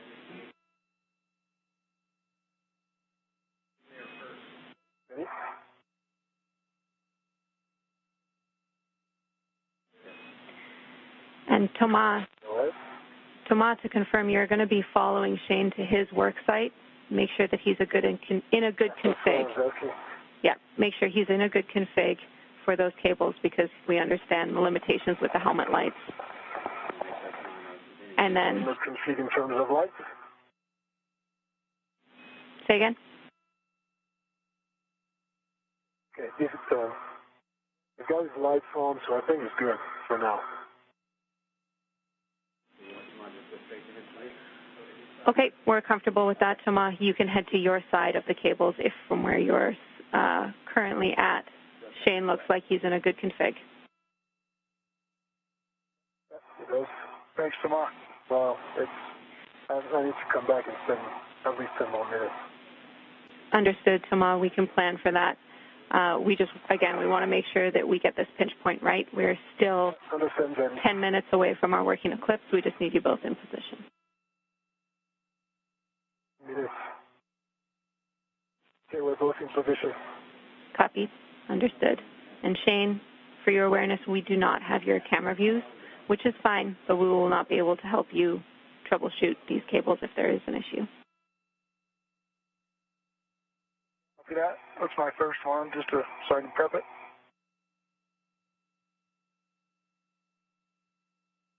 So with a little creativity by the astronauts currently outside the International Space Station, Thomas Pesquet was able to assist Shane Kimbrough in temporarily securing his helmet camera assembly with the lights to the top of his spacesuit. He'll need the lights to connect the cables that are in front of him. You're seeing the cables that are in front of the helmet camera view of Thomas Pesquet. They are in position, ready to go.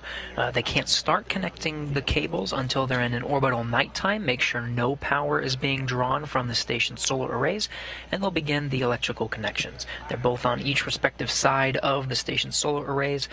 They have the cables ready to go. They are in position, and they'll make the connections during an orbital nighttime. Shane Kimbrough is in a good configuration with the lights on and providing illumination of his work site. So Pesquet made his way over to his respective work sites, so they're flanking both sides of the solar array, and they'll be able to make the connections on each side. If necessary, Pesquet can go over to assist Shane Kimbrough, since he does have his helmet camera assembly with the lights and, of course, the camera views that the teams that you're seeing here in Mission Control Houston can see the work site and troubleshoot any issues as necessary. Starting the cables at this time. But just for your awareness, Shane, you will be starting with P7, and Thomas, you'll be starting with P9.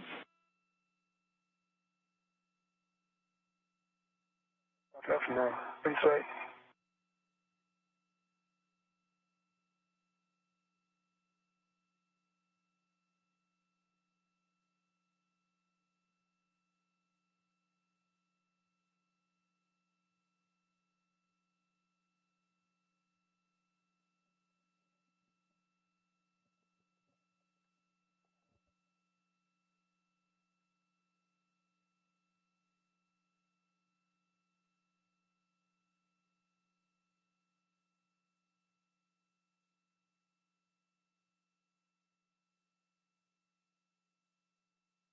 to get started now?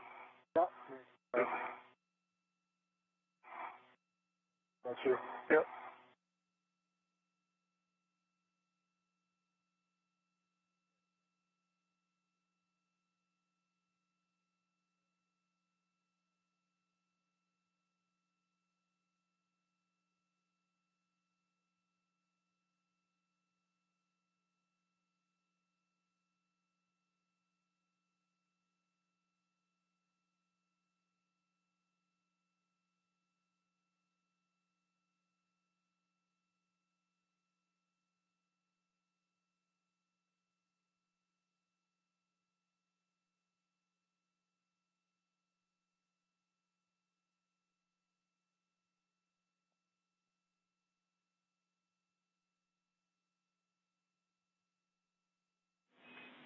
I have a consumables update for both of you. Limiting consumable, EV1 Medox, 6 hours, 30 minutes, PET, 2 hours and 55 minutes. And I'll take a glove inspection, hap check, and gauntlet check from both of you.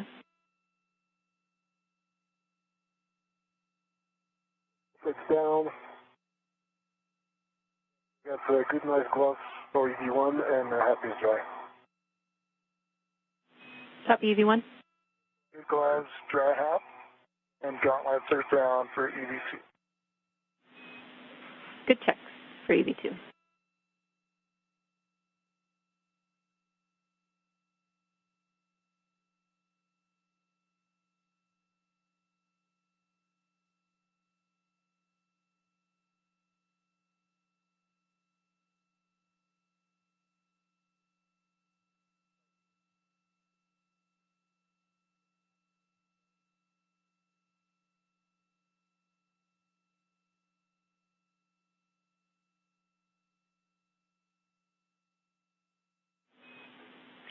We are 5 minutes out from our eclipse. I have 2 warnings for both of you. And just to be clear, I'll be giving you the go once we are at the correct time and we have all of our safing in place.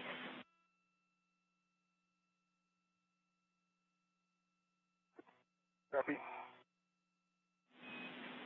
The warnings are you must not demate the saw connectors until eclipse plus 2 minutes and MCC go. And you must maintain a 1-foot keep-out zone from any saw connectors which are demated starting 2 minutes prior to and during installation.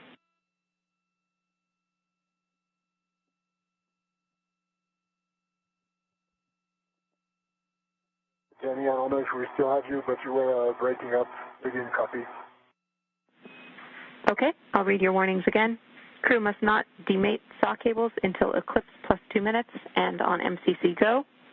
And you must maintain a 1-foot keep-out zone from any saw connectors which are demated.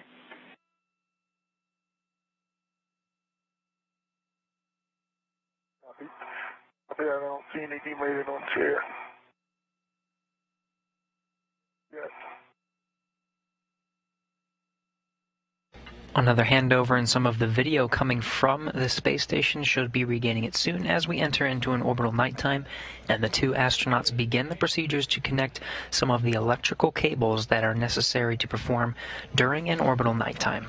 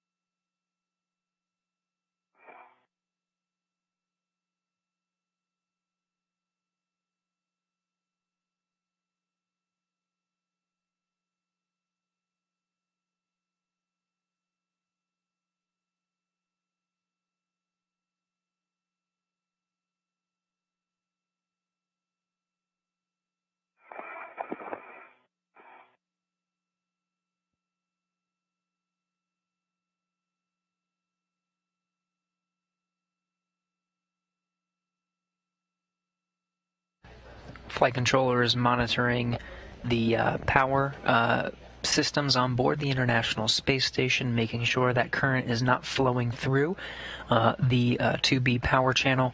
An estimated 2 more minutes until the astronauts are given a go to start making the electrical connections necessary to complete the, well, in part to complete the installation of the IROSA. Just over a minute until our working portion of the eclipse, and again, we'll be giving you the go when it's time.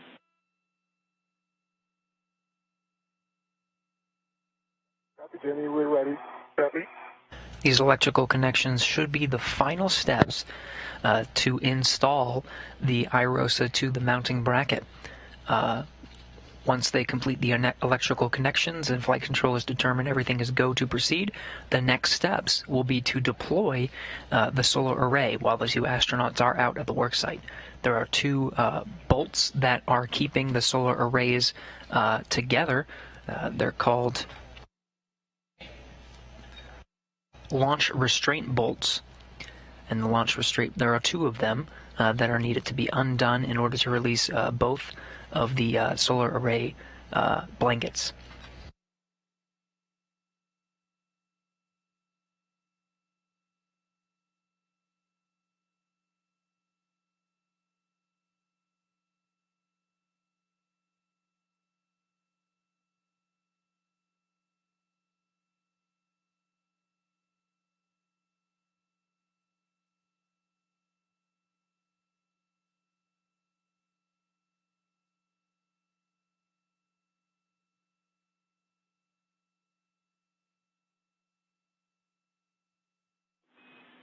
All right, we are go for connections. So to start, Thomas, you will be demating P9 from the blanket box, and Shane, you will be demating P7.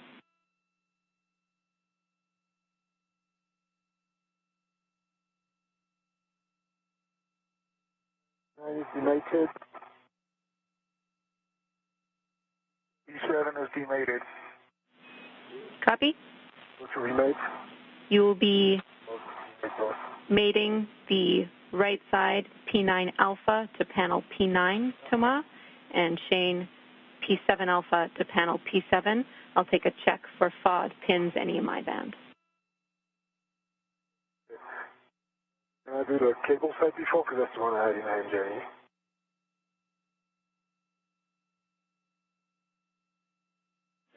Jenny. Affirm, Thomas? I've swapped now. I've got the panel side. 9 alpha. Okay, never mind, Jenny. Easy 2, no 5, no bent trims, good EMI band. Copy, good checks. Same for you, one. Copy. Before given the go to connect the cables, the astronauts inspecting the inside of them for any foreign object debris, making sure they're clean before making the connection.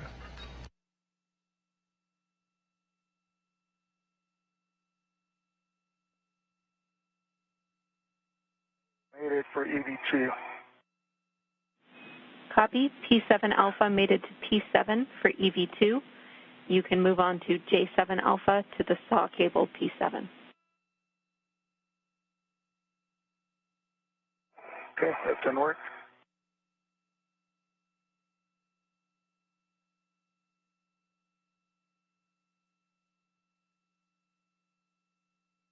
And good pins. No 5, good EMI band. 82. Good check, Shane.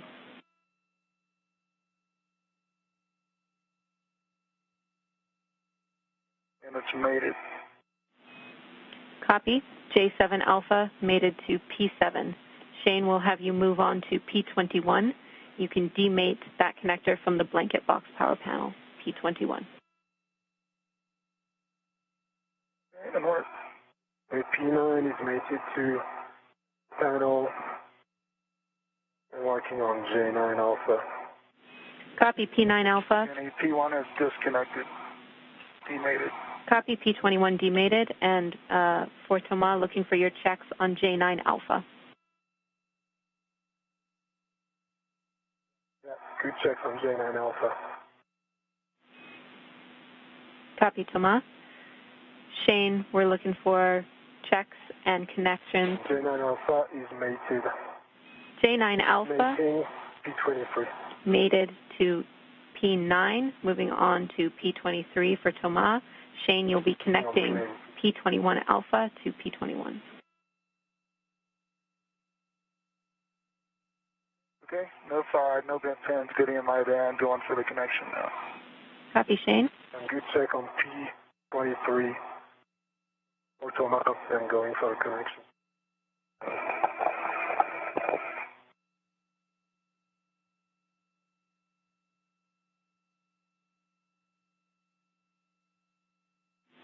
Copy, Thomas. Those are good checks on P23 Alpha. You're mating to panel P23.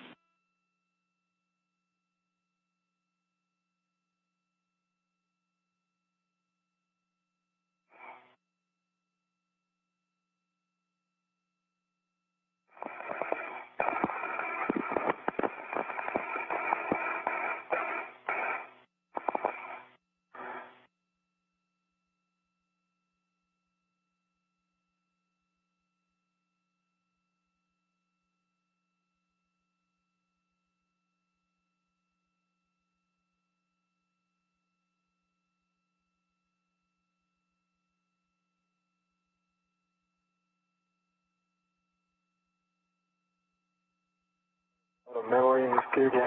Yeah, struggling with this one.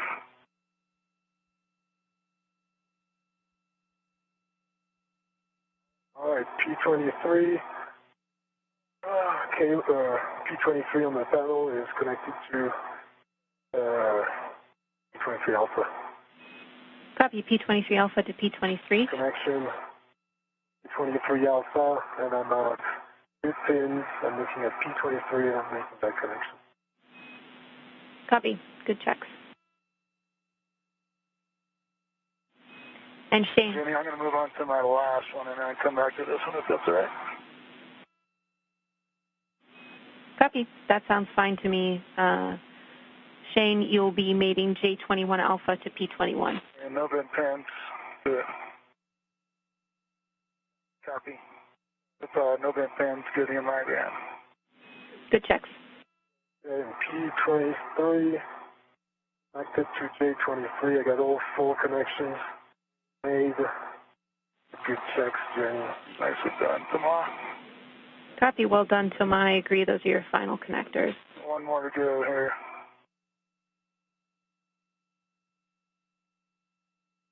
All right, Jenny, I've got one more to go. I got that last one, the 4th one.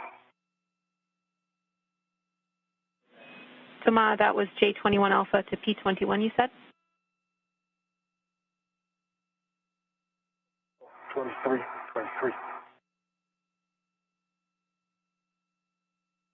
Okay, Jimmy, for EB2, the 221 connections are now done. Copy. Those are all of our connectors. Well done, both of you. Plenty of time left. Now I'll have you secure the strut MLI over the mod kit fasteners. You can use wire ties as needed.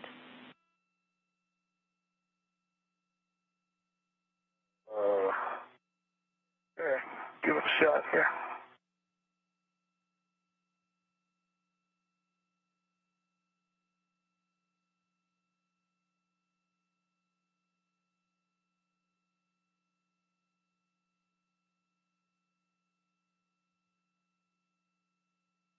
I think it's pretty good on that side, Jenny. What do you think?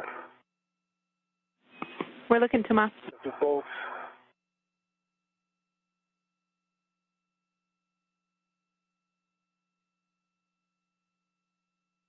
I'm using those kind of internal wire thingies. That looks pretty good. No doubt. We're assessing it, you guys.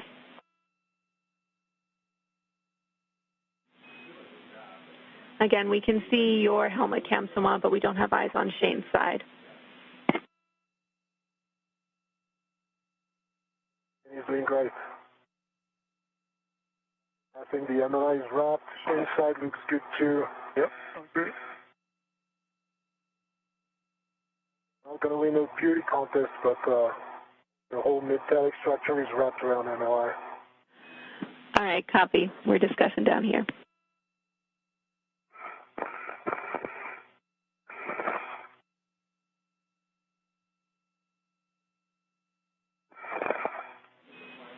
Thomas, we're happy with your side of the MLI. Still discussing Shane's.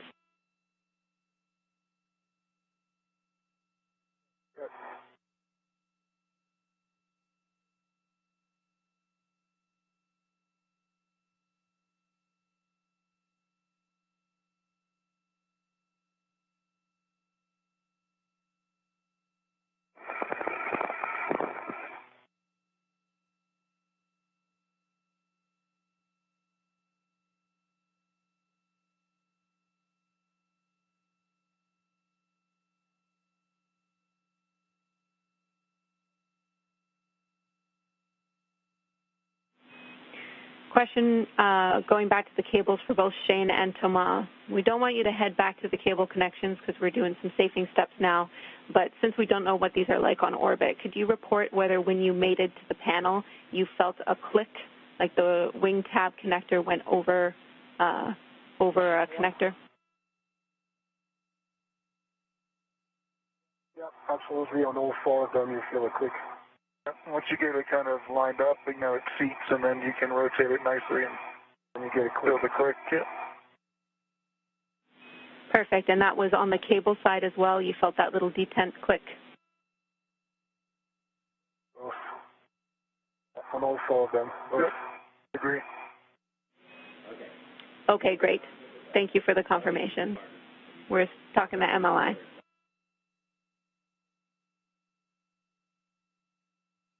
With 20 minutes of nighttime to spare, the electrical cable connections are complete.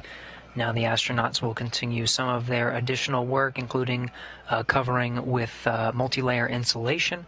They'll also perform a test ahead of loosening those bolts necessary to unfurl or deploy the solar arrays themselves. Those bolts called launch restraint bolts. There are 2 of them, and that will be one of the next steps after all the tests to verify that the IROSA is secured and ready to deploy.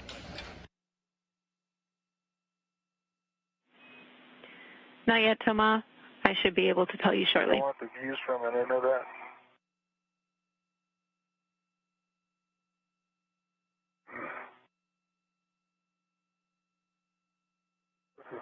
The long wire tie. That's it? Yeah. It's going to be great. If you bump it, then it's going to go off. I mean, there's a rat on the cable, so it's not going to go anywhere. It's not going anywhere, yeah. At least it's going to make it more stable. It's actually stable in 30 minutes or so. Okay, thanks for you guys'.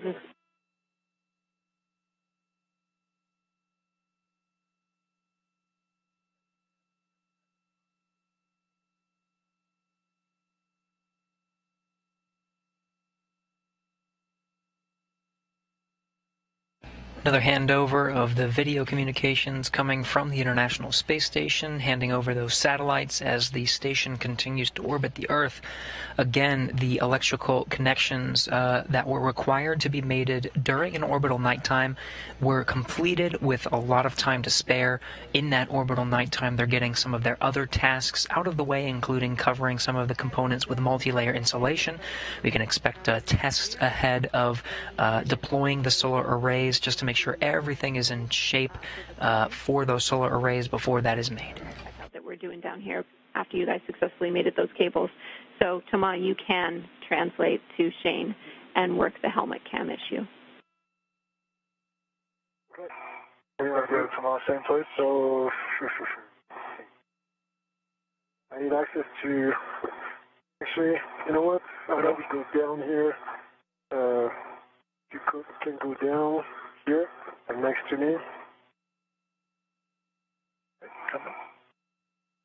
Before the electrical connections were made, Thomas Pesquet used wire ties to temporarily secure Shane Kimbrell's helmet assembly that includes the cameras and lights on top of his spacesuit. That's secured with wire ties. He's going to continue to work on that helmet with some time to spare before they get into the steps necessary to deploy the IROSA. Here or somewhere else closer? Let me try to, let's see. You have to face this way. Okay. Like hold 2 hands on this handle. Move this one and this one here. There you go. Now bring your feet towards me. Back your right foot above, yeah. Left. Yeah. Out.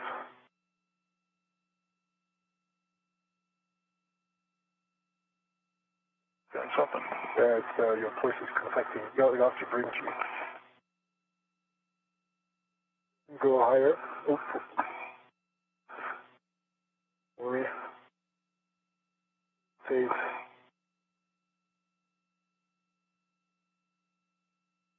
This way?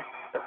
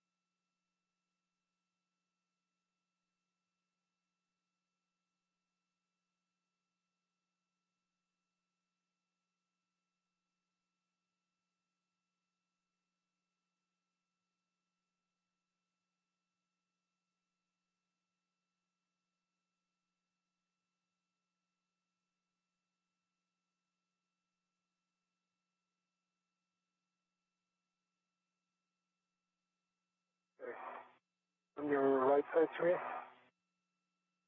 No, left side to me. Beautiful.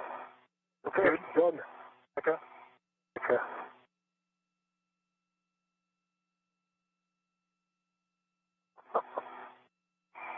Oh man. Thank you, sir. You're good. Get out of here. I'm kind of stuck there. Yeah. That's you. The Heka is the high-definition camera assembly that is on the top of Shane Kimbrough's spacesuit. The green light indicates power is flowing. Teams here in Mission Control Houston will verify the feed is coming from Shane Kimbrough's helmet camera. It's at least stable for now. Yeah. Yeah, that looks really good. Thank you, and well done.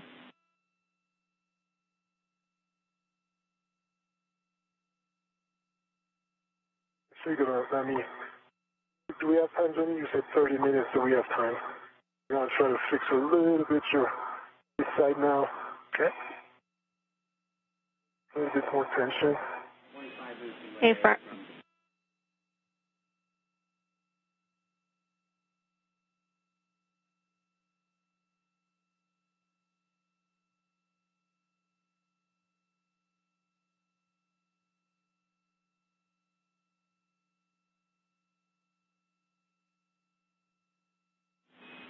and we still have 25 minutes of that wait for a checkout on our side, so lots of time. Okay. Do you want us to relocate the APFR or not? In those 25 minutes. We're checking on it. In the meantime, glove inspection, hap check, and gauntlet check, please. All right, for ED1, we got naked gloves, gauntlet in position, and dry hat.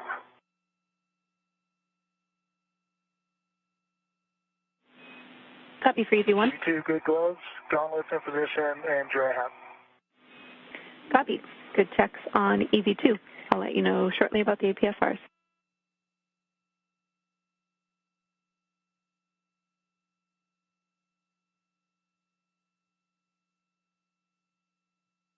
Just further away, right? Takes a little bit more time. Yeah.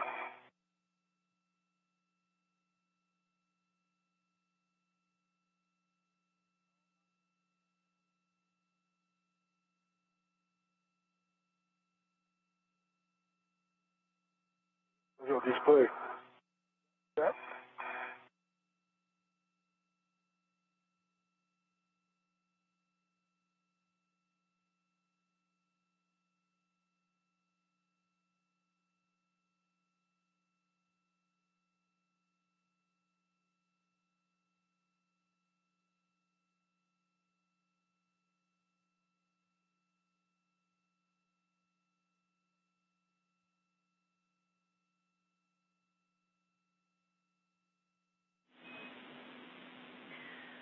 All right, you two. Looking at the check that we need to do here on the ground, we might have that complete as early as the end of this eclipse, which is around 11 minutes away. So best case scenario, we're ready to move with our steps in 11 minutes. So we do not want to commit you to moving those APFRs. We can help. We can have you get in position for our deployment steps and hold there. Okay, Jenny, I think it is a good decision, and we'll do that. Copy. That sounds good. We have two good high-definition camera views from each of the astronauts. That troubleshooting step on Shane Kimbrough's helmet camera worked, so we got both of those. The next steps will be to get in position during this orbital nighttime for the deployment sequence. There are two bolts that are keeping the IROSA solar array blankets together. These two launch restraint bolts will help to unfurl and deploy the IROSA solar arrays. They stretch out 15 feet wide, and they'll deploy to 60 feet once those bolts are undone. The whole sequence will take about 6 minutes, and we'll be able to see it real time from the helmet cameras of each of the astronauts. Once the deployment sequence is completed, they'll use the pistol grip tool to secure some tensioner bolts, keep those solar arrays secured in the fully deployed position 60 feet out. And that will complete the deployment, the installation and deployment of the first brand new IROSA solar array on the 2B channel.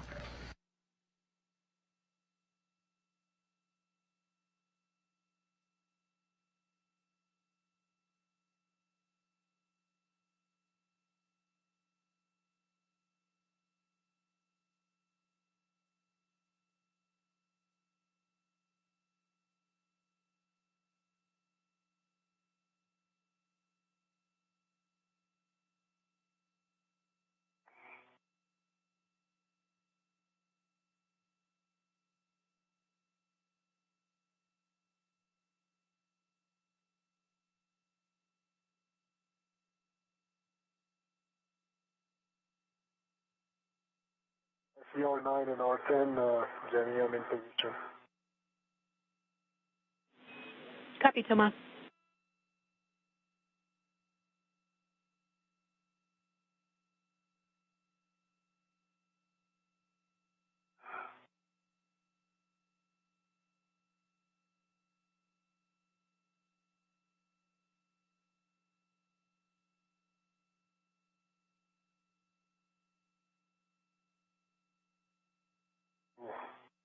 When you translation, I can feel the structure move.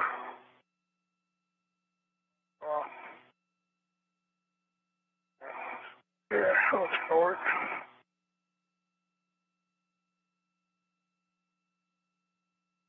You're in position? I can't see you actually. Not quite yet. Yeah, I just don't like the. Alright, that's better. Yep, I'm good now.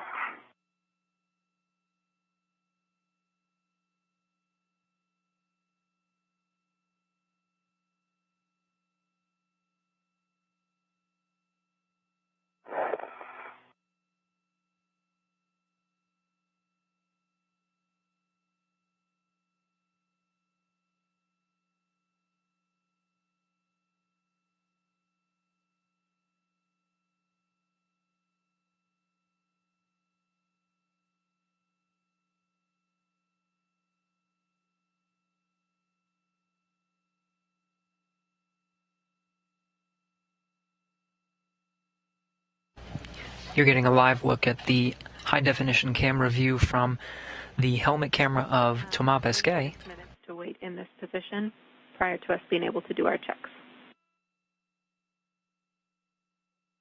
Thanks, Jenny, for the information. The astronauts are currently waiting for an orbital daytime before beginning a test. Make sure that the iROSA is secure and that all systems are go before Thomas Pesquet begins using the pistol grip tool. This is the space drill. There are 2 bolts that are securing the blankets in a rolled-up position. By undoing them, the solar arrays will deploy and go out 60 feet. That whole sequence will take about 6 minutes, and then they'll use the pistol grip tool once again. Pesquet will have the tool in his hand to secure tensioner bolts and keep them tight and in place once they're fully deployed. But again, they're just standing by in position, ready to go once the sun starts to rise.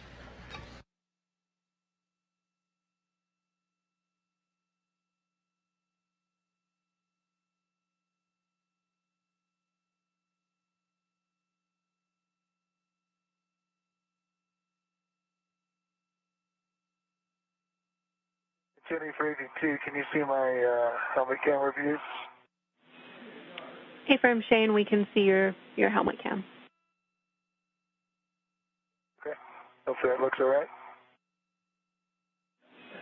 We can't give you too many words on that because of the light situation, but we'll be able to give you more once we're in installation. For now, it looks fine. Sounds good. Thank you.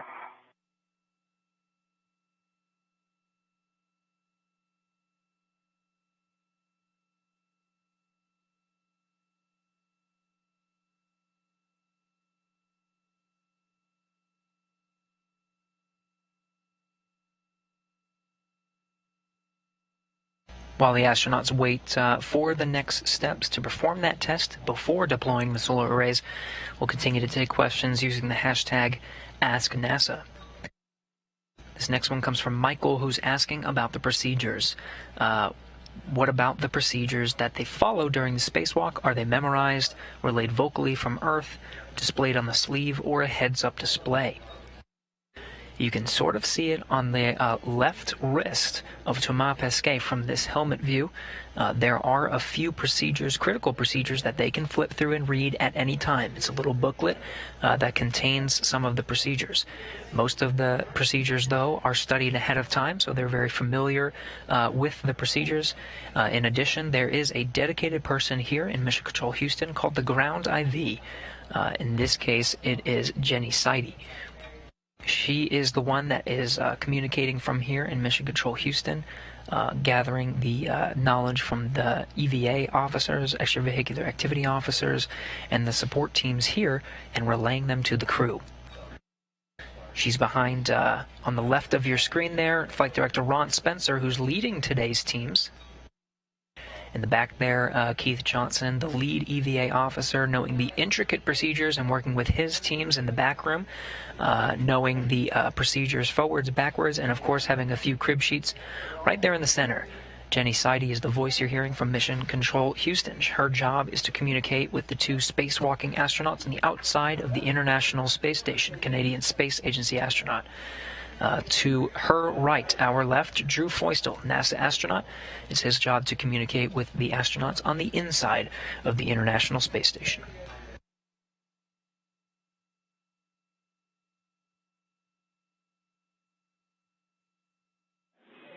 Three more minutes.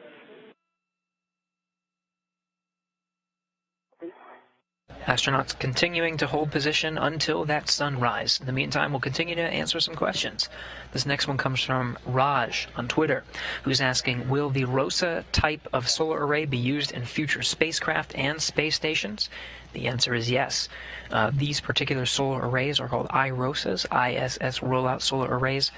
They're about 15 feet wide, and they were folded in half when they were delivered to the International Space Station on a SpaceX Cirrus-22 Dragon. That fit very nicely in the unpressurized trunk of the Dragon. For the gateway, they will also use ROSA technology, but it will be about twice as wide at about 32 feet. and that will provide about 30 kilowatts of power each. There are 2 designated ROSA solar arrays on the gateway planned for the power and propulsion element of the gateway, and they'll use those solar arrays to draw power as it orbits in a near rectilinear halo orbit around the moon.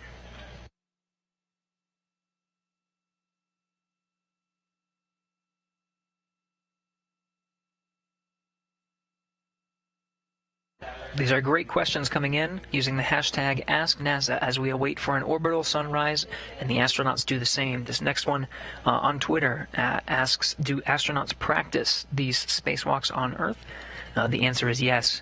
Part of becoming an International Space Station astronaut is to get basic spacewalking training with the amount of spacewalks and maintenance that's needed on board the International Space Station. What used to be dedicated spacewalks for very particular procedures is now more of a basic overview of how to perform spacewalks, how to move, and how to understand the procedures and understand the layout of the International Space Station. There is a large pool located just off the center here at the Johnson Space Center called the Neutral Buoyancy Laboratory. There are full-scale mock-ups of the modules of the International Space Station where astronauts will go in and become neutrally buoyant using a series of weights and floats that are dependent on each of their bodies, and they'll practice the procedures and understand what it's like in space. It is the best analog for practicing some of the spacewalking procedures that are needed. Some of the runs that are done are specific to spacewalks. In fact, there were some runs that were done specifically for practicing the techniques needed to install these roll-out solar arrays. Here you can see an astronaut performing some practice procedures, holding onto handrails and working with a crew lock bag, that's their toolbox, and getting familiar with the needed procedures. 2 minutes till installation.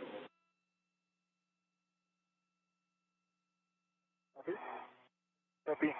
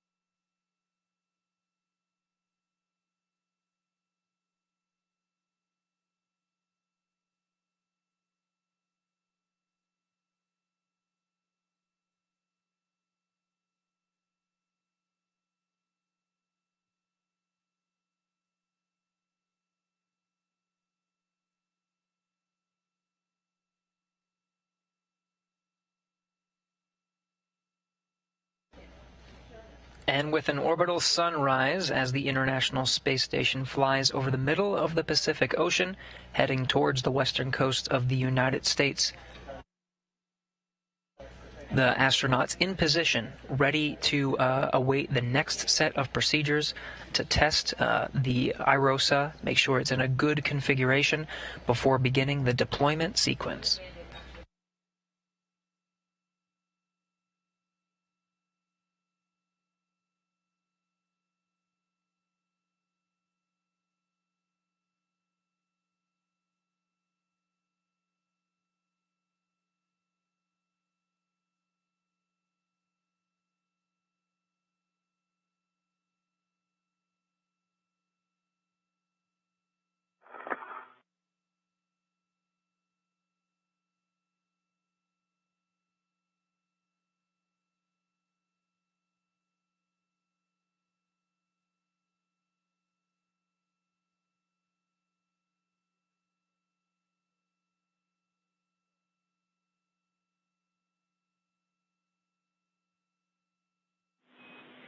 Now that we're in insulation, we can better see your viewpoint, Shane, and we want to get a good view of the magnets on the end of IROSA, so we're going to have you yaw to your right if you can manage that in your current body position. Okay, give me a second. I'll do that a little bit more.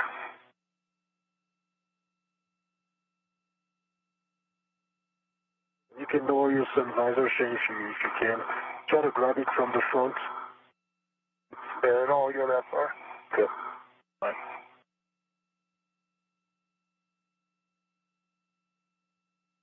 Hey, Jenny, I can barely see it. I don't know if you can see it on my camera. Yep. Not quite, just at the end of it.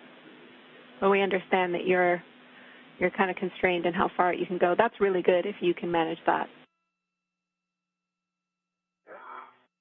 And I'll go back to that once we get there, but I'll relax a bit for now.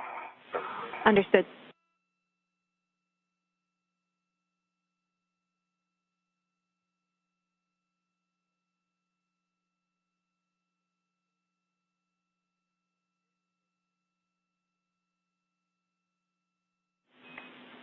All right, good news, you two. We have the data that we need to go for deploy. So with Shane in position, Thomas, you can ready your PGT. I have settings for you. Stand by one.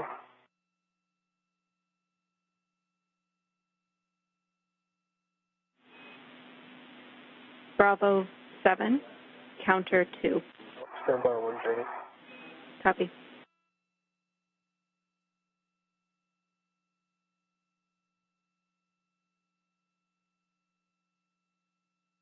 Okay, I copy Bravo 7.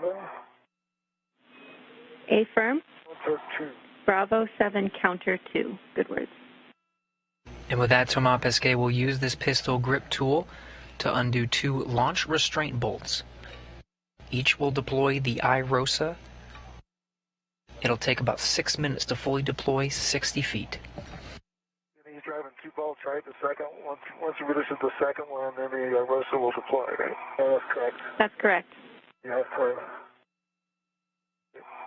I'm going to R9, Jenny. Copy, starting on R9, 17 to 20 turns. A white line will appear when fully released.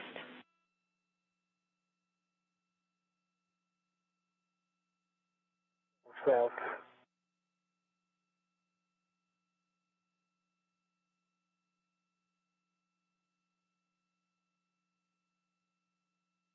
Okay.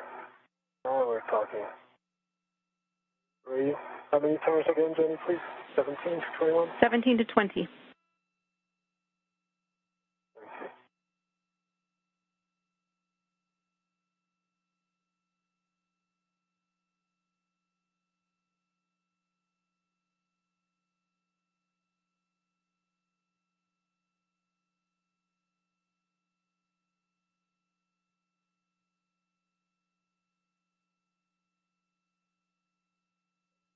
Is fully released. I see a white line.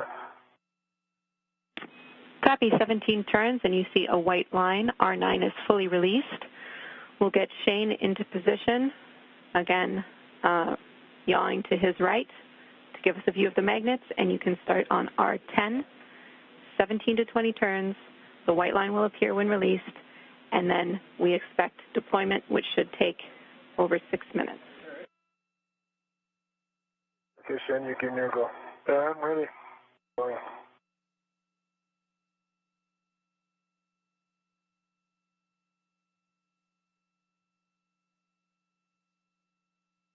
Five turns.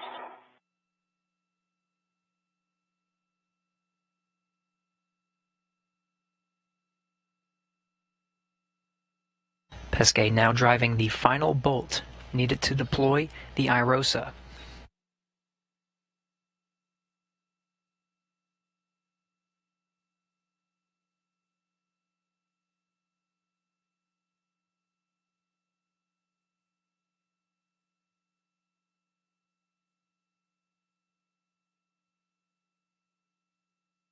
Turns. 20 turns, but the bolt is not popped out, Jenny. I keep going. Continue.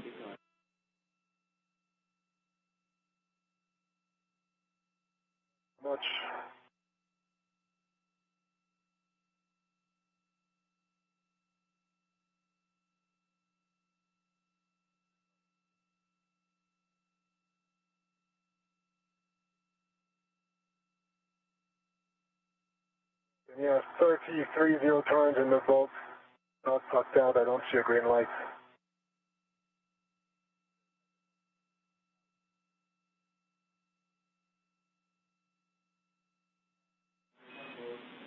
Copy, Thomas. Can we confirm, again, white lines appear on both, and both have popped out and are away? No, stand by. No, stand by. 30 turns, no white line, both not popped out on R10. On R7?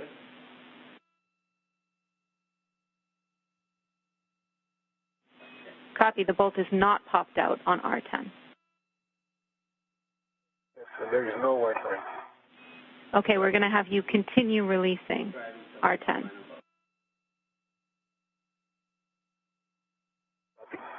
Releasing.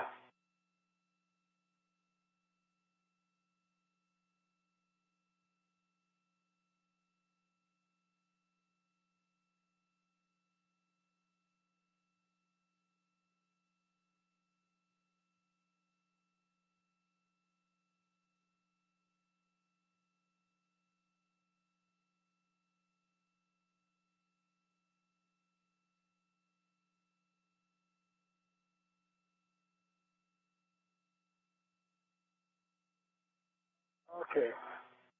Turns 50. I see it. Solar array deployment has begun. Copy, well done.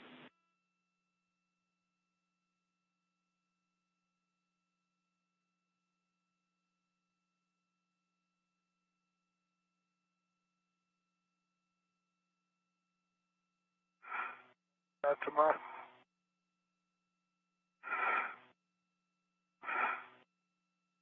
From the helmet camera of Shane Kimbrough, you can start to see that solar array unfurl, the blankets becoming clearer as it makes its way up. The full deployment sequence takes about 6 minutes. Your positioning looks great. We can see a very good view of those magnets in your helmet cam. Thomas, we are going to have you move to the right side of the mod kit to get in a similar position viewing our ROSA unfurling.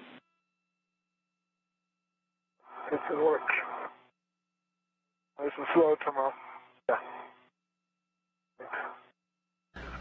The first of the 6 planned IROSA new solar arrays to augment the power systems of the International Space Station started deploying at 10:24 a.m. Central Time. The International Space Station was 261 statute miles over the North Pacific Ocean, just west off the coast of California. See the magnets, the first 4 and the 5th is snapping together as we speak. Yeah, the 5 are snapped. Good magnets. Copy. We see that in your helmet view. Looks good, guys. It is beautiful.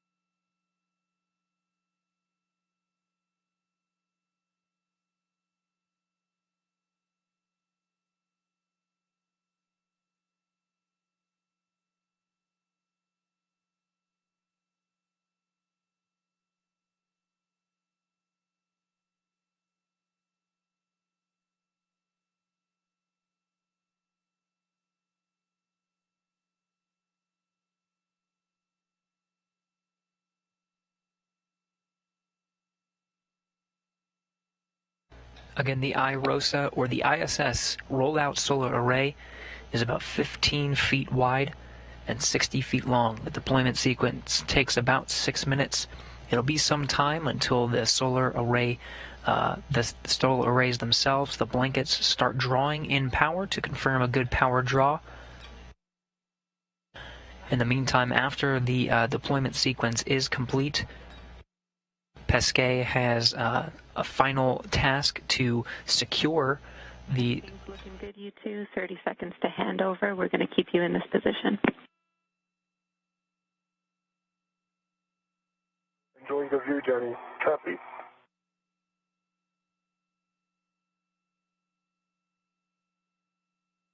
About halfway done with the deployment. The solar cells will draw power over time, and will later be able to confirm that power is being drawn from the IROSA. Pesquet will hold his position right in front of a series of other bolts called tensioner bolts. Once the IROSAs are fully deployed at 60 feet, he'll use his pistol grip tool or his space drill to secure those tensioner bolts and keep the IROSA fully deployed. That will be the last of the tasks on the 2B power channel. Next will be cleanup and moving some of their equipment over to the 4B side. Again, this is the first of 6 planned IROSAs that will augment the power supply of the International Space Station, continuing scientific research and technology development aboard the International Space Station for years to come. The 2B power channel provides critical power to a lot of important scientific experiments downstream. The 4B channel will be next. There's a modification kit already installed on the mast canister where the new IROSA, which is currently at the end of the station's robotic arm, that will be moved over on Spacewalk, now scheduled for next Friday, the 25th. The Spacewalker's remaining tasks after securing the 2B channel will be to prepare the 4B channel and the work site necessary for moving the new solar array over to that new power channel.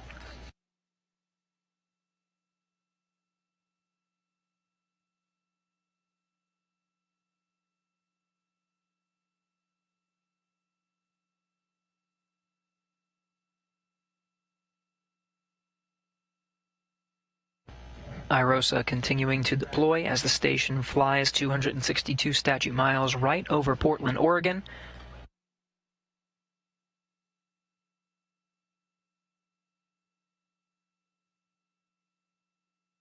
ED tomorrow. Yeah, nice snowy mountains.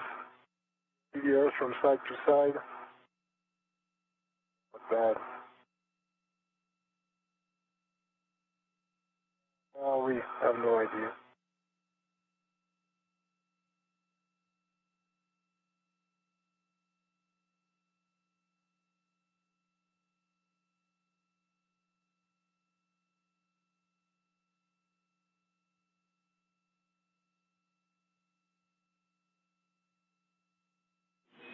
How are you both doing in that position? I'm doing good. I think my position is much more comfortable than she. I'm hanging in there. Copy.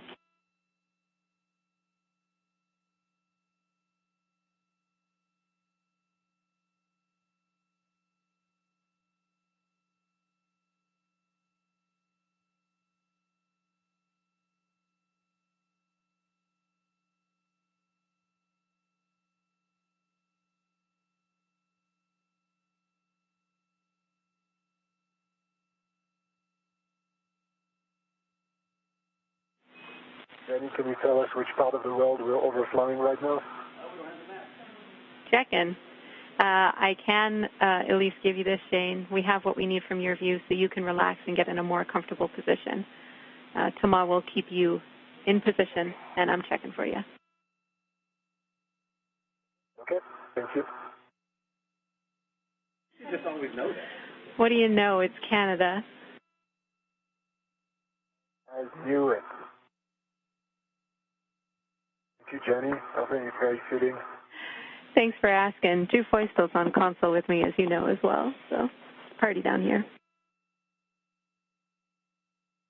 Nice. Great views of the Rocky Mountains in the background as the International Space Station flies over Canada. Jenny Seide, the ground IV here in Mission Control Houston, a Canadian Space Agency astronaut, working next to Drew Feustel, NASA astronaut and a dual citizenship with Canada.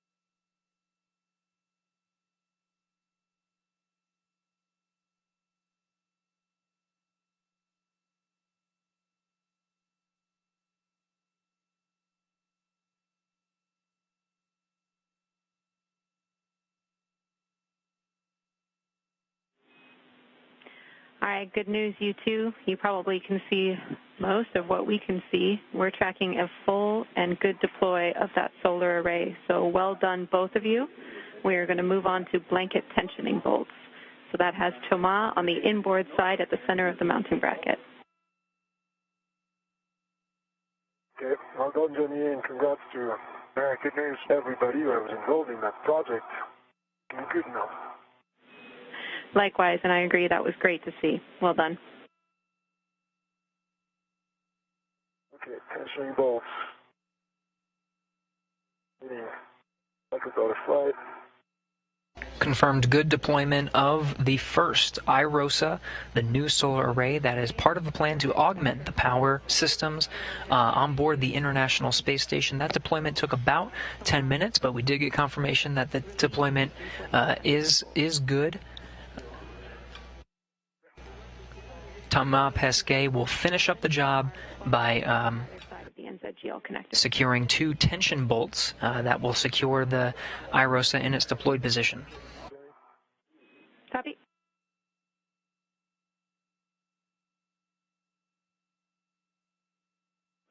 And Thomas, confirmed you can start with R12. Let me know when you're ready for settings. I confirm I start with R12, and I'm grabbing my PD. Copy. I'm ready for settings, Jenny. Alpha 1, counter 2.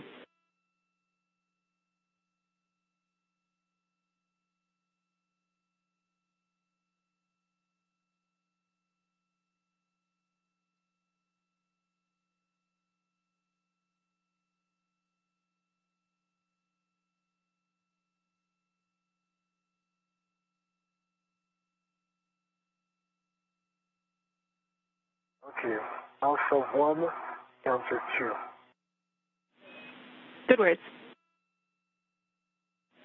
You'll be releasing R12, 5 to 6 turns, and the bolt will spring out when fully released.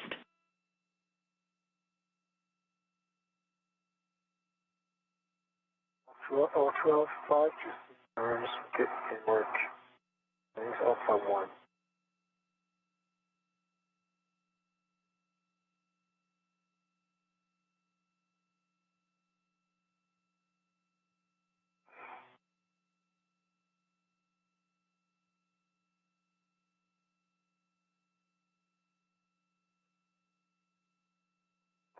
Go.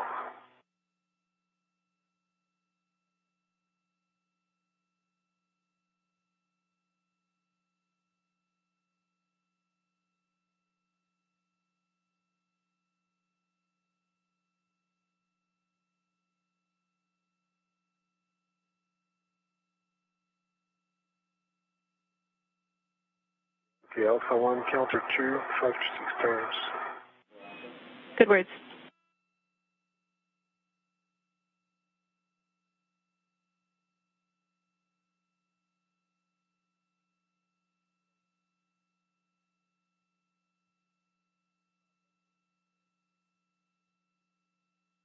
The bolt popped out.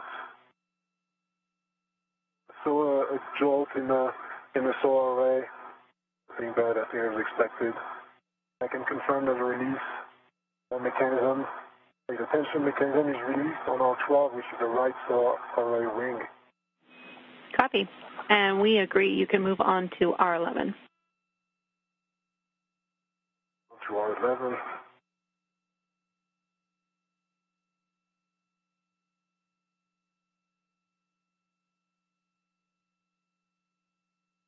Flight controllers confirmed that the first tensioner bolts looks good.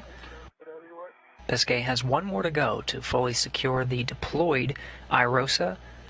First thing we're going to get when you're done with this is that I might just hand you a Brett. Yeah, sounds good.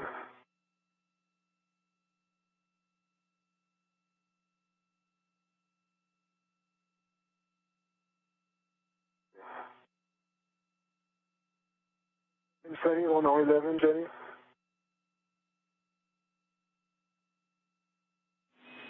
For R11, you have the same setting, Alpha 1, counter 2.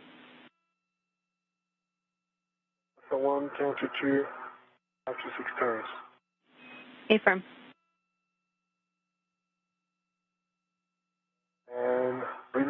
locked out.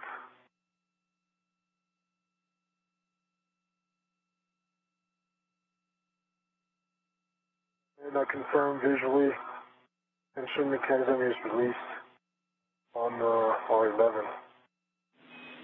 Copy. Well done. That's R11 confirmed release. We are moving to cleanup steps. Tomas, you can stow your PGT. Shane, your first step is to remove the square scoop, which is on the base of the mounting bracket. Go out of your way, Shane.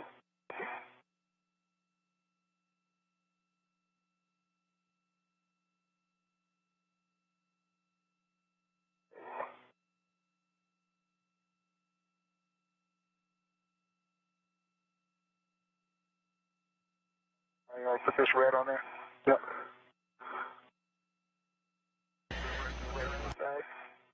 With that, we have two good tensioning bolts that are securing the deployed iROSA on the 2B power channel. That does it for the 2B power channel. Now the two astronauts will work on cleanup steps and start on some procedures to get a head start on working on the 4B channel. There's another iROSA on station now waiting to be installed on the other side of the Port 6 truss. They'll start by cleaning up this work site and getting prepared on the 4B side and getting some steps of the next iROSA that will go on the 4B channel unbolted, just a couple steps ahead of actually moving it over to the 4B channel on the next spacewalk, now scheduled for the 25th. I'll put it back exactly where it's from. I'm moving to my PFI location. Copy. And Shane, when you have the Scoops in the crew lock bag. Copy. We're going to inventory the crew lock bag. Okay. Ready? Ready. And as a reminder, Shane, if half of this crew lock bag is set aside for contingency and you did not open it, we do not need to inventory that side of the crew lock bag. That's what I was wanting to hear. Thank you. All right, so I have a square scoop attached to a ret. I think it's supposed to be on an internal ret, but I used one that was on the outside, but it's in the bag. Copy. I have a long duration tie-down tether with a long wire tie. I have a cap keeper with 4 MZGL caps attached, and I have the AMS tool with a 6-inch wobble on the end. And that one has 2 rets in series. What else? What else are you looking for? On the outside, I got an adjustable. I have a large, small ret. I have another adjustable. Checking for you, Shane. All right, that is a good inventory. Thank you, Shane. You can temp stow the crew lock bag on your APFR, which you left in with 18. Okay, I'll head over there now. Get the bag.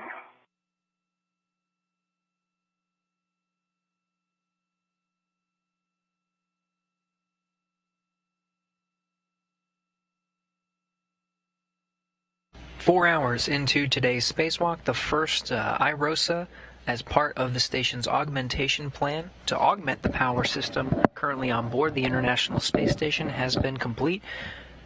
Again, the astronauts are just cleaning up their work site, making sure they have all the tools and foot restraints necessary before moving over to the next work site, the 4B channel. They'll be preparing that channel for the remainder of today's spacewalk as much as they can to make sure that that is ready for when they go out and install another iROSA on the next spacewalk, now scheduled for June 25th.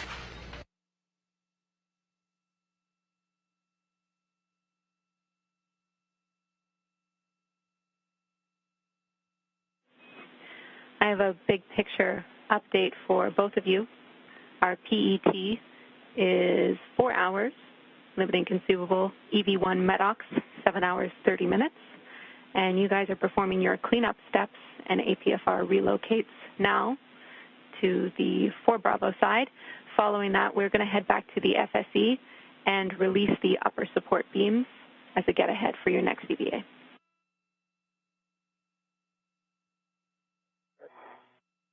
Thank you. And I think my safety tether is around my back, so I'll go back a little bit inboard to clear it. Okay.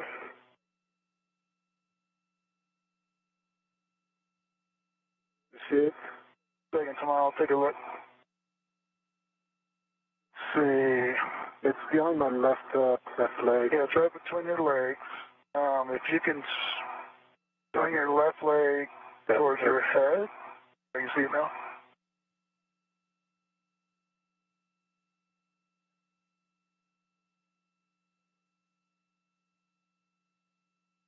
And I've got my crew lock bag.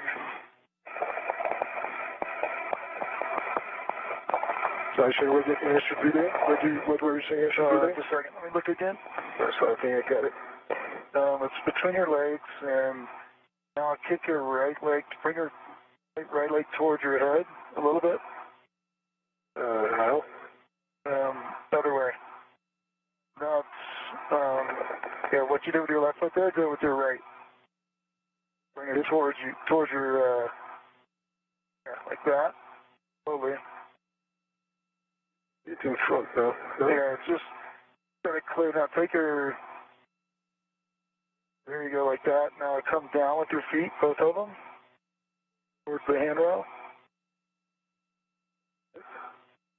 Yeah, it's just caught on your right knee, so yeah, you gotta clear that right side. Yeah, it'll clear itself when I go down. Okay, Definitely. Okay.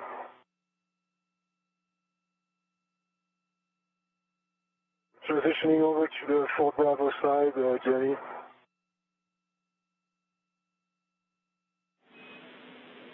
Standby 1, Shane. Tomorrow. That was Thomas, Jenny. Am I not supposed to go to the Fort Bravo side with my KSR? And standby 1 as well, Thomas. They're still just talking about that one get ahead to check an extra pair of whiffs on the way to the relocation. I'll have words for you soon. If you told me what your relocation. Okay.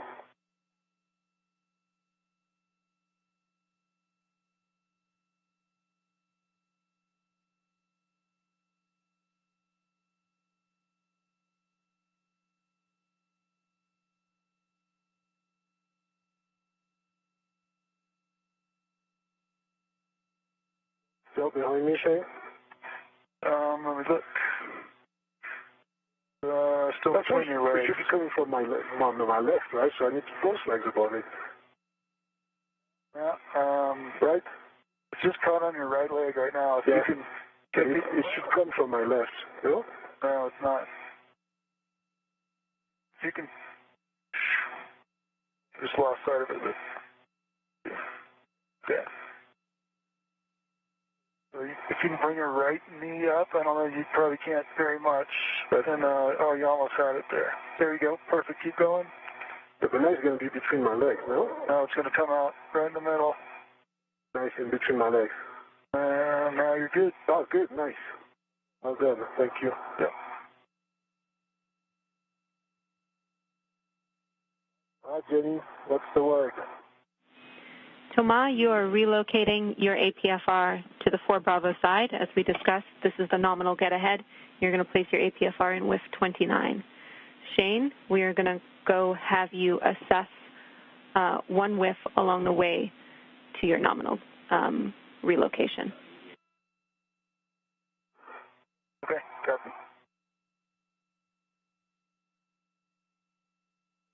Whiff 29, cross. Right.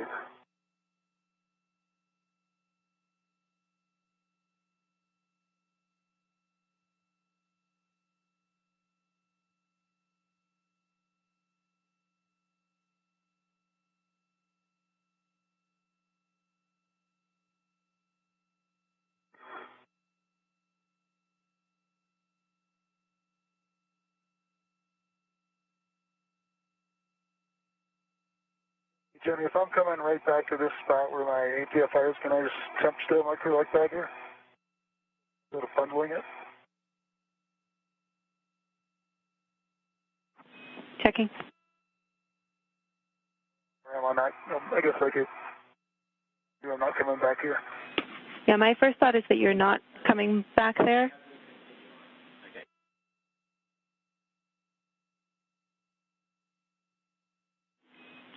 Okay.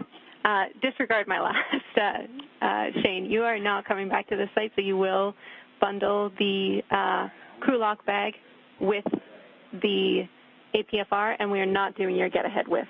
So we are on the nominal relocation, so just the translation path that you studied, and we're relocating that APFR to the 4 Bravo side with 17. Okay, sounds good.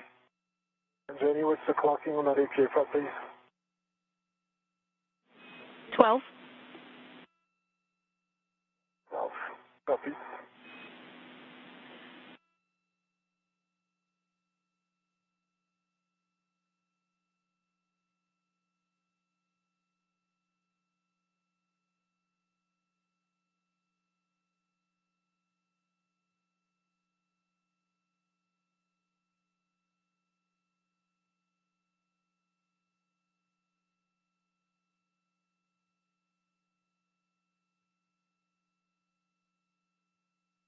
From this view, you can see Kimbrough at the very top of your screen. That's the 2B power channel where they just completed the installation and deployment of the first IROSA to help augment the station's power supply. This is the new solar array that is also part of the 2B power channel in addition to the legacy solar arrays that are out on the Port 6 truss. On the bottom of your screen, you see Thomas Pesquet. He's already getting some of the next work site, the 4B work site, some of the preparations ready for when the two of them go out once again next Friday to install another IROSA, and that will complete the port side, the Port 6 segment of the International Space Station and the upgrades there. The APFR in Reef 29 is a clocking of 12. Good pull and tug test. Copy. Good pull twist test. Check locking color black on black, Thomas. Locking color black on black. Pitch India, India. The roll is Foxtrot. And the yaw is 11. All right, those are good settings. Let's confirm that the pitch knob is popped out, and then you can translate back to the cable bag. Pitch knob is popped out. I'll go back to the cable bag. Good checks. Hey, Jenny, what's the pitch for the new APFR when I get it there? Fox, Fox. Okay, it's the same. Copy.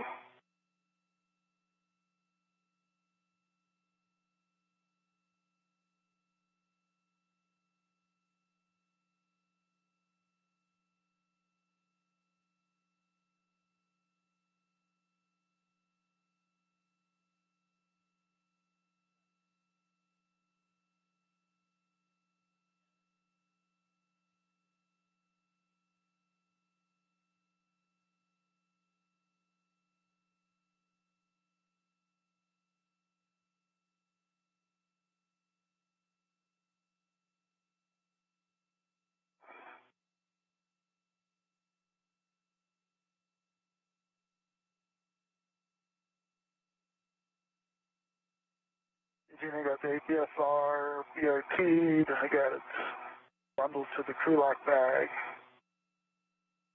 Translate to the 4B side. Good words, Shane. That sounds like a good config. Let me know if you need any additional words on your translation path. Yeah, probably will. So, stand by.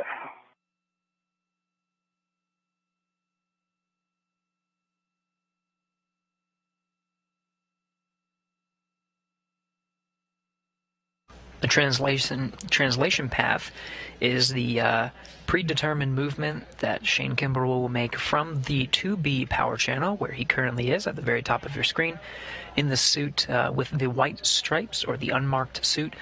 He'll get some words from Capcom Jenny Seide, who's been the voice here from Mission Control throughout the duration of today's spacewalk, on the translation path, or the particular path needed for him to get from this worksite to the next.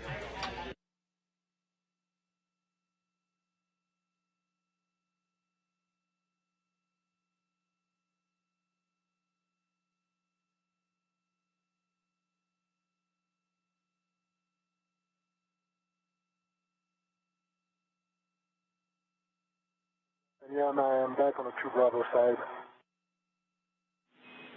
I'll make my way to the cable bag. Copy, Thomas. Sounds good. You'll be closing up that cable bag and securing the lid with the straps and then relocating to the 4 Bravo side.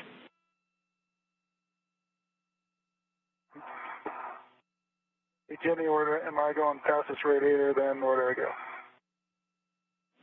Checking.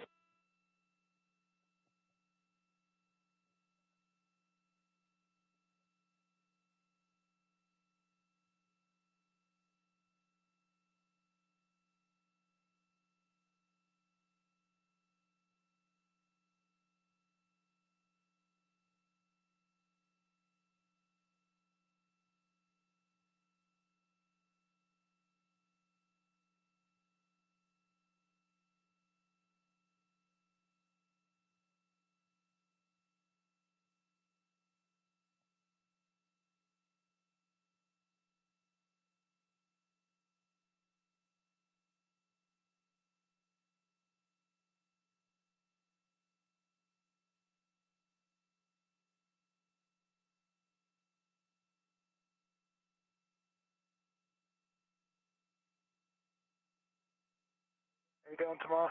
Doing good. Thanks, Shane. Getting in position to work on the bag. Shane, you continue translating inboard past that radiator. Okay.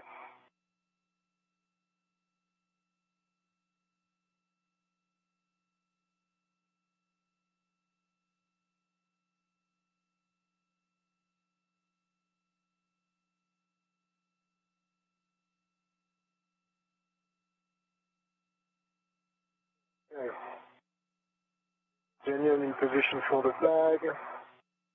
Go ahead and close it. Copy, Thomas. Jenny, I'm at our Green Hook locations. Copy, Shane. We're tracking you past 1 A-frame. You are going to be translating down the 2nd A-frame to the 4 Bravo side. Okay. Yeah, let me, it's like my other reel is not retracting, so let me work on that for a second. Copy. Take your time.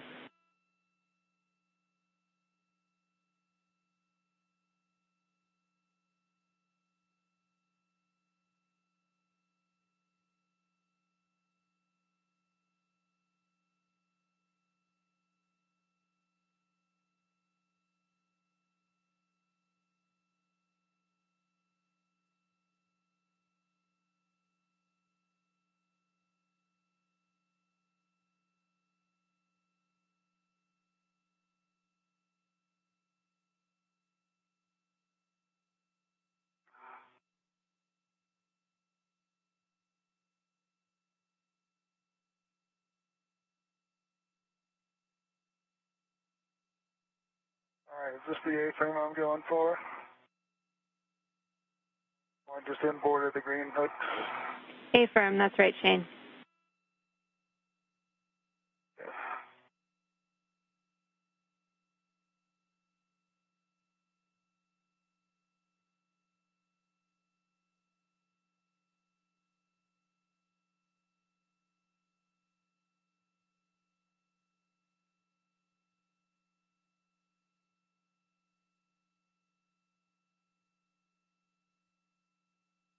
Okay, the bag is closed. I'm going to go ahead and retrieve it.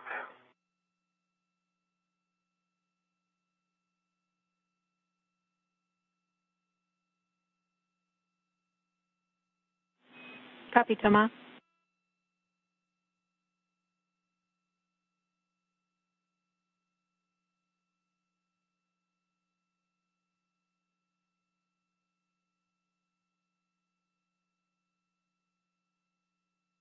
Hey, Jenny, I'm on handrail 5311. Is that where I start going? Yeah, it looks like I go outboard from here. A-firm, you head back outboard.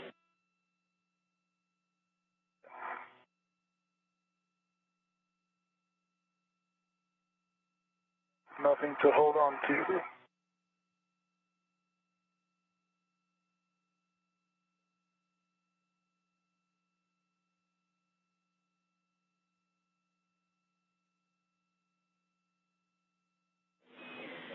If it helps, All right, I got a right from the bag. Shane, you can grab onto the cams of the grapple fixture, but be mindful of the pins, obviously. Yeah, just another way to reach that. Thanks.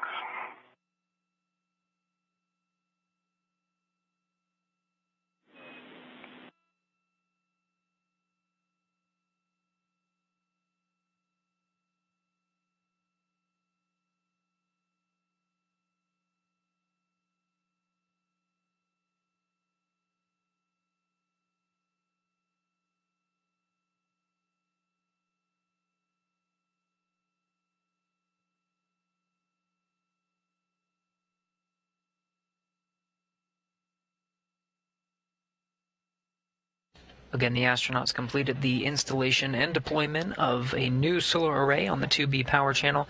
Now they are cleaning up that 2B worksite, getting all the tools and equipment necessary that were necessary for the tasks today, and they're moving it over to the 4B side. This will be the worksite for the next spacewalk, tentatively scheduled for Friday, June 25th. You saw Kimbrough with a portable foot restraint in tow. My BRT. Thomas has a equipment bag in tow as well. We'll be relocating that to the outboard radiator side, and I have handrails for you if you need them. I will need them, but when I get there, Jenny, if that's okay. Of course.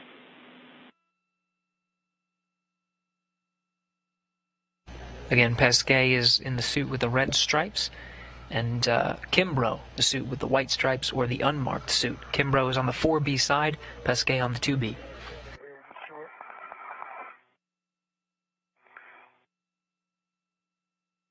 Short of the west. Yeah, I'm at 5329 and Okay. as I can get, does that make sense? Copy. You're at 5329.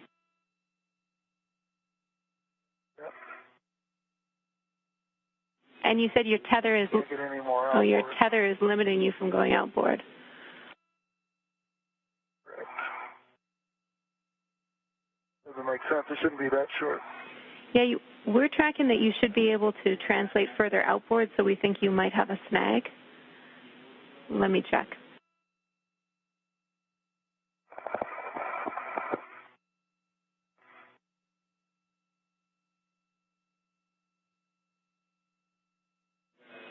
And Shane, we're going to have you. Yeah, I'm translating you up. Shane, we're going to have you backtrack. We think it might be a snag. If you can turn back and see anything, that will be helpful as well. I'm doing that now, thanks.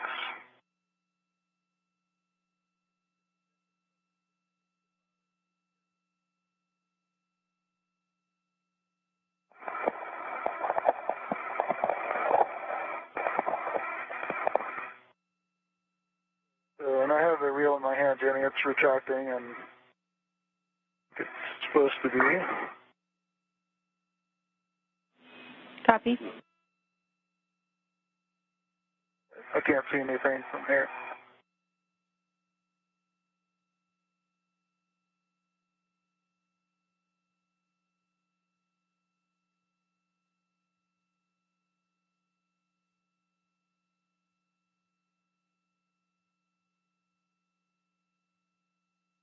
Jenny, I'm back on the Bravo side, so actually that bag goes opposite of the APFR that I just installed, correct? Across the AA. Affirm. Hey, Tamara, so yeah, hey Jenny, whatever I did went back a little bit and you're outboard again. It seems to be working.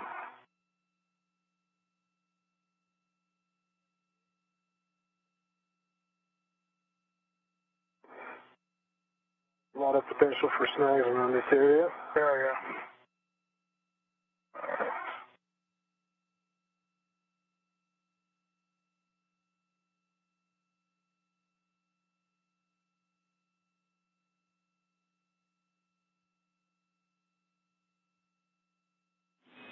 Shane, we're still talking your tether. You're still limited from going outboard. Is that correct?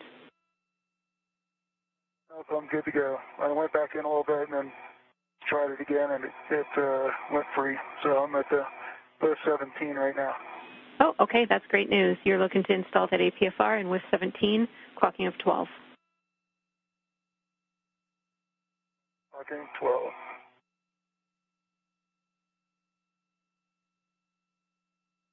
And with a good tether configuration, Shane Kimbrough made his way out to the 4B work site. This is essentially the opposite end of where they've been working throughout the duration of today's spacewalk, after completely installing and deploying the new IROSA solar array that will be augmenting the power supply on the 2B channel. They're just doing some get-ahead work now. Kimbrough installing a portable foot restraint into a work site interface, really just getting it prepared for when they head out again for a future spacewalk to upgrade that power channel, the 4B channel. Copy, Thomas. That's where you want me to put the bag is my question. Affirm, Thomas, that's a good position for the bag. Just make sure that the lid faces inboard. Okay, thanks, Jenny. Correction, the hinge faces inboard. The hinge inboard.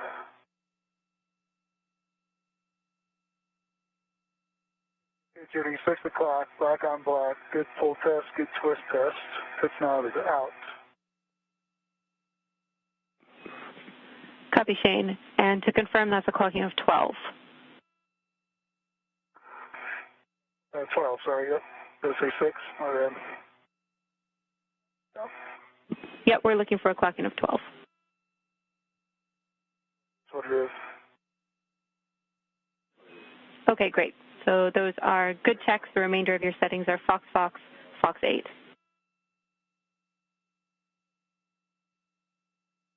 Stand by.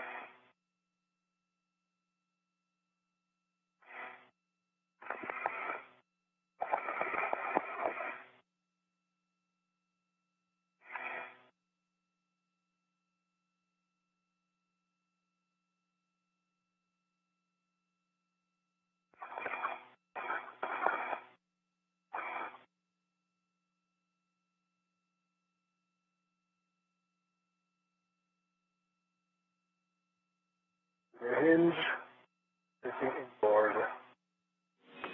Good words.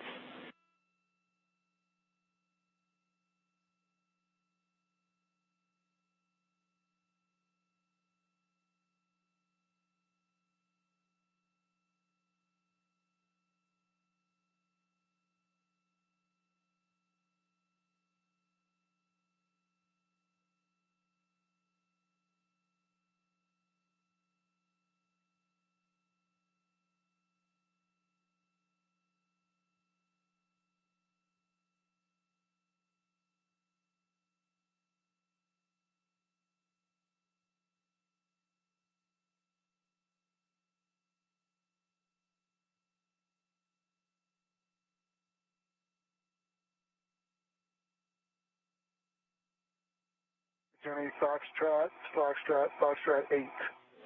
Good words.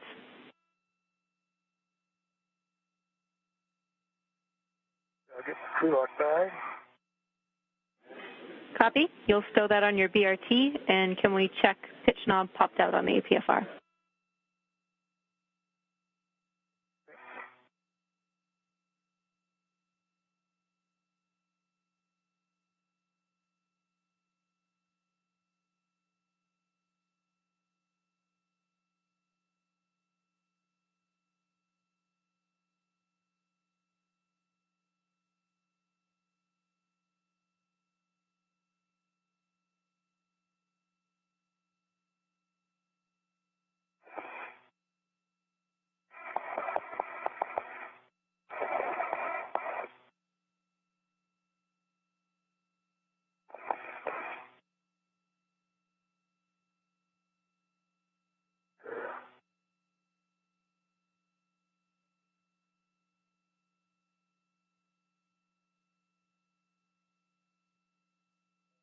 Jenny, do you want it open or closed, that bag?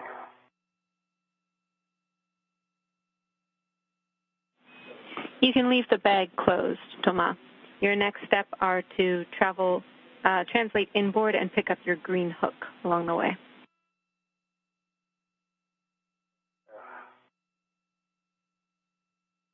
I can leave it closed, but can I leave it open too? There's not that many barrels right there in the area. I want to leave it bouncing around. We copy, Thomas. We're just checking on it.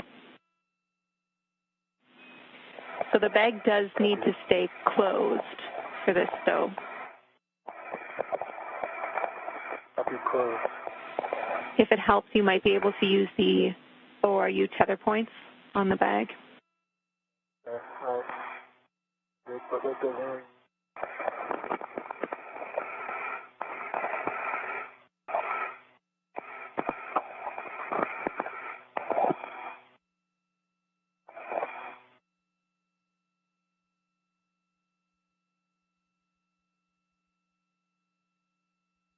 Yeah, I got the crew lock bag. My BRT, Jenny. Where they get translate that? Copy, Shane. I'll take a glove inspection, hap check, and gauntlet check from you, and then we'll have you translate back to your green hook.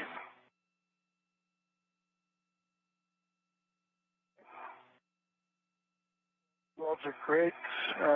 Dry hap and gauntlets are in place. Copy. Good checks from you, Shane. You can retrieve your green hook.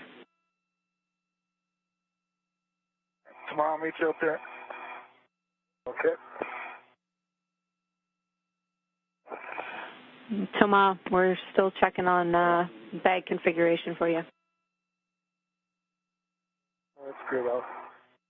I'll be done in 5 minutes.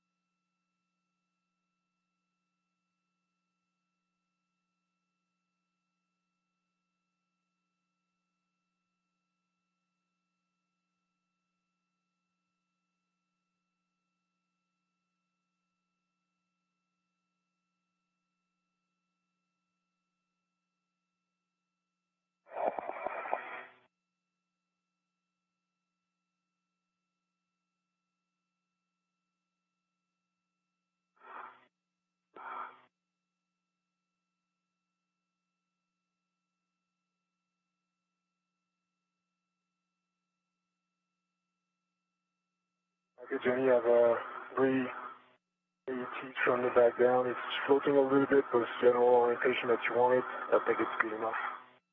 What do you think?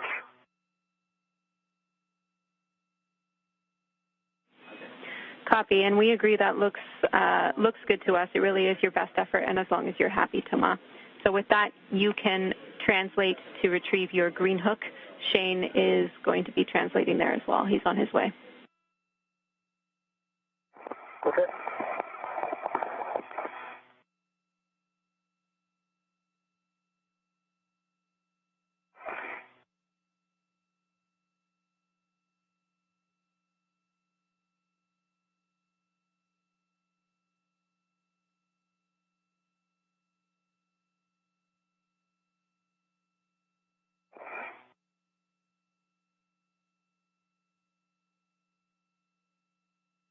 All right, I'm going to stop and fix my tether again. It's not retracting. Copy, Shane.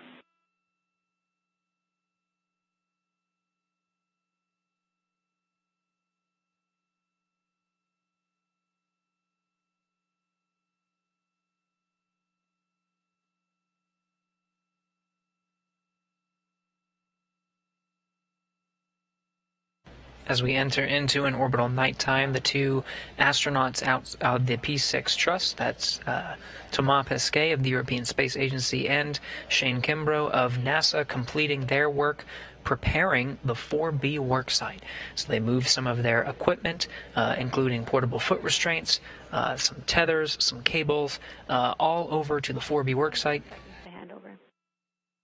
And they are done with those procedures, the 4B worksite ready for the next spacewalk. The next set of procedures we are waiting for from the ground here in Mission Control Houston will be the set of procedures to head over to the flight support equipment, which is on the end of the station's robotic arm. There is the other IROSA, the other solar array that will be used to upgrade the 4B power channel, the worksite that they've been preparing for that next set of upgrades. Their task for the remainder of today's spacewalk is to go over to that worksite and unbolt a few things, essentially preparing that IROSA to be removed from the flight support equipment and brought over to its new home on the 4B worksite.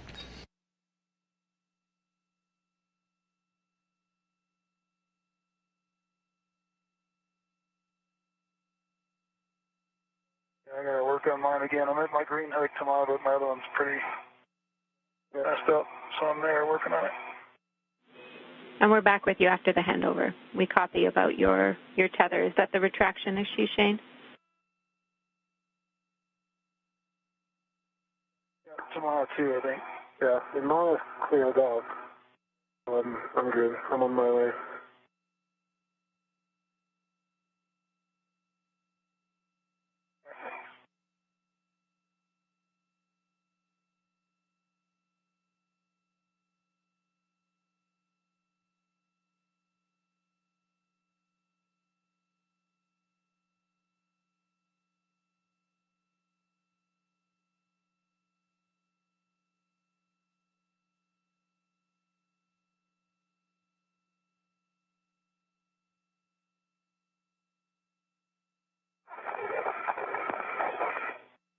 Alright. I got my green hook on my red reel. Do you want Tomas to lead or me to lead going back? Checking. Right now. Yeah, Tomas. It's either if you go. I'm right behind you. Yeah, I'm gonna go. We'll have Tomas lead to the FSE.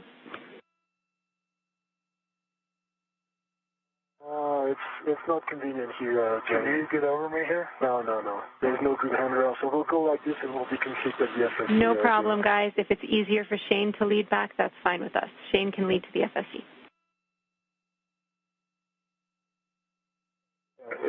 There's no good handrails here for me to jump over Shane. Great.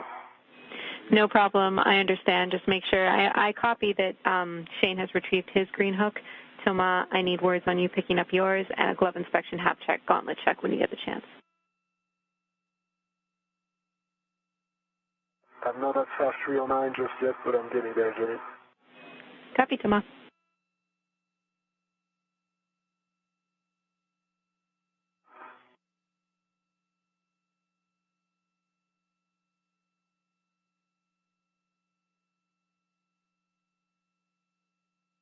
Okay, fast 309, we got the devil.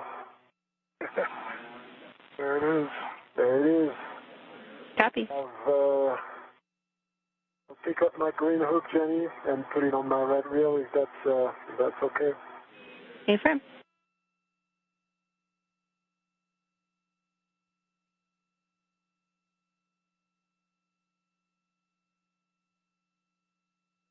Green hook is on my red reel and it stays unlocked. Both reels are unlocked and my yellow hook is locked on my green reel. Copy. That's a good config, Tomas. I'll take a glove inspection, hap check, and gauntlet check as well. Gauntlets are down, gloves are good, some black smudges from splitting around, and hap is dry.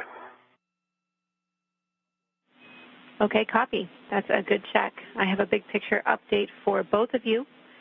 Our PET is 4 hours, 35 minutes. EV1 MEDOX, 7 hour, 20 minutes. As mentioned previously, we are headed to the FSE to release the IROSA upper support beams. That should take us about 1 hour, and then we will reassess where we are.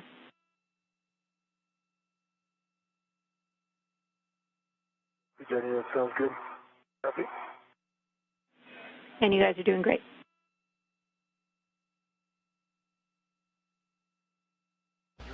grade 2. So confirmed from the flight control teams here in Mission Control Houston, everything looking good for the 2 spacewalking astronauts to proceed to that flight support equipment. Correction, it's not at the end of the station's robotic arm, it's on a portion of the station's truss called the CETA cart. There houses the flight support equipment that is holding the final IROSA that was delivered on SpaceX CRS-22. These IROSAs, contracted to be built by Boeing and subcontracted by Redwire, are going to provide augmented power supplies to the entire space station, the first 2 being delivered this year on CRS-22. Okay, right behind you. That's out your line is wrapped. Again, they finished the preparations needed for the next work site, the 4B channel. They won't be going back to the 4B channel today to install that IROSA. Instead, they'll use the remainder of their time, as noted by the flight controllers here, 1 hour, to loosen up some bolts on a beam that's keeping the IROSA in place. That will eliminate about an hour of time from the next spacewalk, when they'll go out and be able to remove that IROSA pretty quickly, move it over to the mounting bracket on the 4B channel, and install it to complete the 4B channel's augmented power supply. See where I'm going first.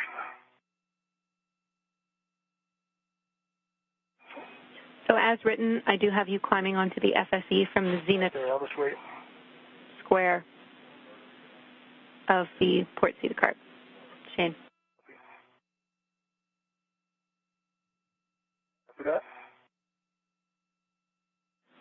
And I do have some reminder cautions I need to read you when you're ready. Yeah, ready. No sudden movements, stops, or quick grabs on the FSE. Translate slowly. Wait until FSE motion dampens out before imparting any loads. While working on the FSE, you must not simultaneously impart loads into the FSE. Driving and releasing bolts at the same time is acceptable. And do not contact the IROSA blankets because the solar cells are fragile.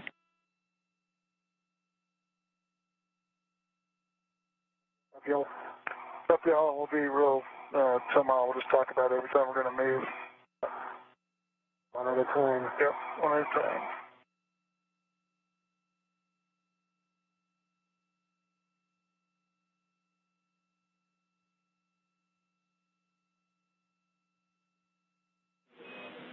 So we just got your helmet cams back.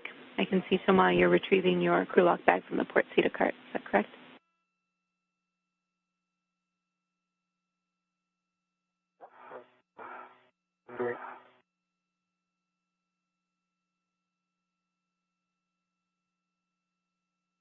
All right. Let's Getting some good views from the helmet camera of Shane Kimbrough looking at Thomas Pesquet, European Space Agency astronaut. They've both arrived at the work site. The flight support equipment, there's an IROSA, another solar array. On the flight support equipment, he's working with a crew lock bag to get some tools needed for loosening the bolts that will help with some of the get-ahead tasks to prepare for removing the IROSA from the flight support equipment and moving it over to the other power channel on the Port 6 truss, the 4B channel, on a future spacewalk.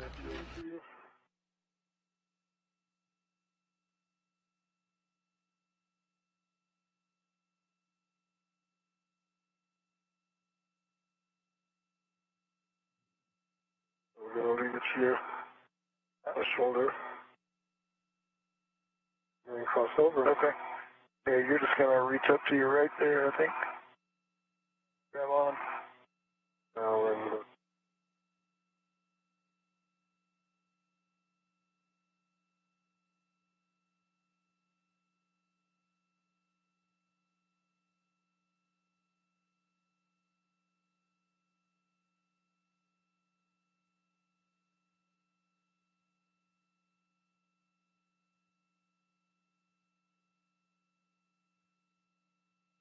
Now entering into another short handover period, already regaining some of the audio from space.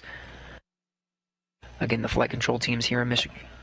Mission Control Houston being led by Flight Director Ron Spencer. You see at the right of your screen, the voice you're hearing from here at Mission Control, Jenny Seide, there in the middle of the console.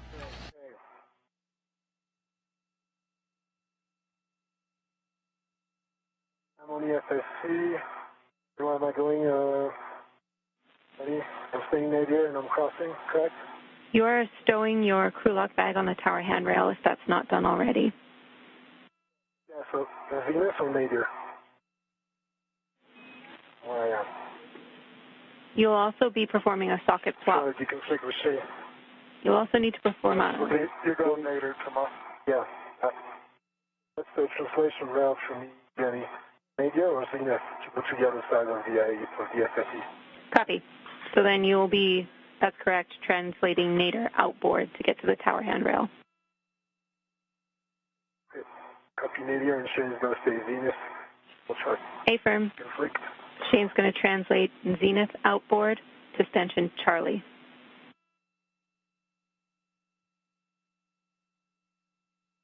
See my safety tether, Shane, from where you are? Not yet. I'm going to stay this for a minute. Yeah, it looks good. Let's see, it's behind your back. Yeah, that's what I thought with all the rotation. Yeah, but we can, it's coming around. Clear it like this. It's good. It's clear. Clear? Yep. Yep. Nice.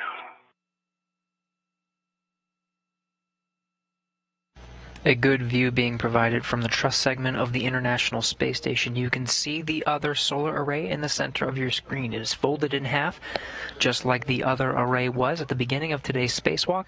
You can also see the station's robotic arm off to the left. It is stretched out as earlier in today's spacewalk. The other end of the station's robotic arm was providing some camera views of the deployment of the solar array on the 2B side.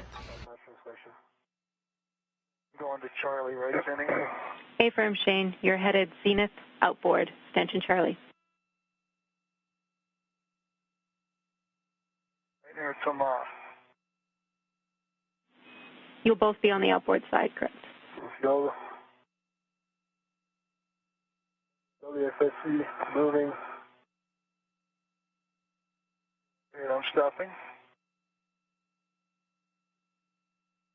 Inside of the gym too from here. Okay, I'm gonna start moving again. Yep.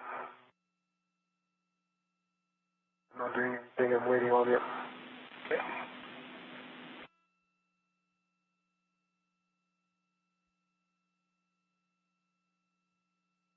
Alright, I'm at 7. This is where I'm putting my crew lock bag. Affirm, you'll be leaving your crew lock bag there, Shane, and Thomas, you are stowing your crew lock bag on the tower handrail. Okay. Good coordination, you two. Shane, let me know if you need a handrail number. I got 7's where I'm putting it, right? That's right. Okay.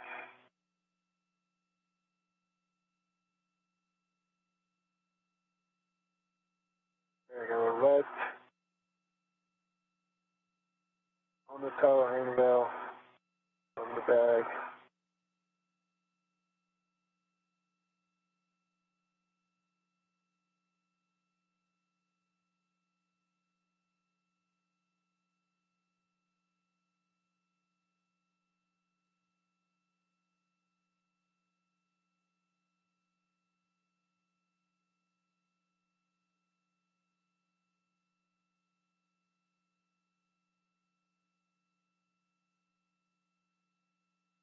And my crew lock bag is on 7. Let me get my PRT off. And Shane, you'll actually be translating to Stanchion Alpha before using your PGT. Yeah. Crew lock bag on the tower handrail. I'm at Stanchion Alpha. Thomas, next step for you, I have doing a socket swap to the 5/8 2-inch socket.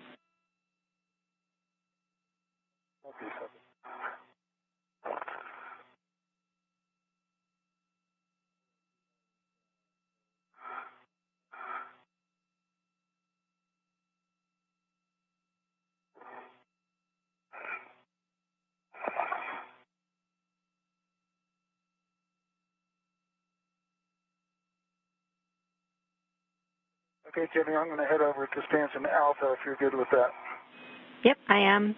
Toma is not translating, so you can translate to Stanchion Alpha. It is Nader inboard. Copy. Toma, I'm going to move.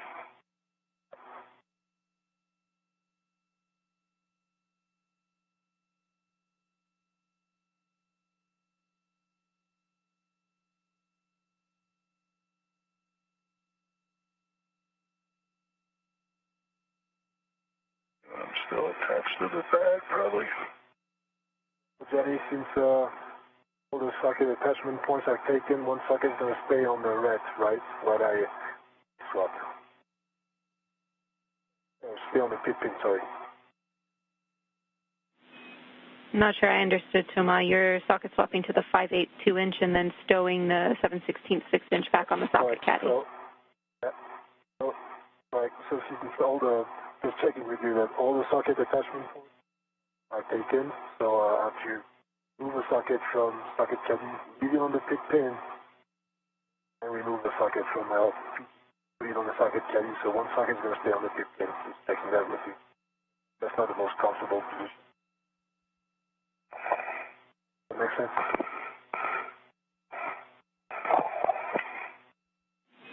Checking.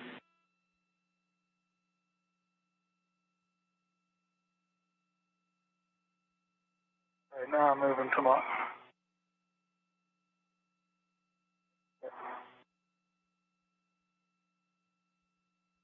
On the pit pin temporarily, Jenny, right?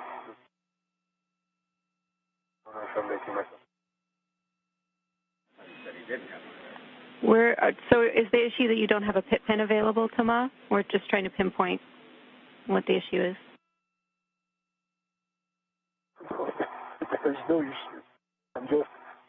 So I have to take the socket off the socket caddy. I cannot put it anywhere until I take the socket from my... and put it on the socket caddy. So I'm just saying...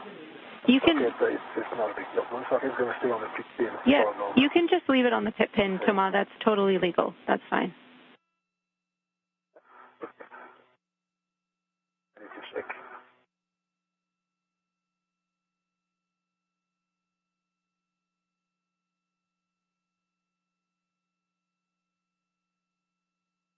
I'm saying, how's the translation?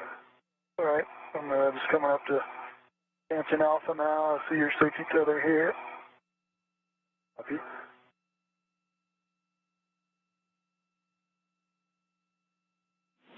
Okay, I have the 2-inch on the pit pin. Copy, Toma.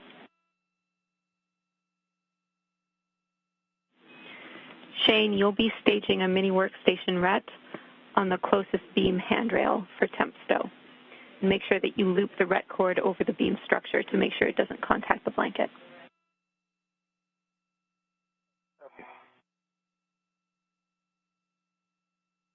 If I have a ret to give.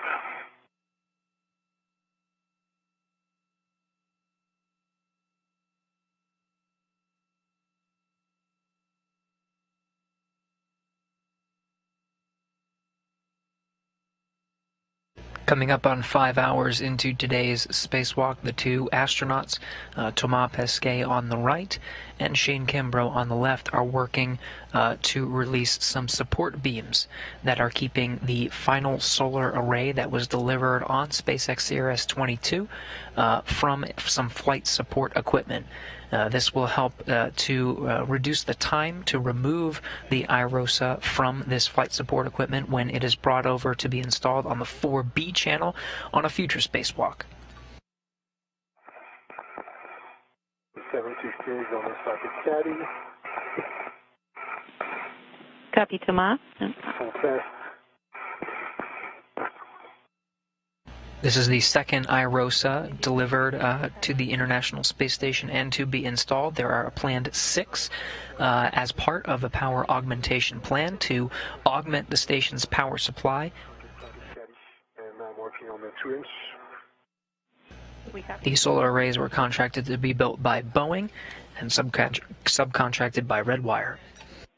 And Shane, just for clarification, that mini workstation RET should be entirely on the handrail, so one hook on each wine glass stanchion with the RET cord looped over the beam structure. Yep, got it. I'll just untangle the RET to make that happen. Thanks. Then you have the 2-inch on my PGT is a good pull test. So I haven't closed that bag. Copy. Sounds good.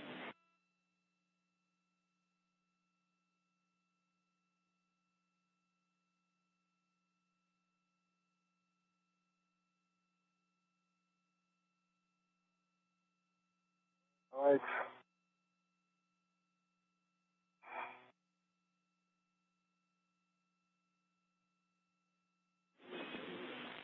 Jenny, I'm going to get ready to FC9. So next step. Those bolts in that area. Yep, Tomai, I'm moving. Oops. you're going to pre-stage a RET on the lower stanchion of the grapple tower handrail, and that's going to go to the beam. Lower stanchion of the grapple tower. Okay. Yep. I'll stretch it out to the beam. A-firm. Okay, so right from my mini workstation. Yep, from your mini workstation, and this is just to temp stow this beam because we cannot install it yet with the other beam in place. Understood.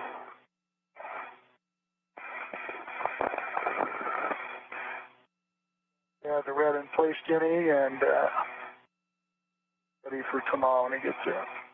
I'll bring my red all the way to the beam handrail. A-firm, you're going to attach it to the closest beam handrail stanchion. And I copy the RET config from Shane. That sounds good. You can get in position with your PGT. And keep in mind this is a Bravo 7 setting for both of you to release these beam bolts, so high torque. After that, I got a VRT on for C7 and C8 when you tell me. Copy. You can get that in place. Tomas just needs to attach this RET, and then he'll be doing the same.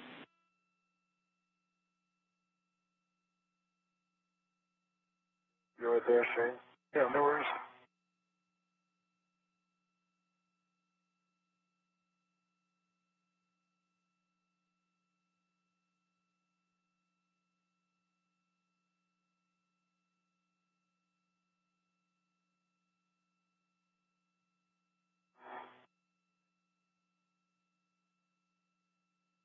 All right, the red goes from the lower tension of the tower handrail from my cooler baggies to the beam handrail closest to me. Copy. That looks good. So that will be the first RET for the temp stow. Toma, you can also get in a position for a PGT setting of Bravo 7. You're going to be working with C10 and C9 bolts.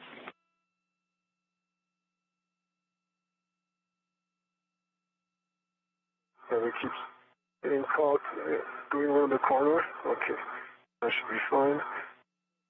Bravo 7. I don't have a very good BRT handrail in the area. Okay. Now one on the stanchion there? But it's low. Yeah, this might. I could do it with this angle, I guess, but you have a different one. Yeah, I'm opposite of you. Yep. It's on the wrong side, but I'll try. I think that's your only option. Yeah, there. I agree. I'll have the same problem on the next one. We agree the options are sparse for a BRT hold there. Hopefully you can use the stanchion handrail to help brace yourself as well.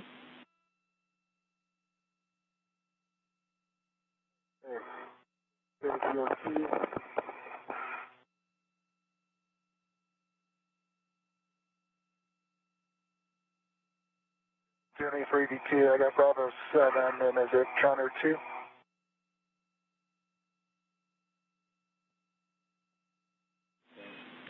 Bravo 7, counter 2. It'll be the same setting for all bolts. Copy, that's set for EV2. And I copy Bravo 7, counter 2. EV1, Cal.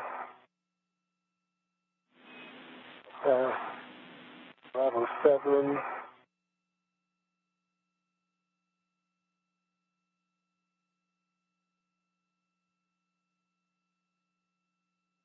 Counter 2 for me, Jenny. Affirm, Bravo 7, counter 2. Okay, I'm ready with Bravo 7, counter. Okay, again, you can release bolts simultaneously. Thomas, you'll be releasing both bolts, C9 and C10. Shane, you will only be releasing C7 until Thomas is ready to take control of the beam. 8 to 11 turns each, the bolts will spring out when released. Copy. Working on C9.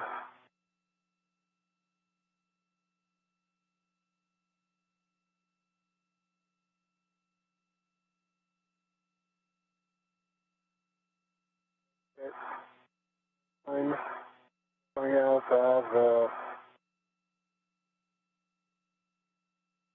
have 9 turns. 9 turns for C7. Copy, 9 turns on C7 and 10 turns C10. I'm starting C10 now, so that was C9. Copy, C9. My side.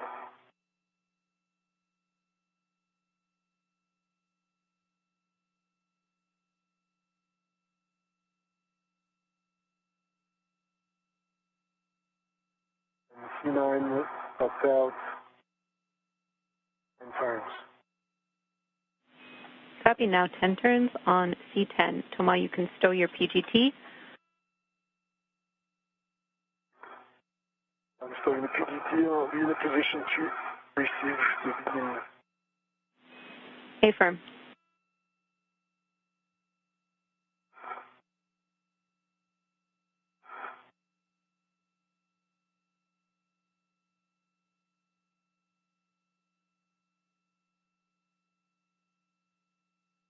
Ready? Let me check. Kimbrough and Pesquet working on support beams that are keeping the IROSA in place on that flight support equipment. There are 4 bolts that they're driving for the support beam on the nadir side. And you'll be stowing the beam on the grapple tower handrail. Okay, Shane, let me take my local tether from the right standby. Yeah, no worries. It's going to be crowded with the cooler bag and the beam. I want to make it as clear as possible before I bring the beam. Sounds good.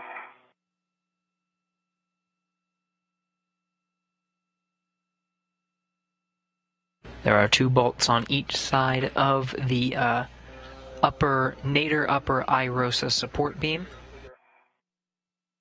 for each of the spacewalking astronauts. So they have 4 each.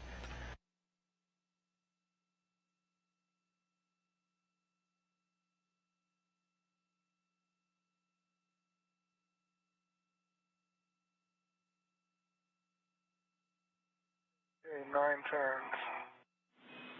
Copy, 9 turns on Charlie 8. You can stow the PGT, Shane.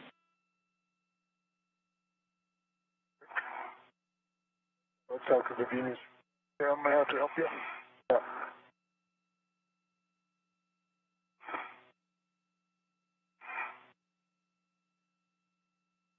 Got it. One hand. Got it. Okay, now I go. Yeah, I go.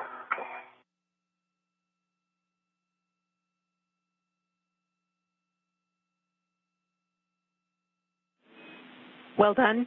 You can attach the staged RET from Shane to the upper handrail stanchion on the tower handrail, Thomas.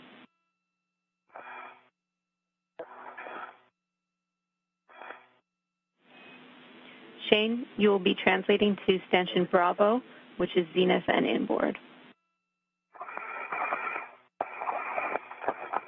Copy, heading to Bravo. Okay, I have 2 reds on that beam, handrail 013. Copy. That's a good temp stow, Thomas. You can translate to stanchion Charlie, which is the other side of the tower handrail, or the grapple tower. Copy. I'll stand by until Shane is done with his translation. Let me move here tomorrow. I'll be there shortly. Good coordination.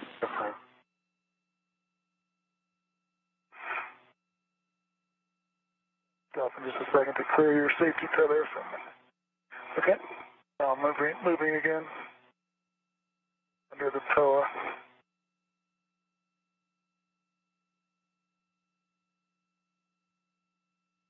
Working together, Pesquet and Kimbrough have released the first beam. This support beam on the nadir side, or the side that faces toward the Earth. They've removed it and put it in a temporary stowed position, now moving over to a different part of the flight support equipment where there is another beam on the zenith side of the space-facing side, and they'll do the same thing. Charlie there? Oh, there you are. Yep. Oh, you're good, Jerky. Yeah, I'm stopped. I'm done translating. Control.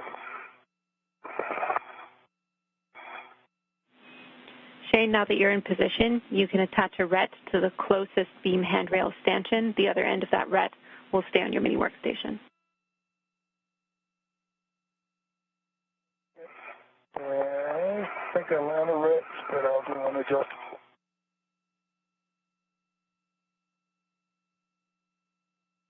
Mine's on my circuit thing. Yeah. The RETs were fixed in. Yeah. Could use the PR2 RET, I guess. Okay, we copy.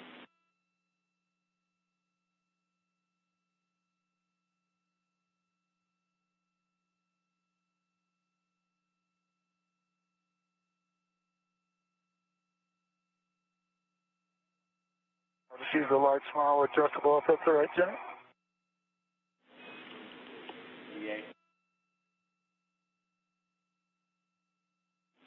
Sweet. That sounds good, Shane. You can do that.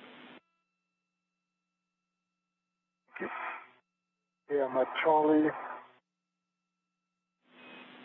Copy. Tama, you're at Charlie. You can get ready to use your PGT. Again, Bravo 7 setting.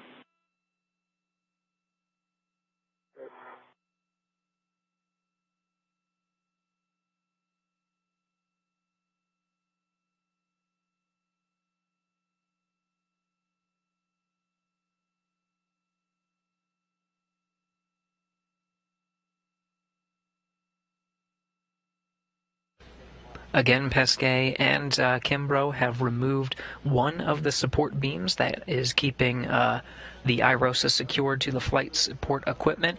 They'll remove another beam, and this will be a nice get-ahead to limit the number of steps needed to physically remove the IROSA from the flight support equipment and take it over to the 4B channel on another spacewalk.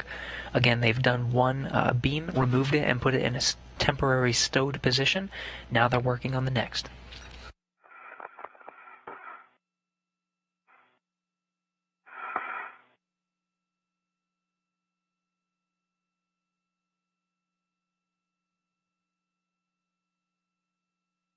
Okay.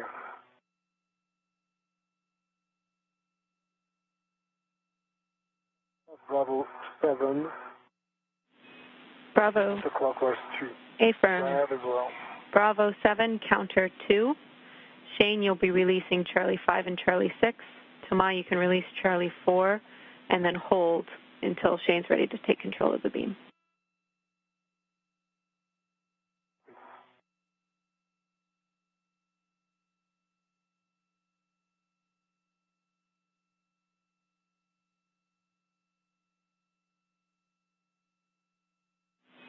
We're expecting 8 to 11 turns. The bolts will pop out when released.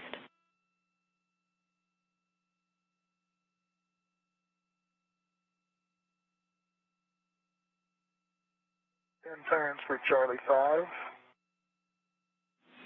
10 turns, Charlie 5. 10 turns for Charlie 4. 10 turns, Charlie 4. Okay, tomorrow I'm going to drive Charlie 6. You're going to hold off, right? Yep. Going to wait. Yes, Toma is going to pause before releasing the final bolt. Shane, you can release Charlie 6. Good position here.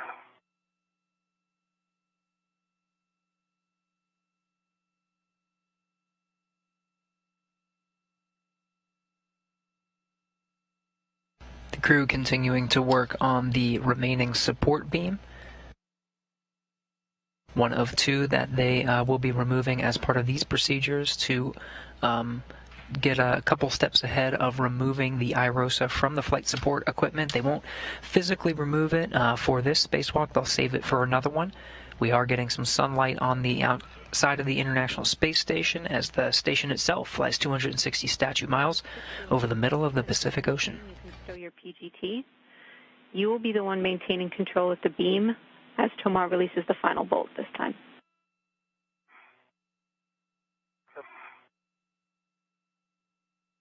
There's the well right there.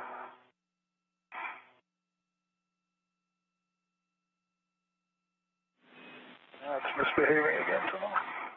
And mine is not doing great either.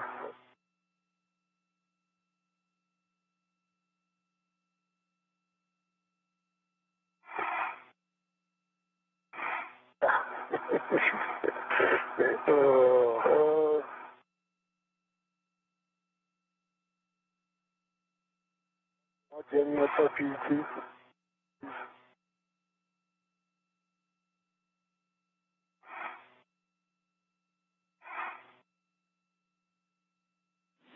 All right, hold on, come on, Emilio. Yeah.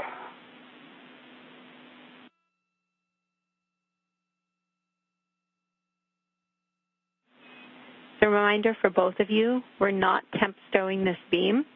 We're just putting it in its final config. So that means, Shane, you're maintaining control of it. Thomas will release the final bolt. And then, Shane, you will swing the beam around so it's parallel with the iROSA blankets, handles facing the POA. Yeah, thanks, Jenny. I'm ready. Okay, and what's our PET, Jenny? Please, real quick, before we stop this.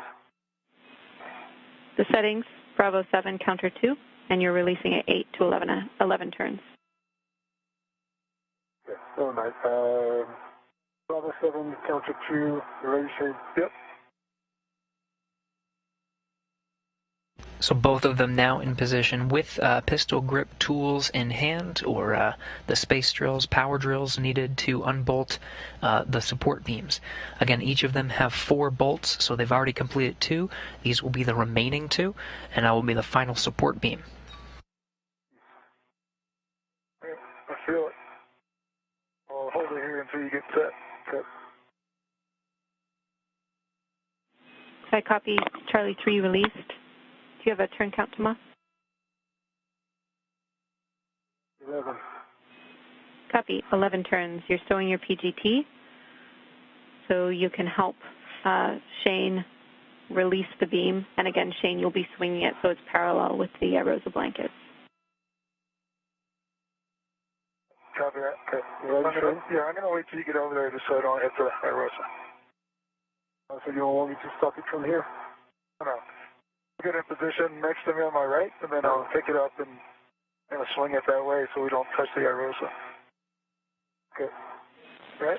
Yeah, because it actually helped me when you initiated the motion, and then I just had to grab it, but that could work too. Let me go. So I'm moving. Okay, ground copies. That's fine with us. Thomas, as a reminder, you're translating to Stanchion Alpha, which is the other side of the POA from Shane, inboard Nader. There you go, Shane. Copy.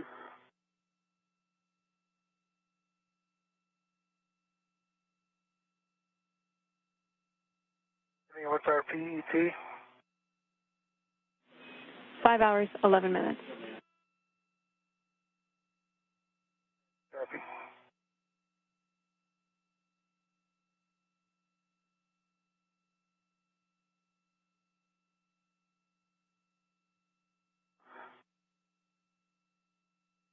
All right. On my way, Shane. Yeah. Here in a minute. Great views as the International Space Station and the crew outside. On the left, Thomas Pesquet. On the right, Shane Kimbrough cross over the Terminator line over the Earth. They're in the middle of the Pacific Ocean at this time, 260 statute miles.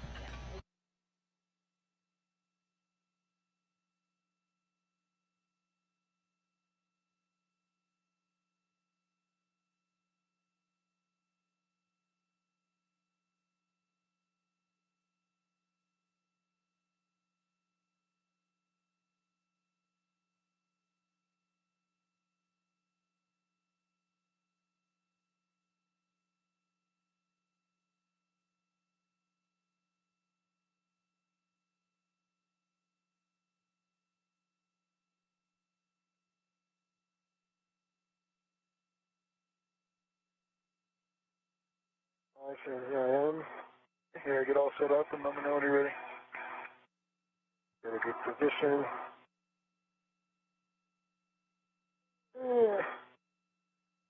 VRT. Yeah, pull on hand rails, that's what you did? The one on the stanchion. VRT to the one on pull. Yeah, that's cool too. Ready? Nope.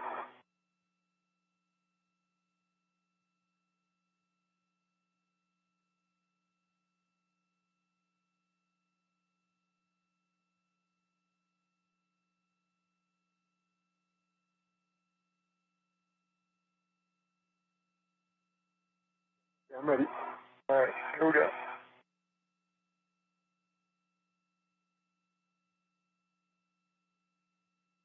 Now it's towards the tower. Got it.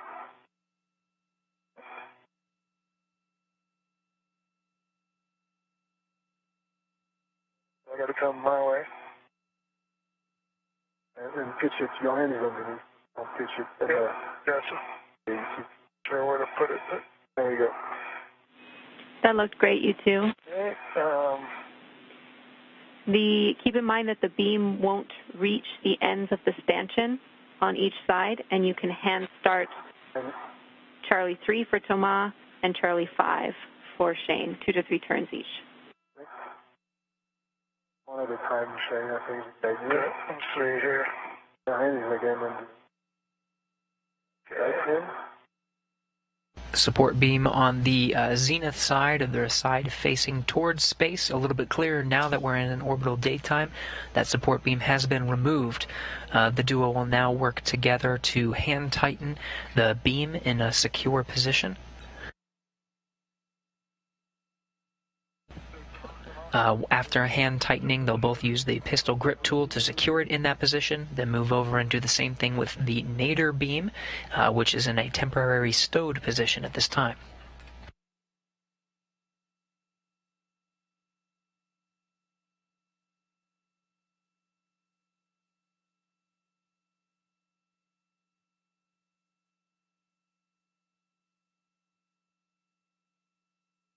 Wait, I'm not done, Shane. We're still in place? Yeah, it's still in. Sorry about that. Okay, no worries.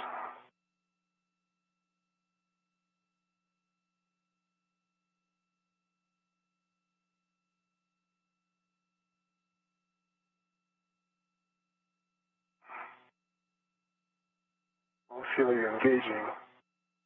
So to hold it down? Yeah. Yeah, cool.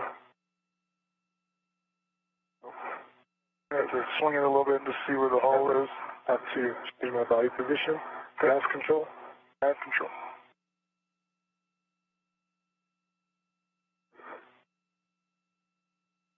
Okay. So a minute.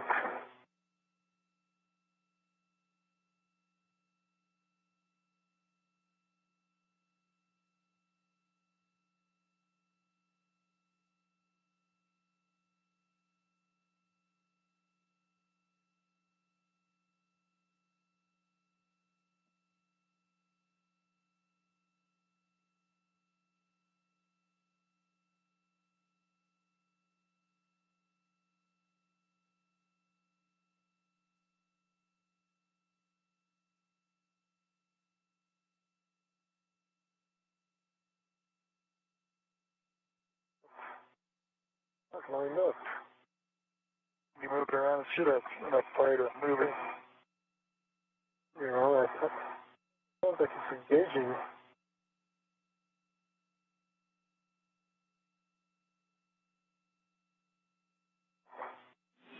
We copy, Thomas. And,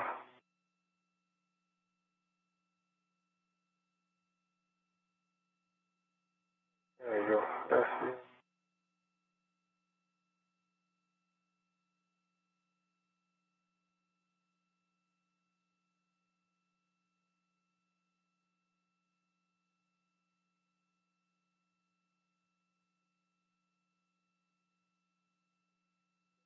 I got it. Nice. Well done. It's engaged, Charlie 3.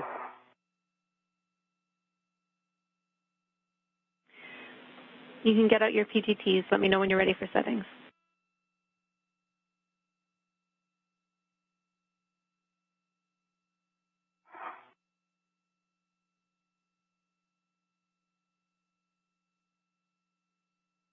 Okay, I'm ready for settings. Alpha 4, clockwise 2.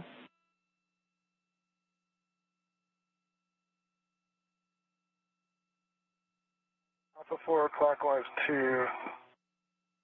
Set. Good words. And Shane, you'll be driving Charlie 5, 25 to 27 turns to torque.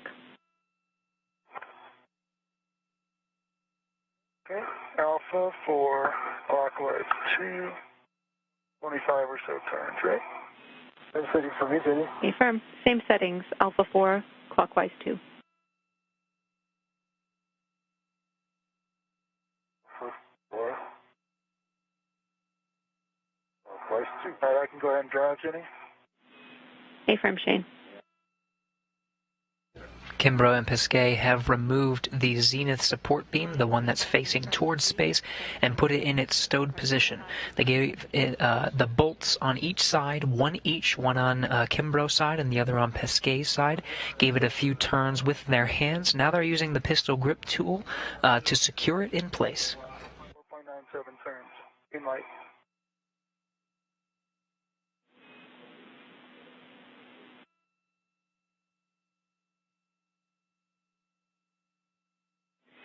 Copy, Shane. Did you say that was 4.9 or 24.9 turns?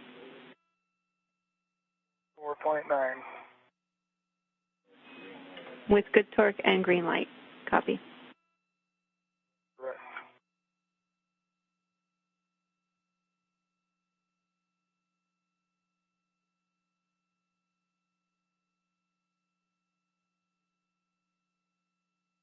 I go to drive, Jenny.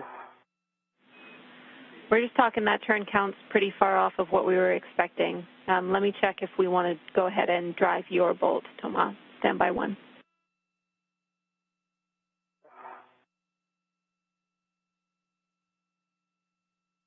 It's hard to tell how many I did finger setting, but, 4 or 5 is probably the most. Yeah, we copy. Thanks, Shane.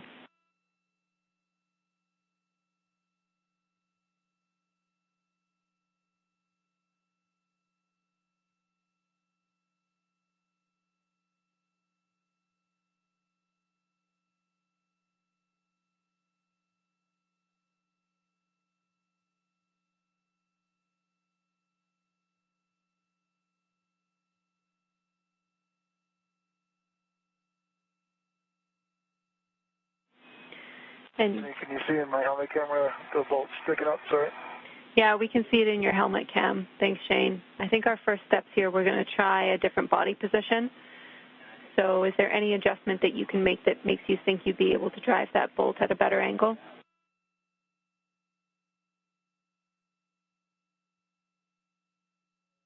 No, I'm on the only handrail around here. So I think that's it. All right, copy. We understand.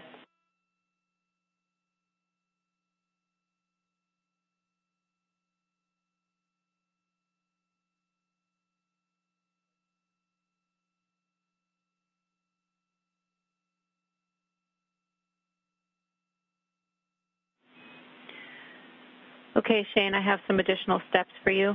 Let's drive the bolt out 1 turn at nominal torque. The setting is alpha 4 counter 2.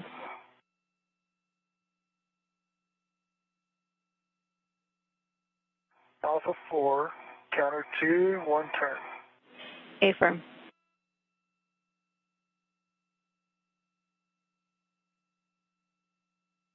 Okay, that's complete. Reattempt to install alpha 4 clockwise 2.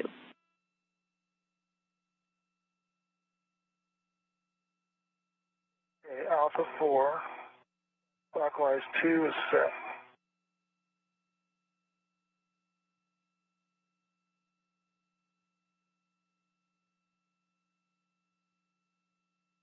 Turn. Look out. Green light. How many turns did you get, Shane? I just got one more turn there. So I took one out and I put one in. Copy.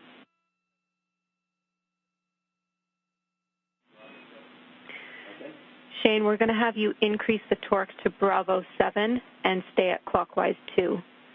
We're going to attempt 23 turns only.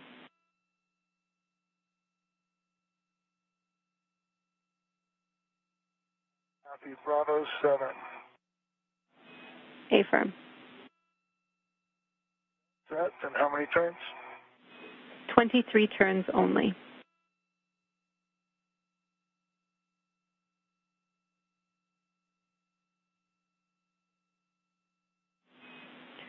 Correction, Shane, that's a total of 23 turns. Okay.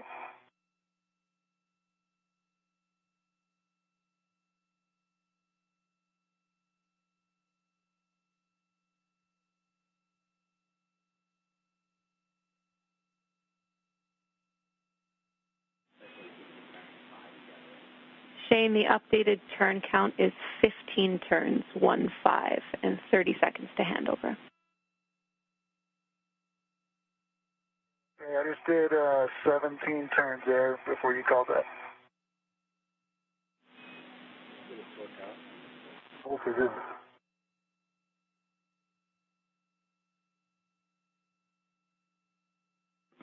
Copy, you got 17 turns on the bolt, Shane, short handover.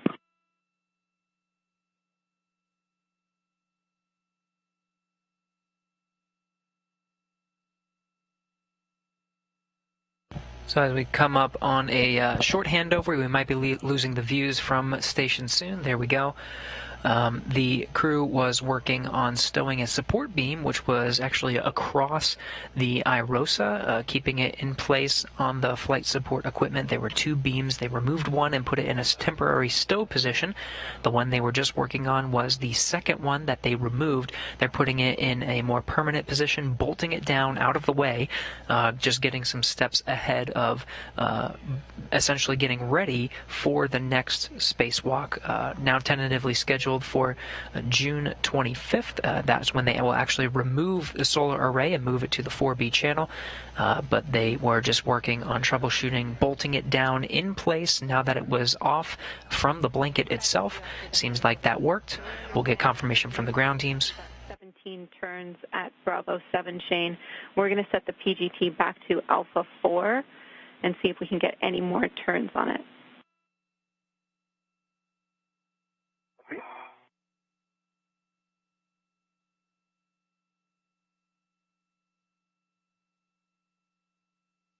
Alpha 4, clockwise 2. Good settings. Oh, torque's out, right away. Copy, torqued out. Well, it definitely looks like it's in now.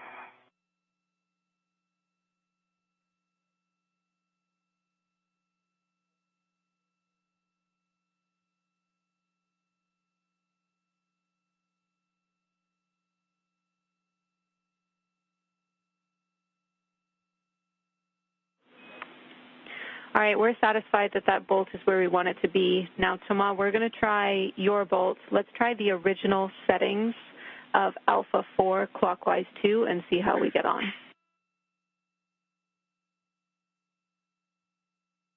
Am I doing another bolt here, or is that it? Nope. You are only driving Charlie 5. You can stow your PGT and release your ret. Alpha 4, clockwise 2, Jenny for Charlie 3. A-firm, expect 25 to 27 turns to torque.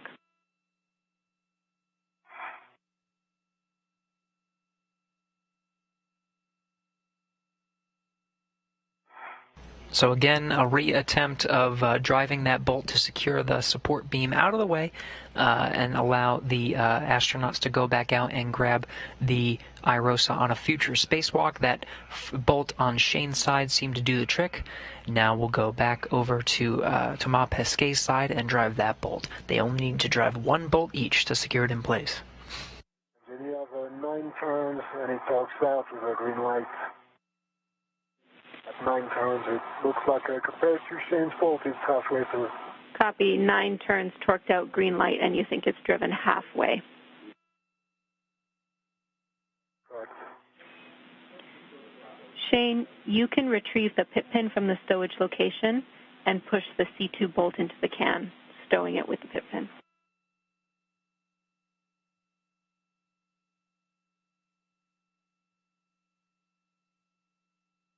All right, what am I stowing again? So pit pin. I got the pit pin, but what am I doing? You're stowing the Charlie 2 bolt. Protruding inside of the. This guy? Yeah. Yep. Yes. That's right. Push it inside of the can and then install the pit pin straight down into the can.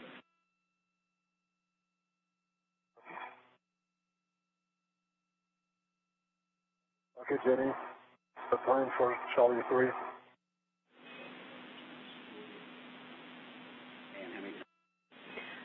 We're checking on settings for you, Thomas. You can set Bravo 7 on your PGT, Thomas. We're talking the number of turns to expect. Bravo 7. Send install, Jenny. Copy, Shane. So Bravo 7, clockwise to Thomas, expect 7 turns on Charlie 3. Bravo 7, clockwise to 7 turns. Correction, 7 turns only, so stop at 7 turns. At 7 turns.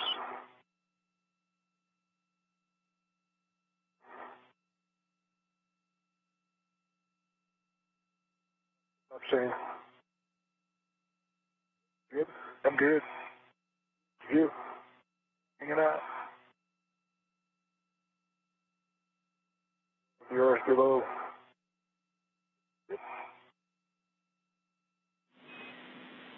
Shane, while Thomas is driving that bolt, you can translate to stanchion Charlie, zenith outboard.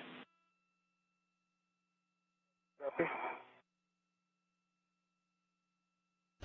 Pescade. 7 turns at Bravo 7. Copy, 7 turns. It's not all the way, the bolt is not all the way in. It protrudes a little bit more than the same bolt. Copy, Thomas. Let's change to Alpha 4, clockwise 2, and try and torque out the bolt.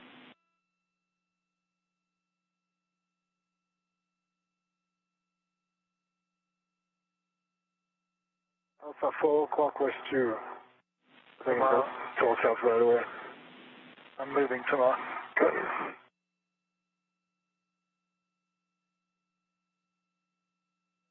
Jenny torques out right away. Pesquet continuing to work on that last bolt. Kimbrough completed the bolt on his side to secure that beam to the flight support equipment. Copy. Under 1 turn and a green light, it torques out right away. Pesquet working on getting this final bolt secured. In the meantime, Kimbrough moving over to the other beam, now in a temporary stowed position. He'll begin the process of moving the beam over to a very similar configuration to bolt it in place on the side of the flight support equipment.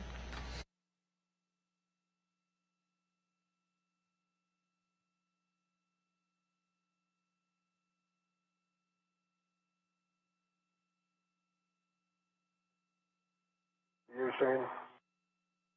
You.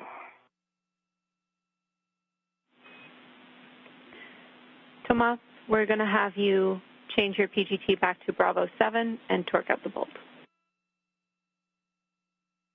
Okay.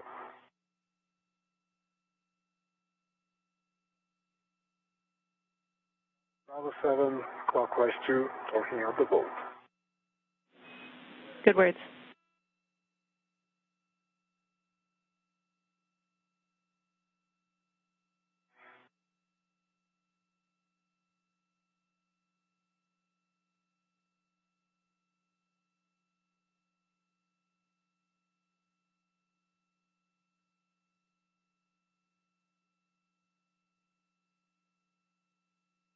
Torque, green light, back turns, 75.4. 5.4 turns, green light, and torqued out. Copy, Thomas. You can stow your PGT, and then you'll be retrieving the pit pin to stow the C1 bolt.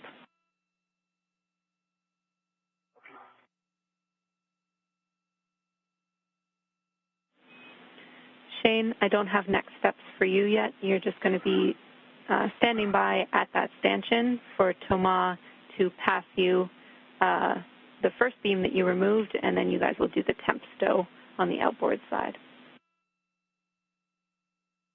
Yeah.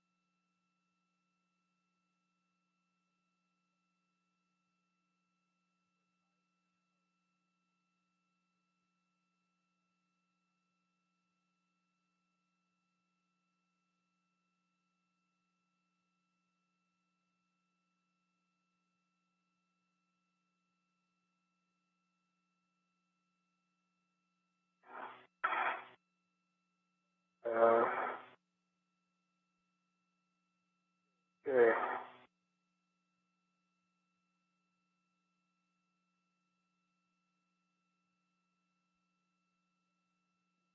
Just pull on it. Yeah. Okay, it's coming.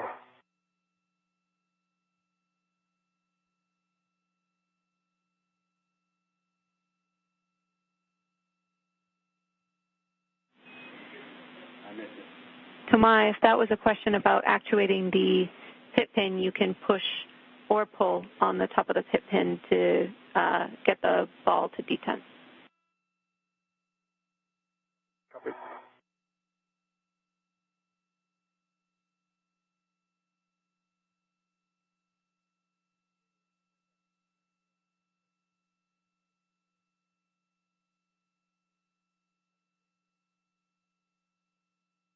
All right, the pit pin is in place, Jenny.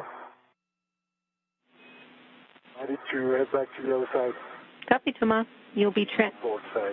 Yep, you'll be translating to stanchion Delta, Nader outboard. Nader outboard to station Delta. Shane, I'm translating. I'm still. Copy.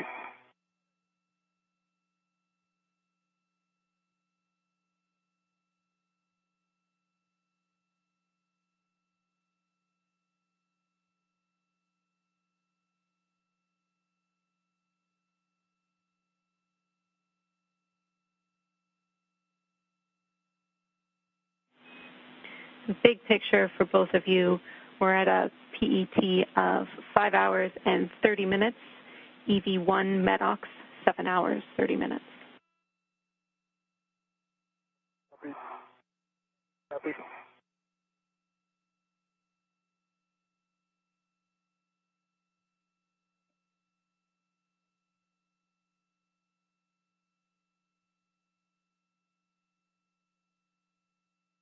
All right.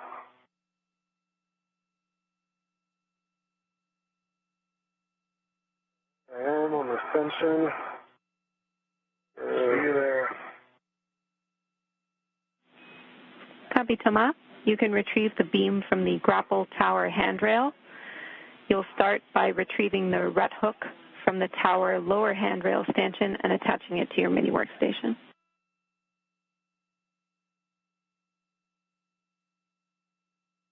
Ready? Getting down my BRT. Copy. Okay, so retrieve the hook from the lower handrail, putting it on my mini workstation. The lower stanchion, sorry, of the handrail. Good words.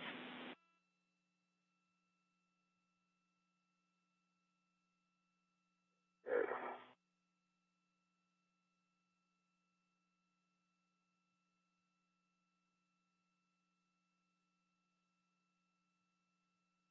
Pesquet completing bolting down the beam on the other side of the flight support equipment. He now joins Shane Kimbrough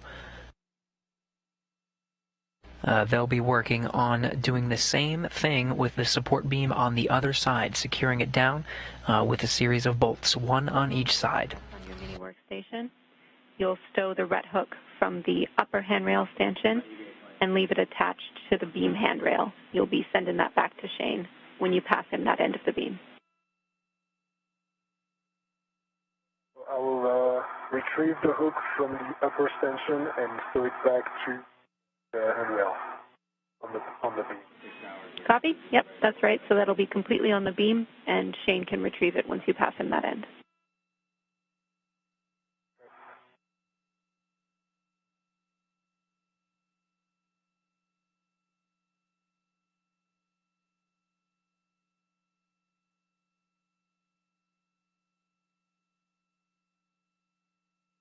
On the beam.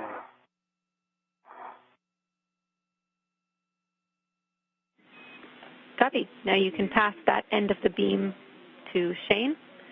You'll be installing this beam in the stowage location, handlebars facing the grapple tower.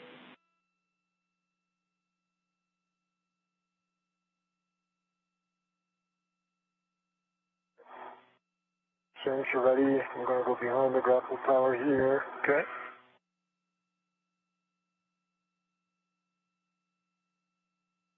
And pass you.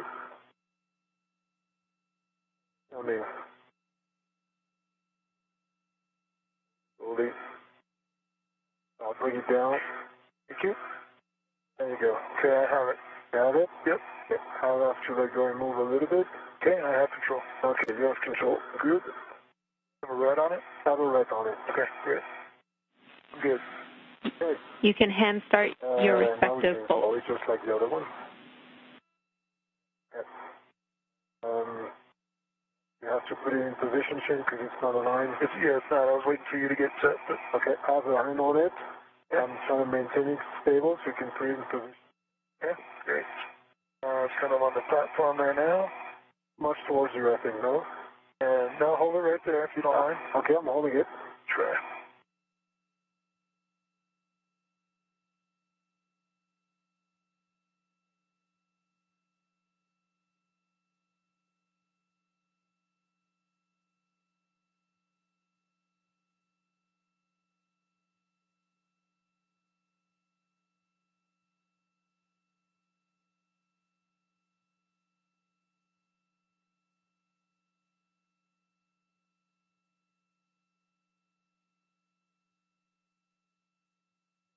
I got mine started.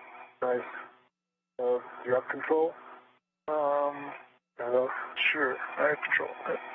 I'm sorry, good. Mine started.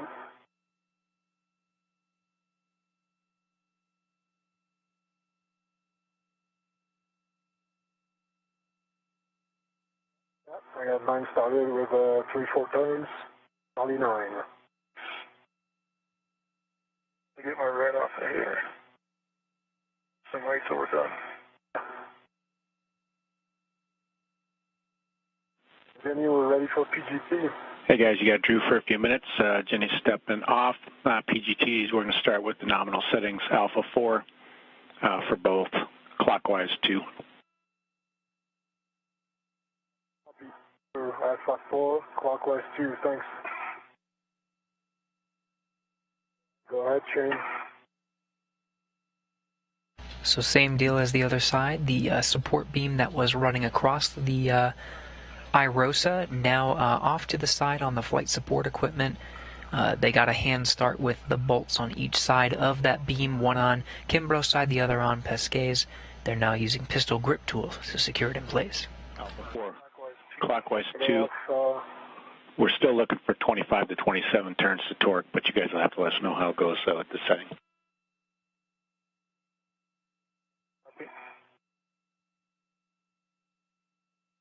You go ahead, Shane. Driving.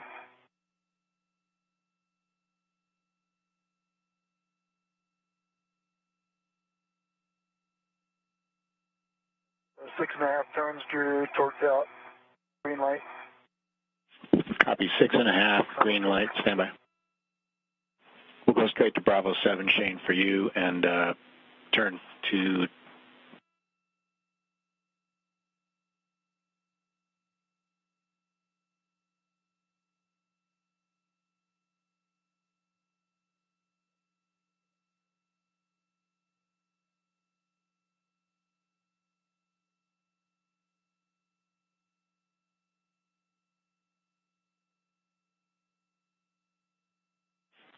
Bravo 7 said how many turns? Bravo 7, go to torque for C7, Shane.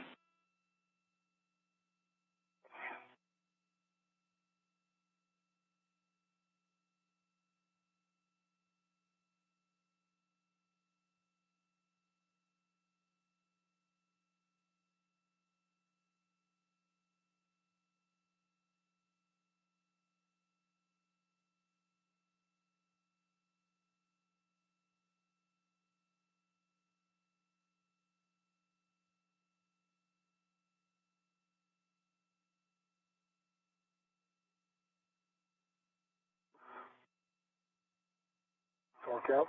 Yep. 14.84 turns, green light, 25 on the torque. Copy torque and turns on Charlie 7. Green light. Copy the green light. Okay, Andrew. Do you want me at Alpha 4 or Bravo 7? I guess Alpha 4. We'll start with Alpha 4, let us know how it goes, and then likely we'll follow the same sequence as Shane. Okay, sounds good. Alpha 4, and clockwise 2, driving Charlie 9. From the helmet camera view of Shane Kimbrough, you see he secured his end of the beam that was going across the IROSA. Now Pesquet doing the same thing on his side.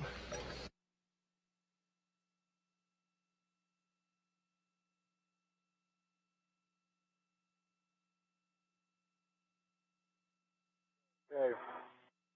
And I'm talking out at 10:78 exactly turns at Alpha 4, 10.78 turns. Copy, Thomas. We'll have you move to Bravo 7 on the torque. Bravo 7 in work.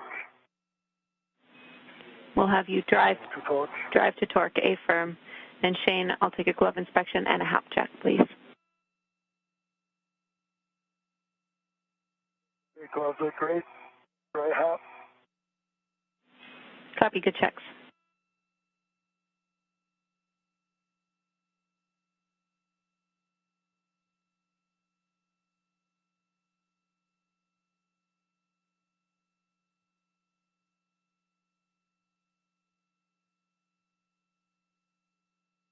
All right.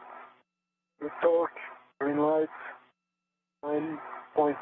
9.83. 25.3 torque. Copy, 9.83 turns, torqued out with a green light. Thomas, you can stow your PGT and I'll take a glove inspection hap check.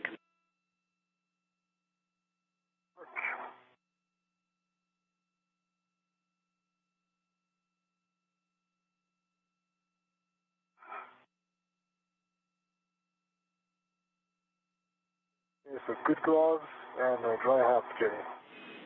Copy, Thomas, you can retrieve your ret and then I'll have big picture words for you both. Okay. That's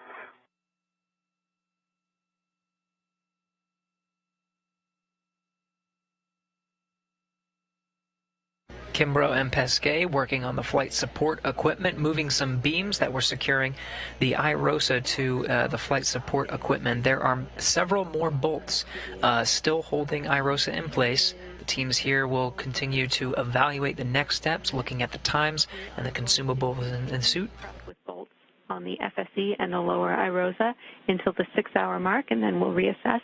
So that gives us just over 10 minutes to work those bolts. Thomas, I have you at the crew lock bag to do a socket swap, and Shane, you are at crew lock bag number 2 to perform a socket swap as well. okay. Sounds good, Jenny. And just to clarify, you guys, we will assess at 6, but if you have extra input for us, of course, feel free to raise it.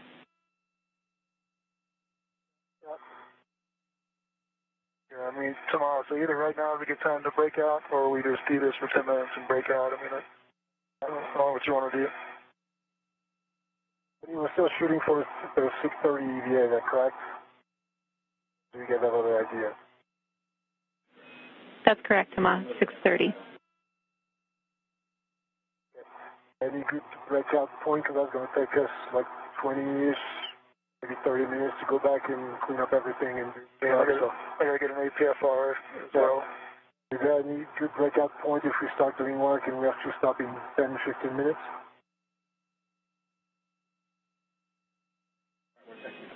Okay, with that, we're very happy to clean up. We got a lot done today, and we think this was a big success. So let's start our worksite cleanup steps, and then we will have you come inside. And you're right, we're going to grab that APFR and clean up our wire tie at the airlock as well. Okay, I copied Jenny that we're cleaning up this worksite, and we'll be heading back to the airlock. Affirm, stand by 1 for next steps.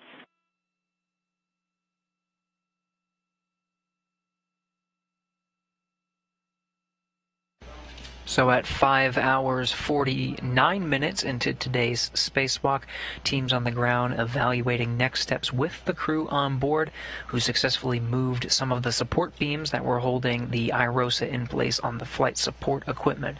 There are more bolts that are securing it in place, plenty more to keep it nice and secure for the next spacewalk. Looking at some of the next steps, they are deciding to perform cleanup activities, put all their tools in the respective tool bags, and make their way back to the airlock for ingress. On the next spacewalk, they'll come back to the flight support equipment and address some of the other bolts that are securing IROSA into place, and begin the steps. We are ready to feed you guys next steps. You can both retrieve your respective crew lock bags from the FSE and stow them on your BRT. And that's Mark. I'm working on crew lock bag 1 and Shane on crew lock bag 2. Correct. Affirm. And the crew proceeding with those cleanup activities. They'll again readdress or address some of the bolts that are still securing the IROSA to the flight support equipment on the next spacewalk, and that will remove it from the flight support equipment and allow them to move it over to the 4B channel for installation and deployment. In the meantime, though, they'll clean up from this worksite and move in for ingress. That'll be beautiful. We have time to look, really. Okay.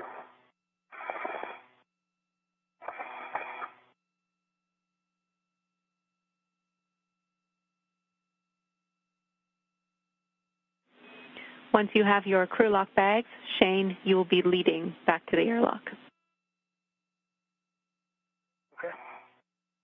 Well, I have mine. I'm going to move, if you don't mind. Yep. So I'll stand by.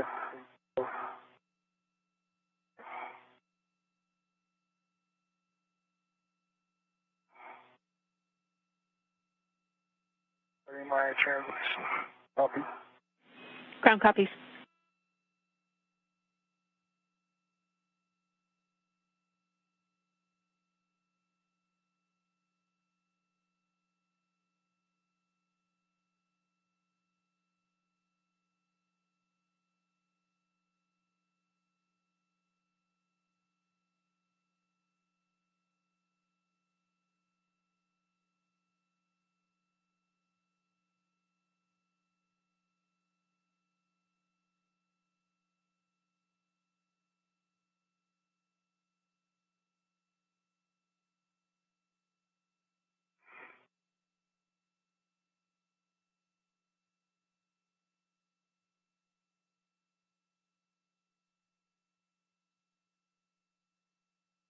Okay, come on, I'm on the CETA cart. Copy, you on the CETA cart.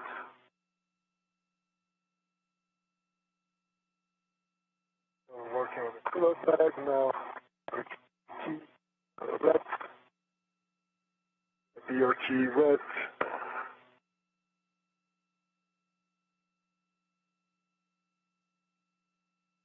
Closed.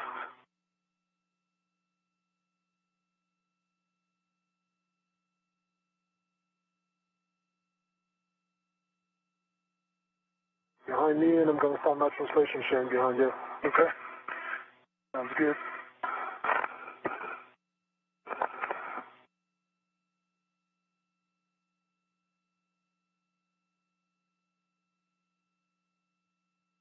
here. I can clear your safety tether or not.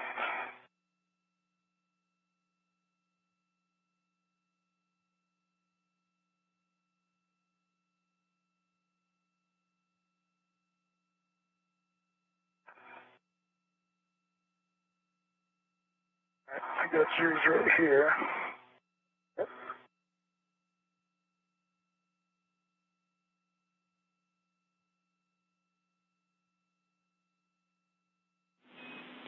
Thomas, as you follow Shane inboard, remember you will be pressing the inboard seat brake release handles twice.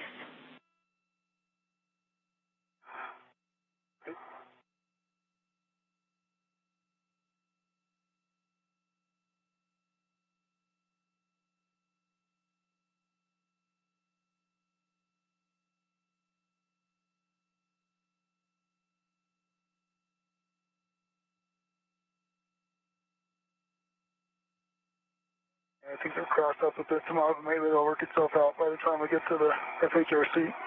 Yeah. It should.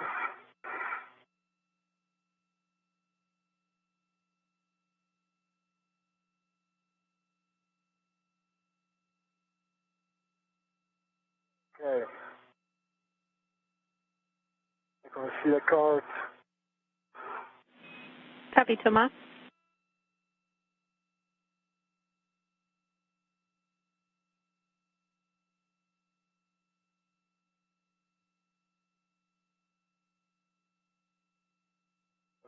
Board. Those. Nice. Copy, Thomas. Thank you.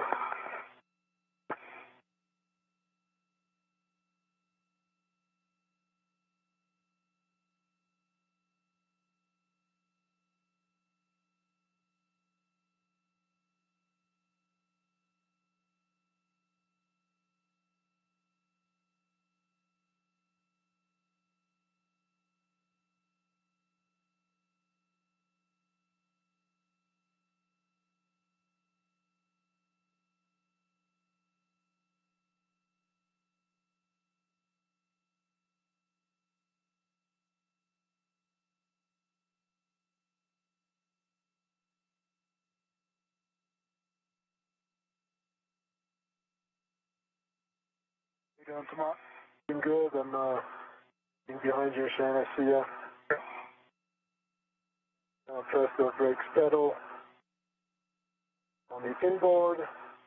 The card, stop up to your card twice. Good words, Thomas. Okay, release.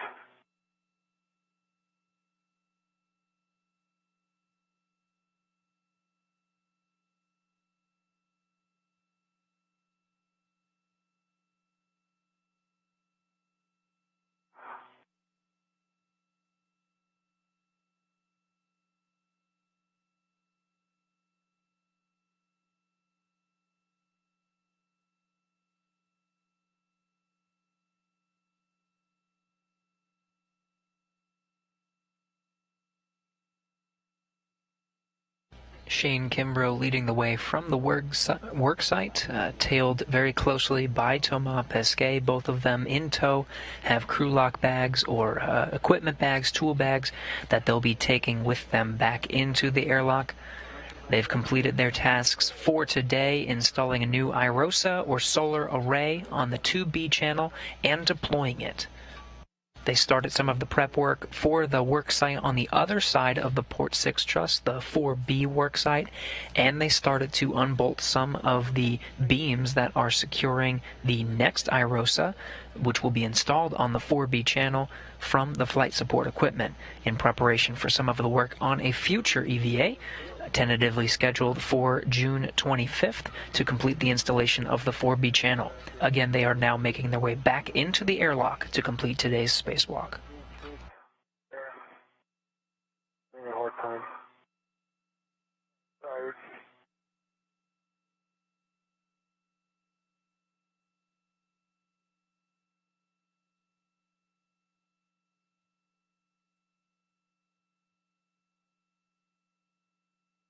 Jenny, do you want me to clear that, let's say, tether crossover? I can do this here. Local with a lock and then that real quick. Sure, Thomas, that sounds like a good plan for us. Get it in a good config.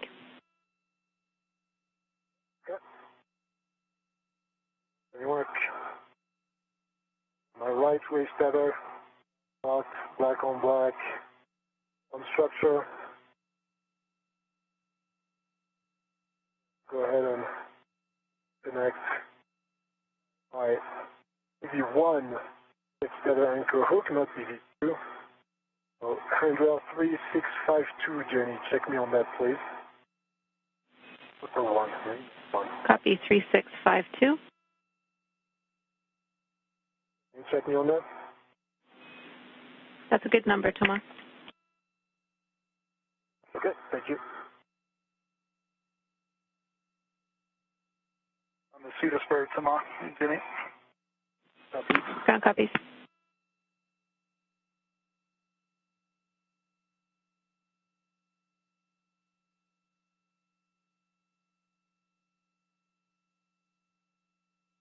Okay, E1, anchor hook, back on 3652, locked, black on black, and then I'm going to go ahead and check that change EV2, anchor hook on 3651, locked, black on black. I retrieve my local tether and my way to the other journey. We agree that's a good config, Thomas. Shane, we see you nearly back at the airlock. You'll be fair leading on airlock handrail 500. Thanks. Copy that's right here.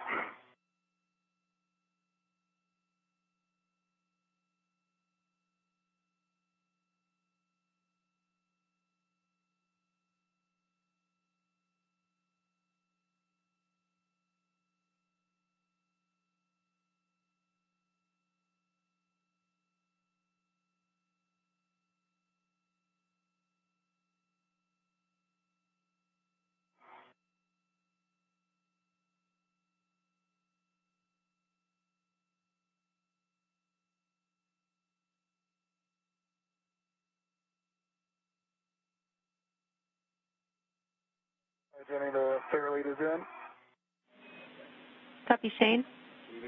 As a reminder, you'll be removing the wire tie, which is holding the thermal cover in place and stowing it in your trash bag. Okay. Correction, I'm just hearing we can leave that wire tie in place. So in place with 3 twists on the handrail. Okay, perfect. The airlock now, I'm going to go in first and hook up with the safety tether, or the waist tether, correct? A-firm, your first step is to attach your waist tether to the airlock D-ring extender waist tether and check the hooks. And Jenny, I'm at the top of the Cedarsburg making my way to the airlock. I copy, Thomas.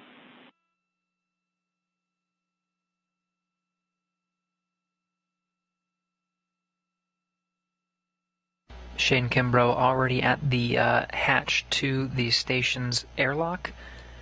Inside is the crew lock, and he'll be able to hook himself up with umbilicals.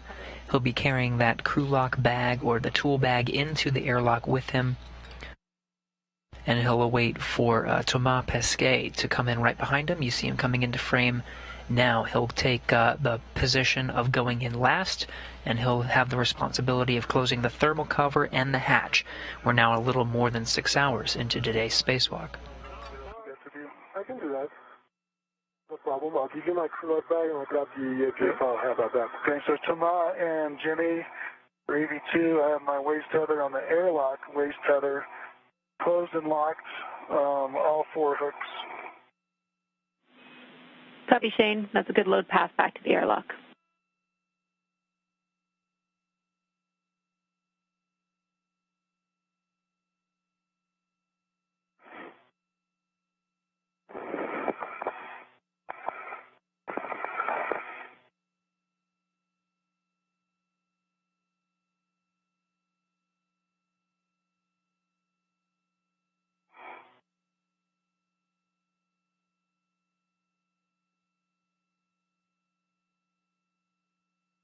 And I'm right there at the airlock.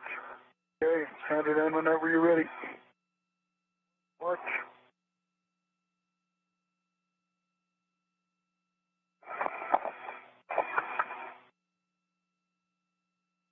Your airplane just came off, Tomas.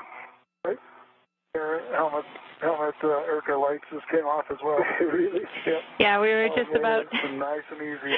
just about to let you guys know the helmet lights on Tomas. Yeah, as Shane said, those are also off. We are not going to take the time to troubleshoot that now. Obviously, we're just going to get in a good config. Okay.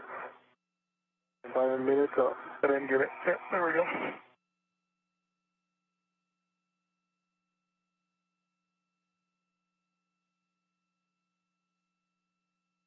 Okay, that's a good. I got it in the airlock now. Here comes your rat. Got it? All right, there we go. Okay. You're set. Jenny, do you want me to work on the APFR or just ingress at that point?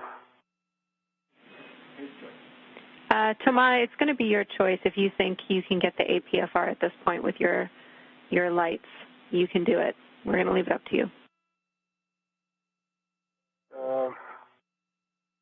Well, probably it's kind of free floating, and and it's a night pass now, so I don't think it's a good idea, Jenny.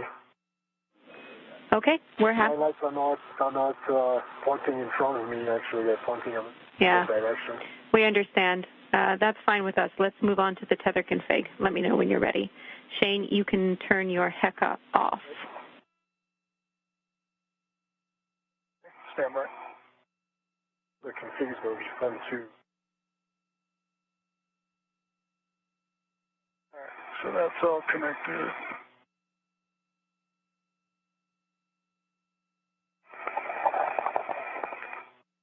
And pre-lock bags are both attached to the airlock tomorrow. Yep, your sixth tether is behind you, Shane. And hook on your legs. Okay, and I'm going to get my HECA here. Copy, Shane.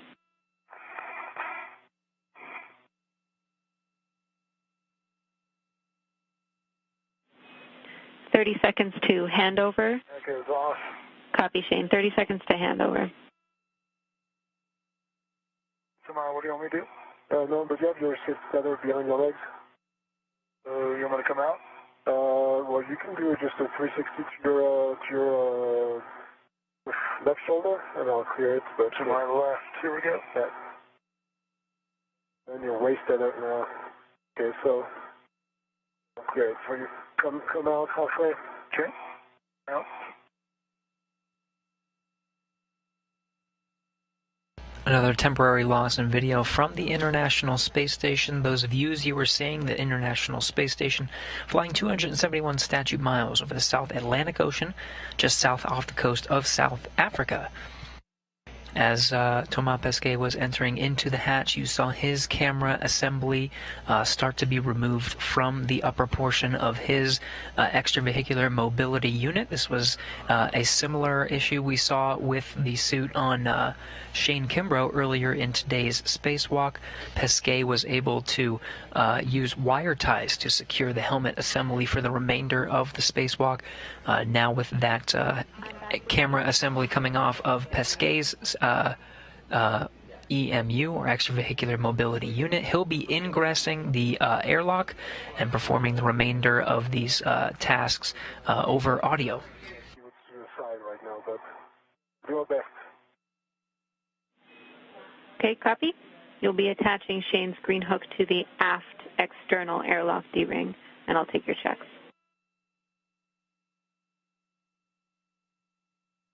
Okay, green hook. A-firm. Green hook.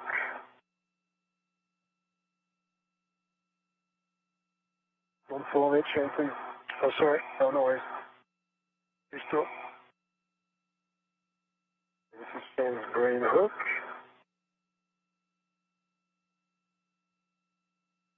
Those two.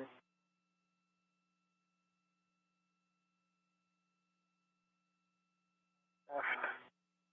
Airlock D-ring. Jenny, I don't think I see my lights are just hanging around. Okay.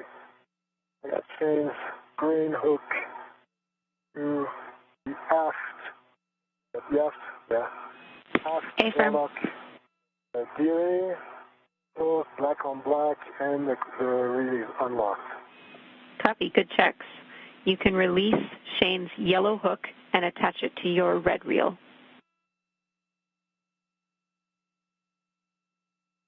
Okay, let's go. Orange it.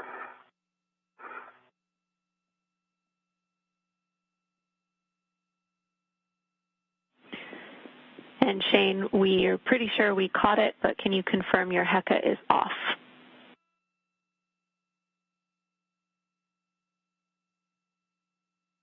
HECA is off for EV2.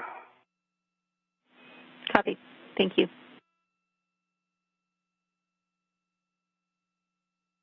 Thank you.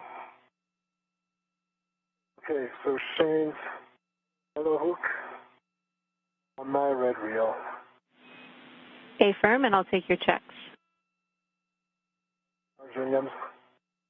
It takes a little bit more time because every time I move my right swing around to wait for them to settle until I can see anything after that. Okay, Shane's yellow hook on my red reel. Shane's yellow hook is closed black on black. Red reel is unlocked. Good checks. Attach your green hook to the forward external airlock D-ring.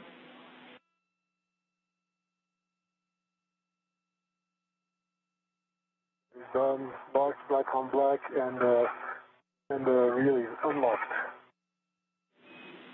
Go ahead and retrieve my yellow, I guess. Affirm. Retrieve your yellow hook and stow it on your mini workstation, and then turn your HECA off.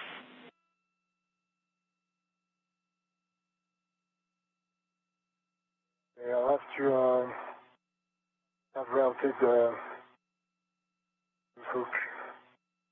And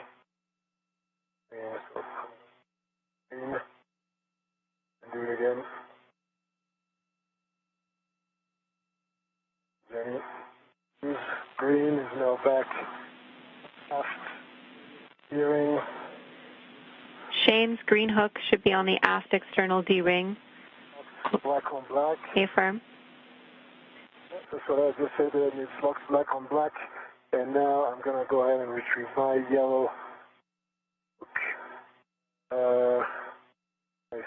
And my yellow hook on my green reel and put it on my mini workstation. Correct.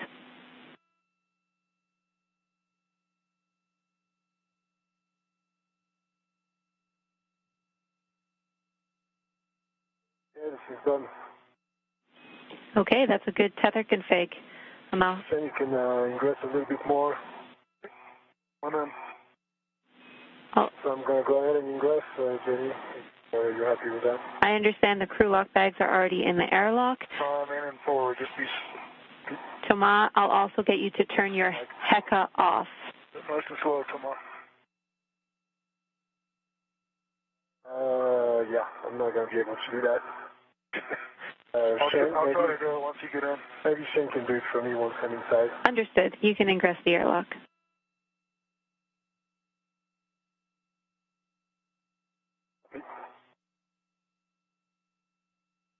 Those final checks before entering the airlock were just to make sure that the tether configuration was as expected.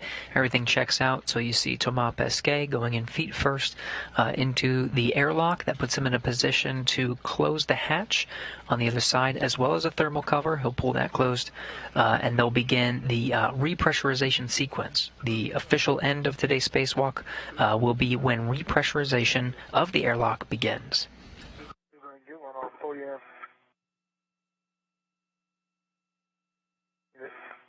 I think there's something that blocks me.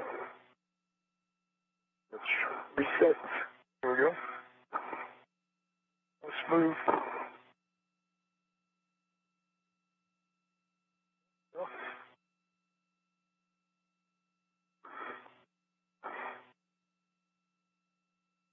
Right out your right leg there, and I can pull again. There's something that pulls me. Yeah. That is something that pulls me. It's called a local tether. All right, that'll do it. That'll do it. Oh, that's so much easier.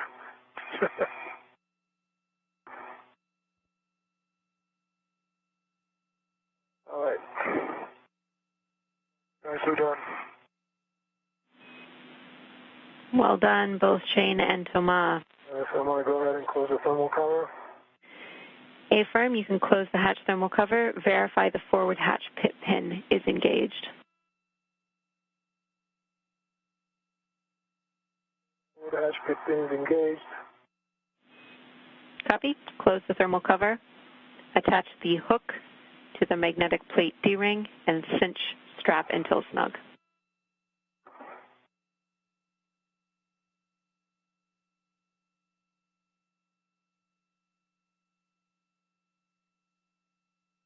So more fun with lights. Understood.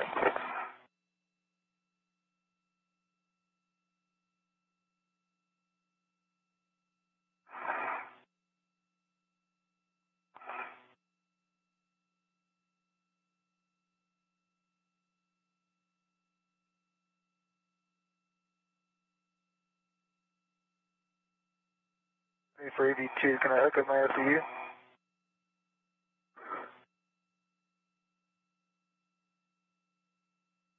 Checking.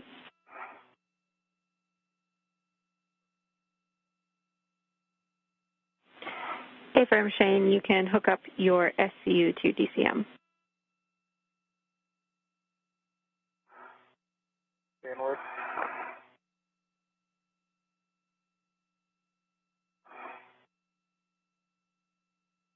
All right.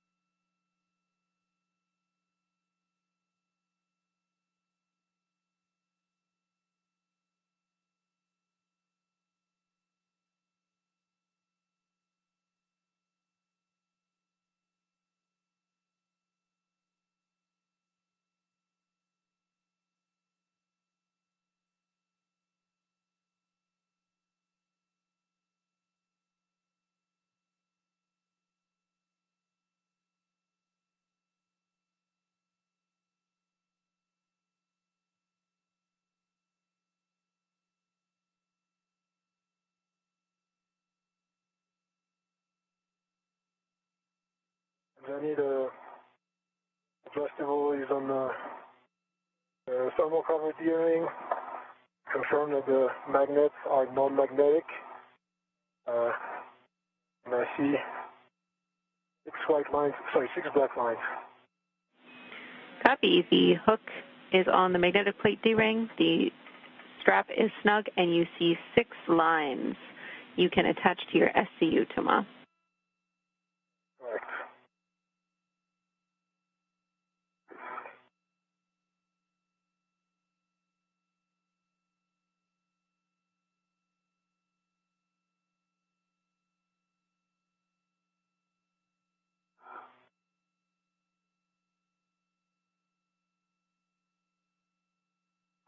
And AV2 is connected to SCU, but it's not locking. Copy, Shane. You say you're connected, but you cannot lock the SCU?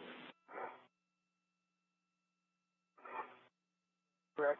Yeah, I tried pulling up on the hose a little bit like we normally do. No luck.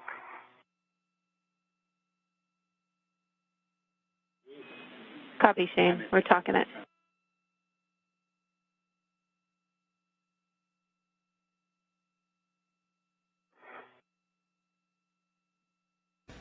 NASA astronaut Megan MacArthur standing by in the equipment lock. On the other side of the hatch that she's looking through are the two spacewalking astronauts of today, NASA astronaut Shane Kimbrough and ESA astronaut, European Space Agency astronaut Thomas Pesquet. Copy, Thomas. You're on your SCU. And can you lock your SCU? They're working through the ingress procedures now, making sure all their suits are hooked up to the International Space Station. Then they'll begin the repressurization sequence, which will be the official end time of today's spacewalk. Now at 6 hours and almost 19 minutes.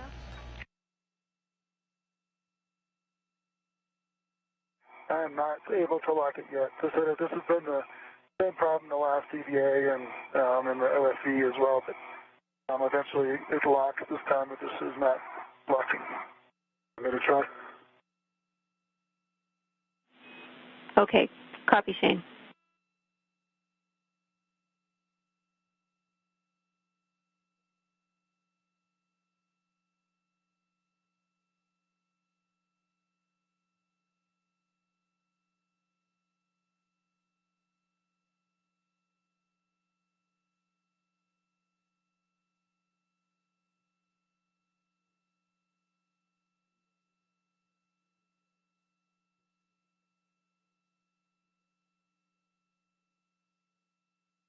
Pulling on the hose, pushing on the lever. Oh yeah, I'm doing all that like I normally do. We'll have words for you guys soon. I hear a click, but then it just doesn't stay latched. No need, Jenny. Just got it. Just got it. Take a try. Okay, copy. You just got it. Thanks, Shane.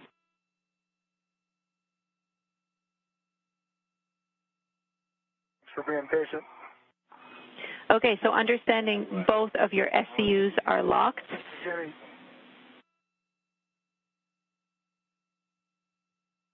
Hey, real quick before we go, the flight and Capcom and all the other dads in the room, happy Father's Day. Thanks for working with us on a Sunday. And likewise, we feel the same. Thank you for working with us. This was a great effort. You guys did fantastic out there. Also, congrats to the team. Great job.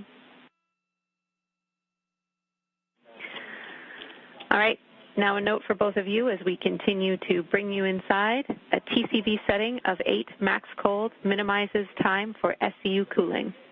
With that, you can both switch your waters to off, OFF, forward, and expect an H2O is off message.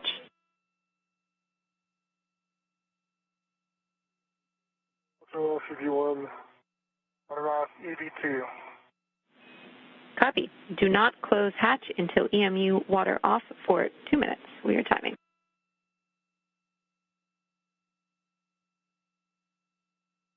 Copy.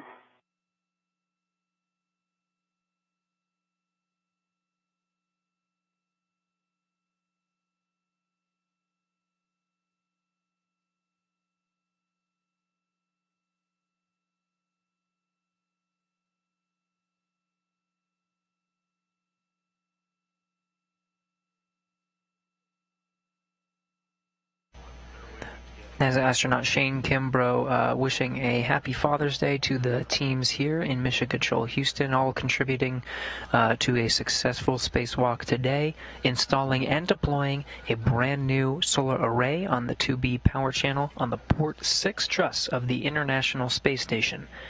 The duo are now inside the crew lock, going through the procedures the ingress procedures to repressurize to the same pressure as the International Space Station, all the way up to 14 pounds per square inch, and re-enter the International Space Station, officially ending today's spacewalk.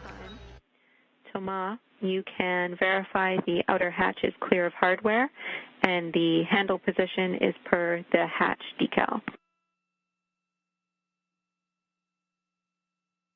The outer hatch is clear, then the handle position, up for the hatch decal. Copy. We'll hold for. And now it is. We will hold for 30 more seconds. Copy.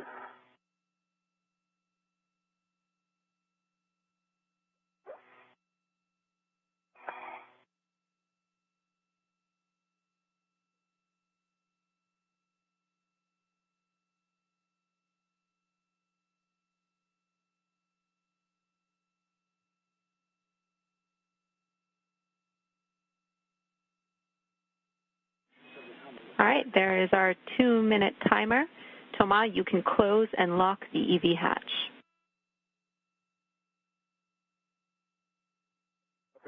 Work.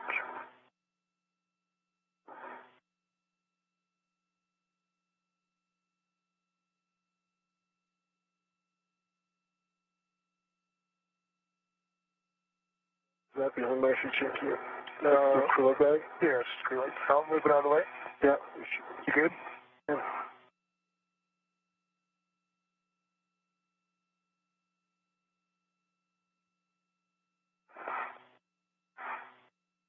Should be clear now. Yeah. Clear.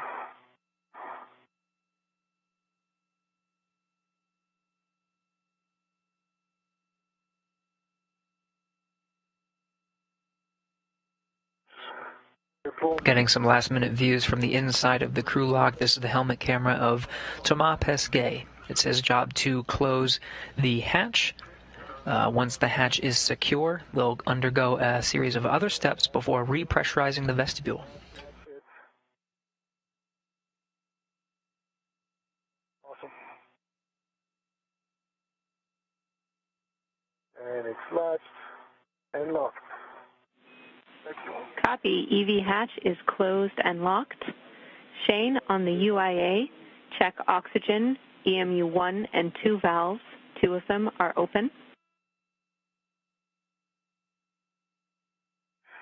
Those oxygen EMU 1 and 2 are open. Switch power, EV 1 and 2 on.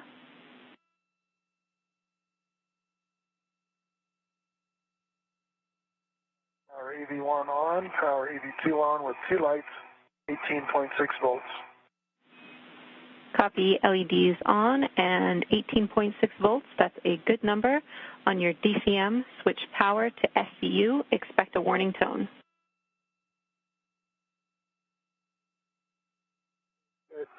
Work.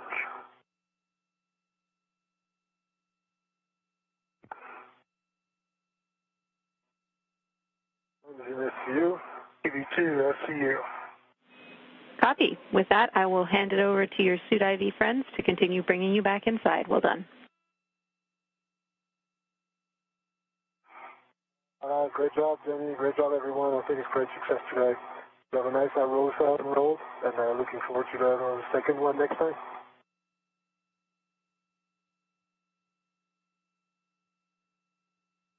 Okay, Thomas and Shane, great work. Ready to bring you guys back in. You can take your O2 actuator.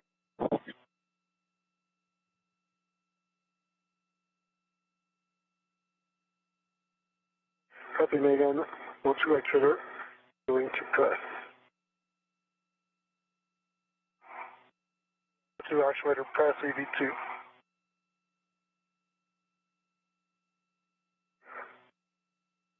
Working on it.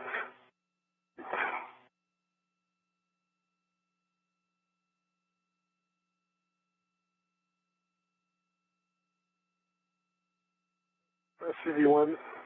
Okay, copy. EV1 and EV2 have O2 actuator to press.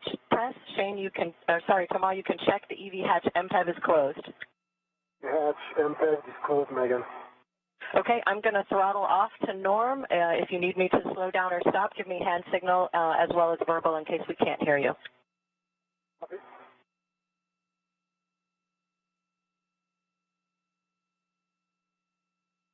When we get to 5, Megan, we're going to stop it, right? Affirmative. When you get to 4, you should expect an alert tone, and when you get to 5, we're going to take the IV hatch equalization valve back to off. Copy.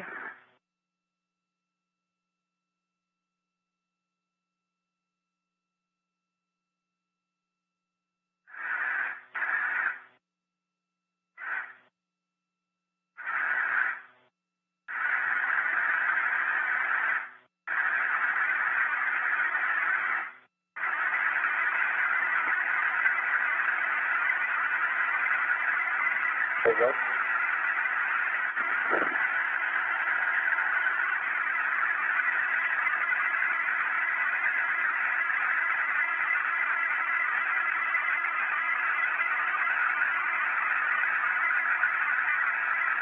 With that, we're hearing it now, a repressurization of the airlock, the crew lock on the other side of the hatch that you're seeing from this view is underway.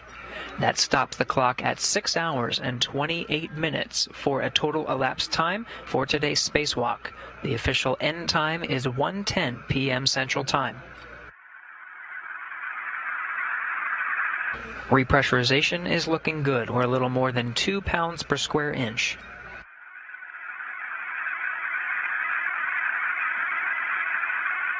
Just like when we depressurized the crew lock, we'll stop at about 5 pounds per square inch and perform a leak check, make sure everything looks good before proceeding to repress all the way up to match the pressure of the International Space Station, just a little more than 14 pounds per square inch.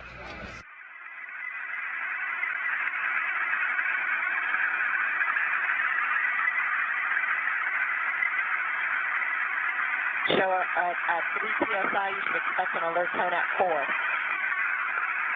Copy, copy.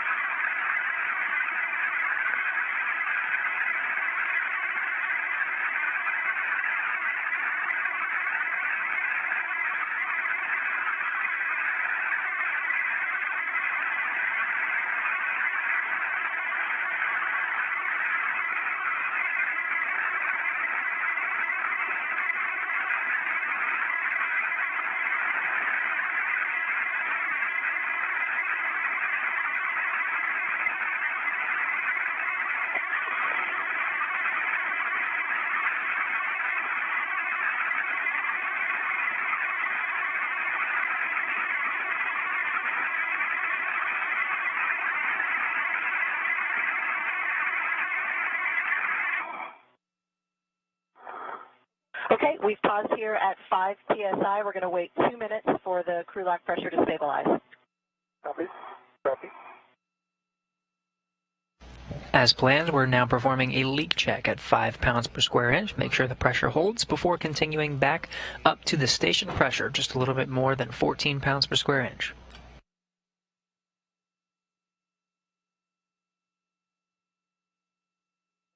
Toma and Shane, we're waiting 2 minutes for the pressure to stabilize, and then we'll do a 1-minute leak check. Copy, thanks, Megan. Copy.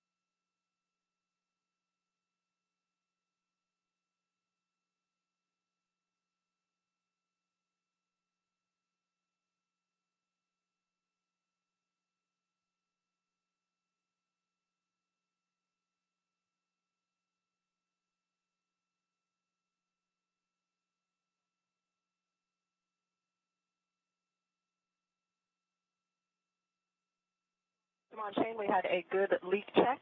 You can switch your glove heaters off. Glove heaters off. Glove heaters off, CV2. Your gloves for contamination.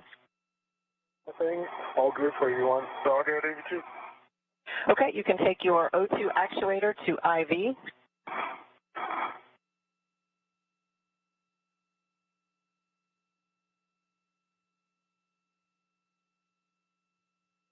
To IV, EV1.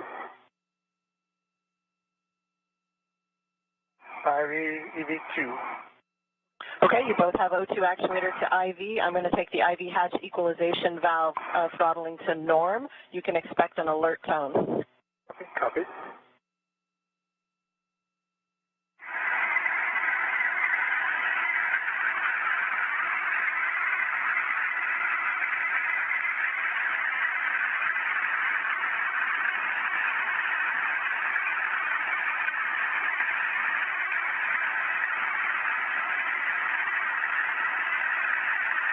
And we had a good leak check at 5 pounds per square inch. Everything looked good from the crew lock side and from the equipment lock side, where our 3 USOS astronauts are waiting. From left to right, we have Mark Vandehei, NASA astronaut, Aki Hoshide, JAXA astronaut from the Japan Aerospace Exploration Agency, and in the background there, Megan MacArthur, NASA astronaut, who's the lead, talking with the crew. On the other side, Shane Kimbrough and Thomas Pesquet. Repressurization again is underway. We're coming up on 7 pounds per square inch. We got some statistics for you for today's 6 hour and 20-minute spacewalk. It was the 240th spacewalk in support of International Space Station assembly, maintenance, and upgrades. Started at 6:42 a.m. Central Time today, ended at 1:10. It was the 8th spacewalk conducted this year, 2021, the 4th of Pesquet's career, totaling 26 hours and 15 minutes in his career. It was the 8th for Kimbrough, totaling 52 hours and 43 minutes. It puts him on the 11th of all-time EVA total hours in his career. Today's spacewalk again lasted 6 hours and 28 minutes. And, of course, all of the spacewalks for the 240 EVAs of support of ISS assembly, maintenance, and upgrades total 63 days, 0 hours, and 56 minutes. In addition, this was the 3rd spacewalk for Expedition 65, totaling at 21 hours and 2 minutes.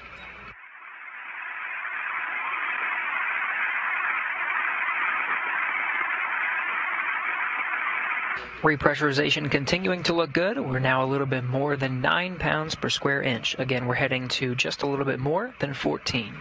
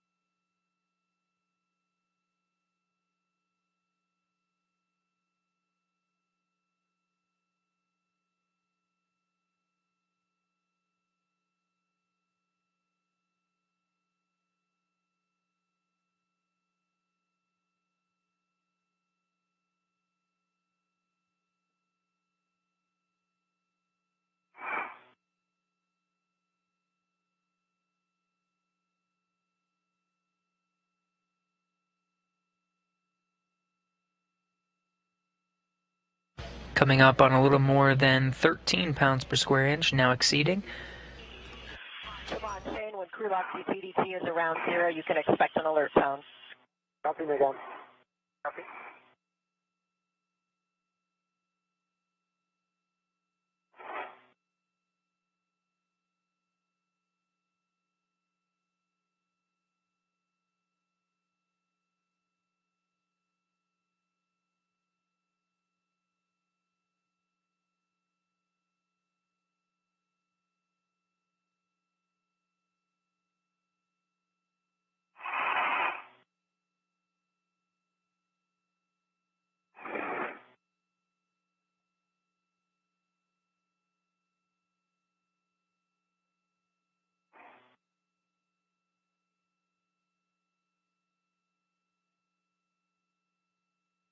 Okay, guys, I'm getting ready to open the hatch. Be advised we have a couple of Delta steps just to document Shane's helmet IRCA config, so it'll be a little different than normal. We'll be documenting both of your IRCA config, so just bear with us. We'll get you into the edits and out of your seats as soon as we can.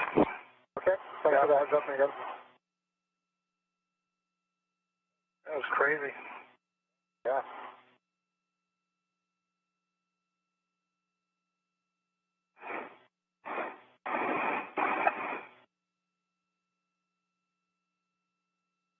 Pretty proud of my MacGyvering yours, Shane. Oh, heck yeah, man. That was amazing. I hope they take pictures.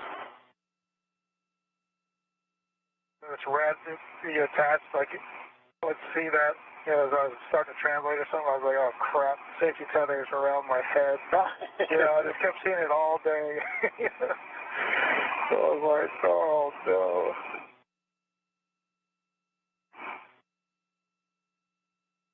All right, hatch is coming up. Nice. That was like spot on. Spot on. Crew lock pressure has come up to match that of the International Space Station, a little more than 14 pounds per square inch. Megan MacArthur working to open the hatch, while Kimbrough and Pesquet recall some of the events of their 6-hour and 28-minute spacewalk. The hatch is now open. My waist is right in front of you. You can unhook it. I don't know where it is. I'll get it for you. Where is it? I'll unhook everything. Okay. There you go. You're fit. Thank you, sir. You're still attached to me, though. I'll unhook this, too. Oh. All right. Wait. Okay, you're free. All right, I'm holding here. They're taking pictures. To Station 1, looking for you to do the comm config in step 4 and call. Okay, stand by. We'll reconfigure the comm, let you know when the crew is no longer hot mic. Copy, thanks. And Shannon Tamar, any glove contamination? No.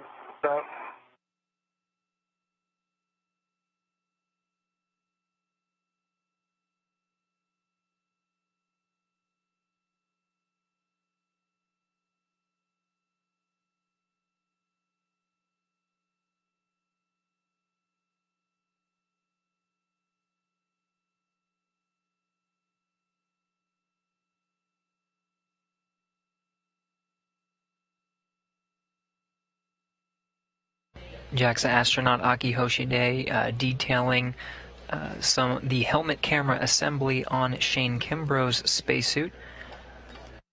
For those that tuned in during the duration of the spacewalk, the helmet camera assembly came loose during the spacewalk, and with the help of Thomas Pesquet was resecured to Shane Kimbrough's suit using some copper wire ties. You can sort of see them in this frame. And it allowed Shane Kimbrough to proceed with the remainder of his tasks, including getting the solar array finally installed and eventually deployed on the 2B power channel. They're now detailing the helmet camera assembly, so engineers here in Mission Control Houston can evaluate the helmet camera assembly on both of the suits. No longer hot mic. We got to go ahead and do some deconfig of your helmet right now. You can't see it. Look, we're disconnecting stuff.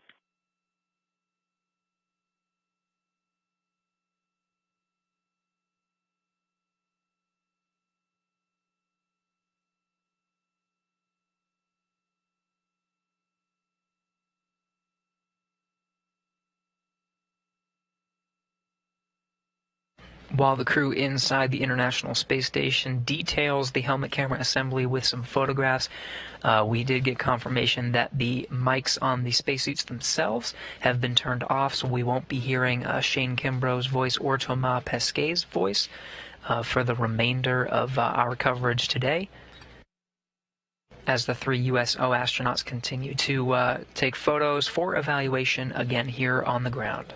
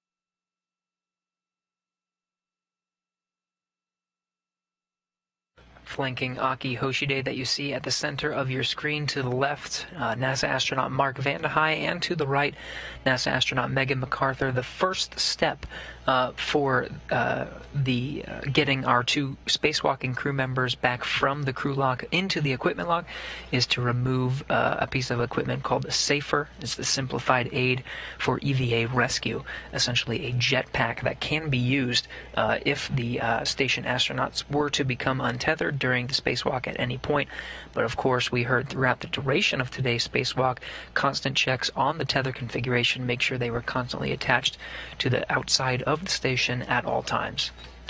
Another handover in some of our video coming down from the space station as we hand over our tracking and data relay satellites, geosynchronous satellites that are providing those video feeds live from the International Space Station.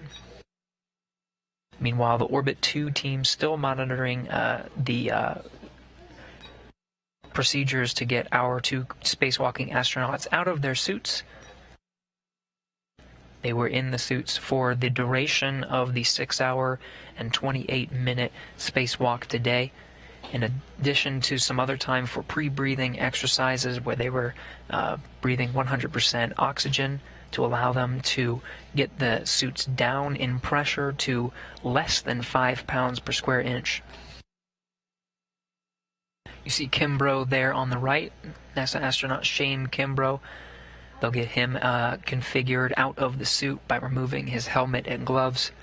In the meantime, what you just saw for Shane Kimbrough, they'll repeat those steps for ESA astronaut Thomas Pesquet in the back there, pulling him out and doing the same photographic survey of the helmet camera assembly before removing that SAFER unit, the simplified aid for EVA rescue, and then putting him on the right side opposite of Shane Kimbrough inside the equipment lock.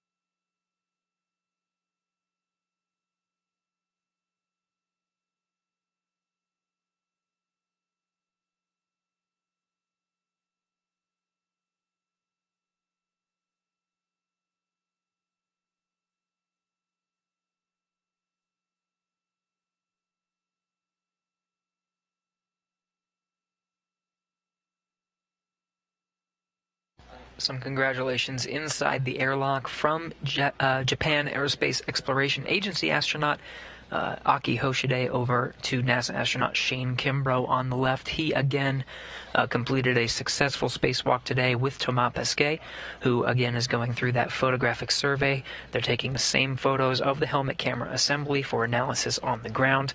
Kimbrough and Pesquet today completed a 6-hour and 28-minute spacewalk to install a brand new solar array on the 2B power channel. That is the first of the planned 6 solar arrays that are planned for augmenting the station's power supply.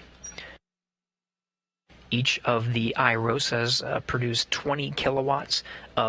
will produce about 20 kilowatts of energy being pulled into each respective power channel and being augmented still with the legacy solar arrays continuing to draw power.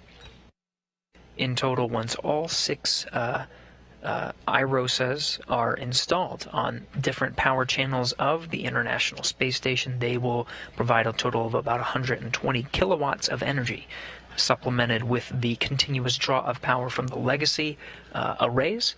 In total, the International Space Station solar arrays in a new augmented configuration will be able to generate 215 kilowatts of energy. This is needed for continuing research and scientific experiments, technology development, and of course continuing our efforts to build a low Earth orbit economy, with some future modules, including commercial modules, headed to the International Space Station.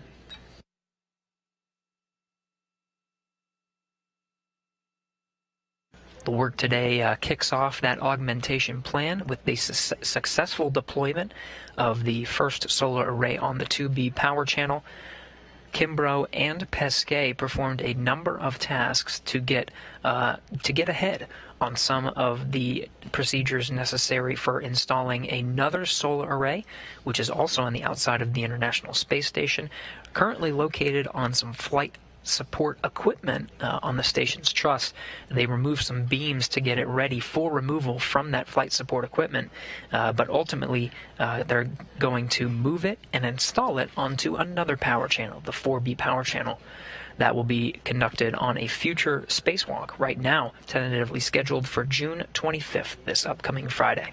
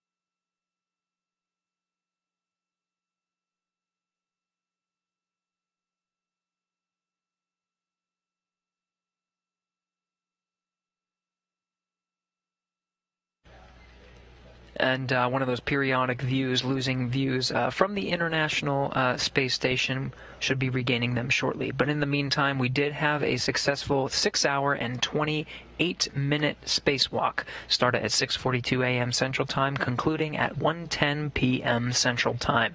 Again, the two astronauts successfully installed and deployed a new solar array on the 2B power channel to augment the power being drawn into that channel, and they started some of the prep work for continuing the upgrades of that are planned for augmenting the power system as a whole for the International Space Station. That second solar array is on the International Space Station now and will be moved over from the flight support equipment, which is currently on the truss, over to its new home on the 4B channel, where it will be installed and deployed. Currently planned for a spacewalk coming up this Friday, June 25th. Right now the plan is for Thomas Pesquet and Shane Kimbrough to perform and complete that set of the spacewalk. The teams here in Mission Control and the NASA Johnson Space Center in Houston will evaluate the forward plan given today's events, and we'll make an announcement. Please follow us on nasa.gov to find out the latest on that particular spacewalk. With the new solar array deployed and this spacewalk complete, that'll do it from us here in Mission Control Houston.